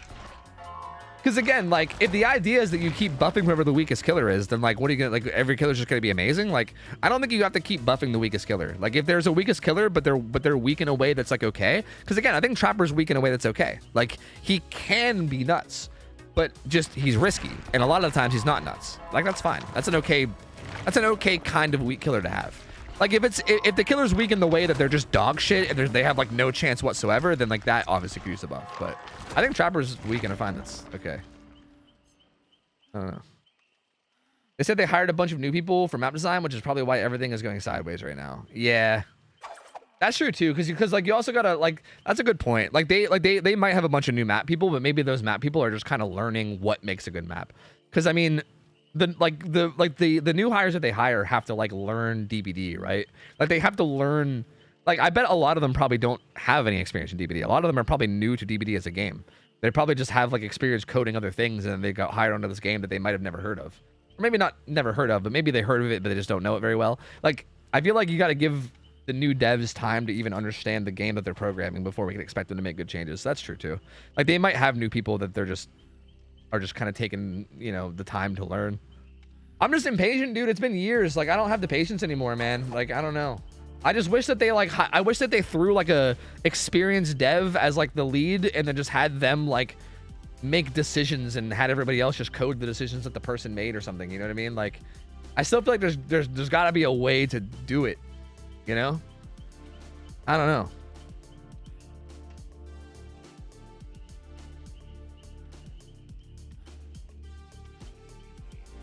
Have we talked about Nick Cage? Oh, I don't know much about Nick Cage. I mean, I don't know actors and actresses, so I don't know. You guys know that. I like know Nick Cage's name, but I literally can't even recall anything I've ever watched that Nick Cage has been in. Like, I probably have seen things with Nick Cage in it, but I just can't recall. So, like, I mean, the fact that apparently he's like a living meme or something. I don't know. That's apparently a thing. Let me see. What's he been in? Nothing I've seen.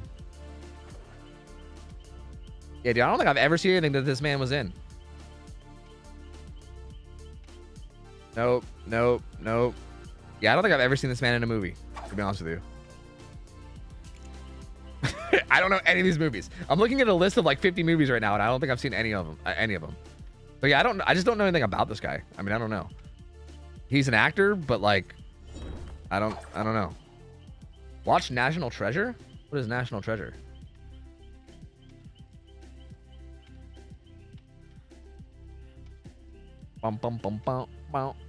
This guy. What, you guys are at what? Is he like fucking God? I don't understand. What do you mean this guy? I've literally seen this guy's face like twice, and I've heard his name a couple of times, and that's all I know. He's not someone I know really at all. I don't watch his shit. But apparently he's like a living meme or something. I don't know, dude. The fact that they're adding any like they could add any like celebrity to the game, and I think it's a good thing. Like I think that's nothing but a good thing no matter what, right?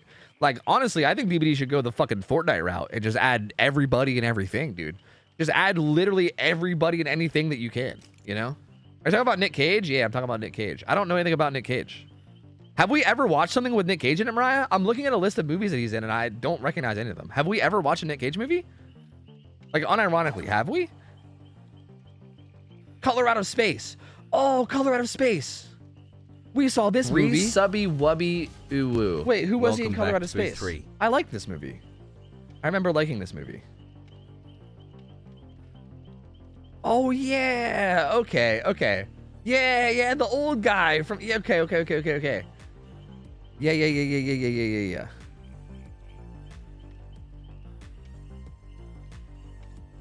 All right, well, that's probably the only thing I know him from then. Christine, thanks for the resub, 11 months. Welcome back, buddy. Appreciate it, dude. Thank you. Ariana Grande as a survivor. Dude, seriously, yeah, add everybody, man.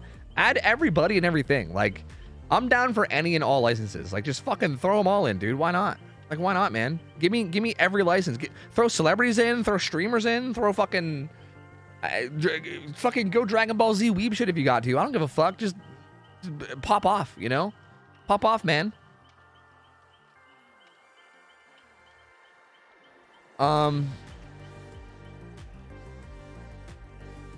Shit, I think I'm out of stuff to do and say. I think I might be getting ready to end soon, boys. I mean, I don't think I'm gonna play, because like I was gonna end at some point in the next like hour, but I think I'm like running out of stuff to talk about, right? I think we talked about everything.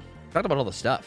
Was there anything more important that I missed? New Killer, Texas Chainsaw Massacre, AMA, new perks. We're watching National Treasure. Okay. I saw Nick Cage's Ghost Rider movie in theaters with my Faja right before he abandoned me forever. Wow, that's depressing. Yeah!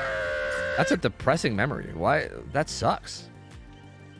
Yo, VG Man, 25 gift subs. You crazy fuck. Thank you, dude. Welcome in all the new welcome in all the new subs. Thank you, man. I appreciate it a lot. That's crazy kind of you, dude. That's a lot of fucking dollar dues, dude. Thank you so much. I'm gonna consider that a late birthday present. Thank you, man. I appreciate you, dude. Very, very kind, man. Thank you. You talking about VHS getting shut down? I saw that. Yeah, VHS is getting shut down in 3 months, which is not surprising. To be honest, I'm not happy about it. I like the devs of VHS. Like, it sucks to see. Like, I'm somebody, I respect game developers a lot, and I never want to see a game fail. But I would be lying to you if there wasn't like a little part of me deep down inside that like is kind of like singing and dancing towards all the people that were being annoying about VHS. Towards the people. Again, I hate to see any game die out. Like, I mean, like, I know that the game developers that worked on that probably worked hard, and they probably had a lot of passion, and they probably cared a lot about it, and it probably sucks for them to have their project die out like that, you know?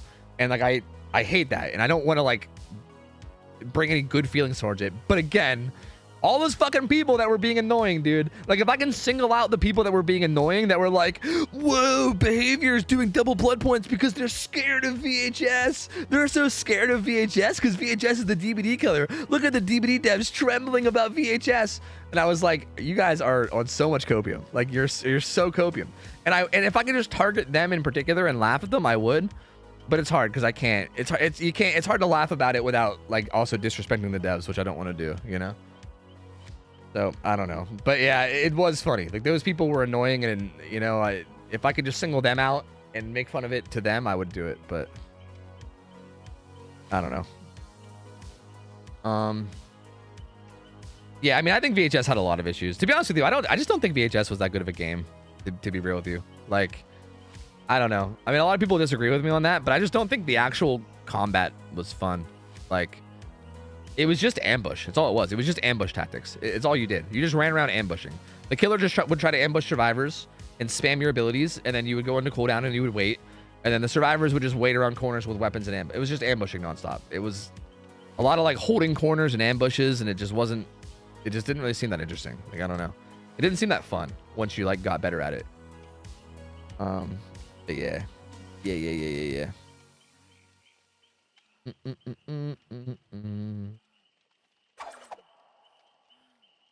But Tofu, DVD's dying. I mean, people have been saying it for 2 years now, dude. People have been saying it for like 4 years now, man. 5, 6 years. I feel like people have been saying the DVD is dying literally since, like, for amazing content as always. The dawn of you time. And the community are amazing. Full loved. Basically, the only time that people weren't saying that was whenever the game was, like, super popping off, like right when, like, Nemesis got released. That was probably the only time that people weren't saying it. I think any other time other than that, and people were probably saying that the game was dying. Because that is just, like, one of those constant fucking things that people go on and on and on about. What are you doing? I think I'm ending. I'm getting ready to end. I was just finding somebody to raid just now. I think I'm ending. I don't want to play games or anything. I just wanted to, like, hang out and talk to you guys for a little bit before I ended, and I feel like we had a good little discussion. So yeah. It's about to be year 6. No, it's about to be year 7. Izzy, thanks for the resub. Welcome back. 49 months. Thank you. And yo, I appreciate it. Thank you. It's good to be back. I missed you guys. I appreciate the support. Thank you. We will raid. Yes, we will raid. This guy's been live for 7 hours, but his title is fixing my sleep schedule. So this will either be one of those, like, oh, I was about to end, fuck, or it might be one of those, like, hell yeah, I'm staying up for like 24 hours fixing my schedule, so fuck yeah. Like, it might be one or the other. I don't know. So we'll see. I'm not sure. What the fuck? What the hell just happened? What the fuck just happened? V! Happy $100, V. By the way, you can't pull a fast one on me. I saw that fucking 100 you gave like a week ago. All right, I seen that shit. No, you can't pull fast ones on me, man. All right. So I'm gonna say thank you for $200. I appreciate it. Thank you. I appreciate you, V. Thank you so much for all the support as always. You've always given me throughout the years. I appreciate you lots. Thank you. I appreciate you, homie. Thank you. And guys, thank you for the birthday wishes. I wanted to stream yesterday, but it just kind of didn't allow it. Life didn't allow it, but I do appreciate all the happy birthdays and everything. Thank you guys. I appreciate it. It's about to be year 8. We're finishing year 7. Oh yeah, that's true. It's about to be year 8. Yeesh. Okay, guys, I'm rating somebody. His name is FreeKill1999. Name is John, right? I know Swish always calls him by his first name, which I think is John. But Freekill is a dude, Tweedledope, 25 gift subs. Jesus Christ, brother. Thank you guys, man. You guys are gonna make it hard to end. What is this? How the fuck am I supposed to leave when all this shit's going on? My lord, Tweedledope, thank you for 25 subs, you crazy fucker. Thank you, dude. Thank you. Too kind, man. You guys are way too kind. As always, Tweedledope. You generous fucker. I appreciate you, man. Freekill, anyway, he's a really good dude. I fucking scammed him. And I'd do it again too. The captain, I think, of Instadodge, which is like the OG comp team. Like, if you guys are like into like the comp style stuff, Freekill is like one of like the, I would say, like, founders of comp DVD. Like, he was on like one of the first ever like big teams Instadodge. I think he still dabbles in comp, but he doesn't play it a whole lot anymore. I think he kind of just has fun in pub games these days. But he's a super wholesome dude. Freekill is like one of the most wholesome people I know. He's really fucking good at the game, and he's just a really wholesome, good dude who has been around the DBD community for a really long time, and I'm happy to be able to actually show him some support because he definitely deserves it. Tess, thank you for the 5 subs as well. I appreciate you. Thank you. Thank you. Hat burf am dumb. I said am dumb instead of done. You said done, not dumb. I'm dumb. Guys, go hang out with Freekill. I'm gonna get out of here. You guys can go chill with him. I will be back tomorrow. Sorry, I won't be back tomorrow. Tomorrow's Saturday. Tomorrow's my day off. I won't be back tomorrow. I'll be back Sunday, guys. I'll be back Sunday with more scrims. Sunday will be this part of the schedule. That bottom half on the left side, that's gonna be Sunday. Chads versus Overcome, OK Booners versus Big Booty Blights, DC on first down versus Absolute Chaos. That's all happening on Sunday. So there will be another scrim night Saturday another scrim night Sunday, and then on Monday we'll get back to like whatever our regular streams are going to be. I don't even know what it's going to be yet, but we'll find out. Go hit him with a get rated. This is hard to type. Debated. Okay, there we go. Typing is hard one-handed. Go hit him with that, and I'll be back on Sunday. I love you guys. Hope you guys have an awesome rest of your weekend. It was good to see you guys again, and yeah, that's it for me. I'll catch you guys on Sunday. Have a good weekend, guys. I'm out of here. I'll take care. See ya. I'm out of here. See ya. See ya.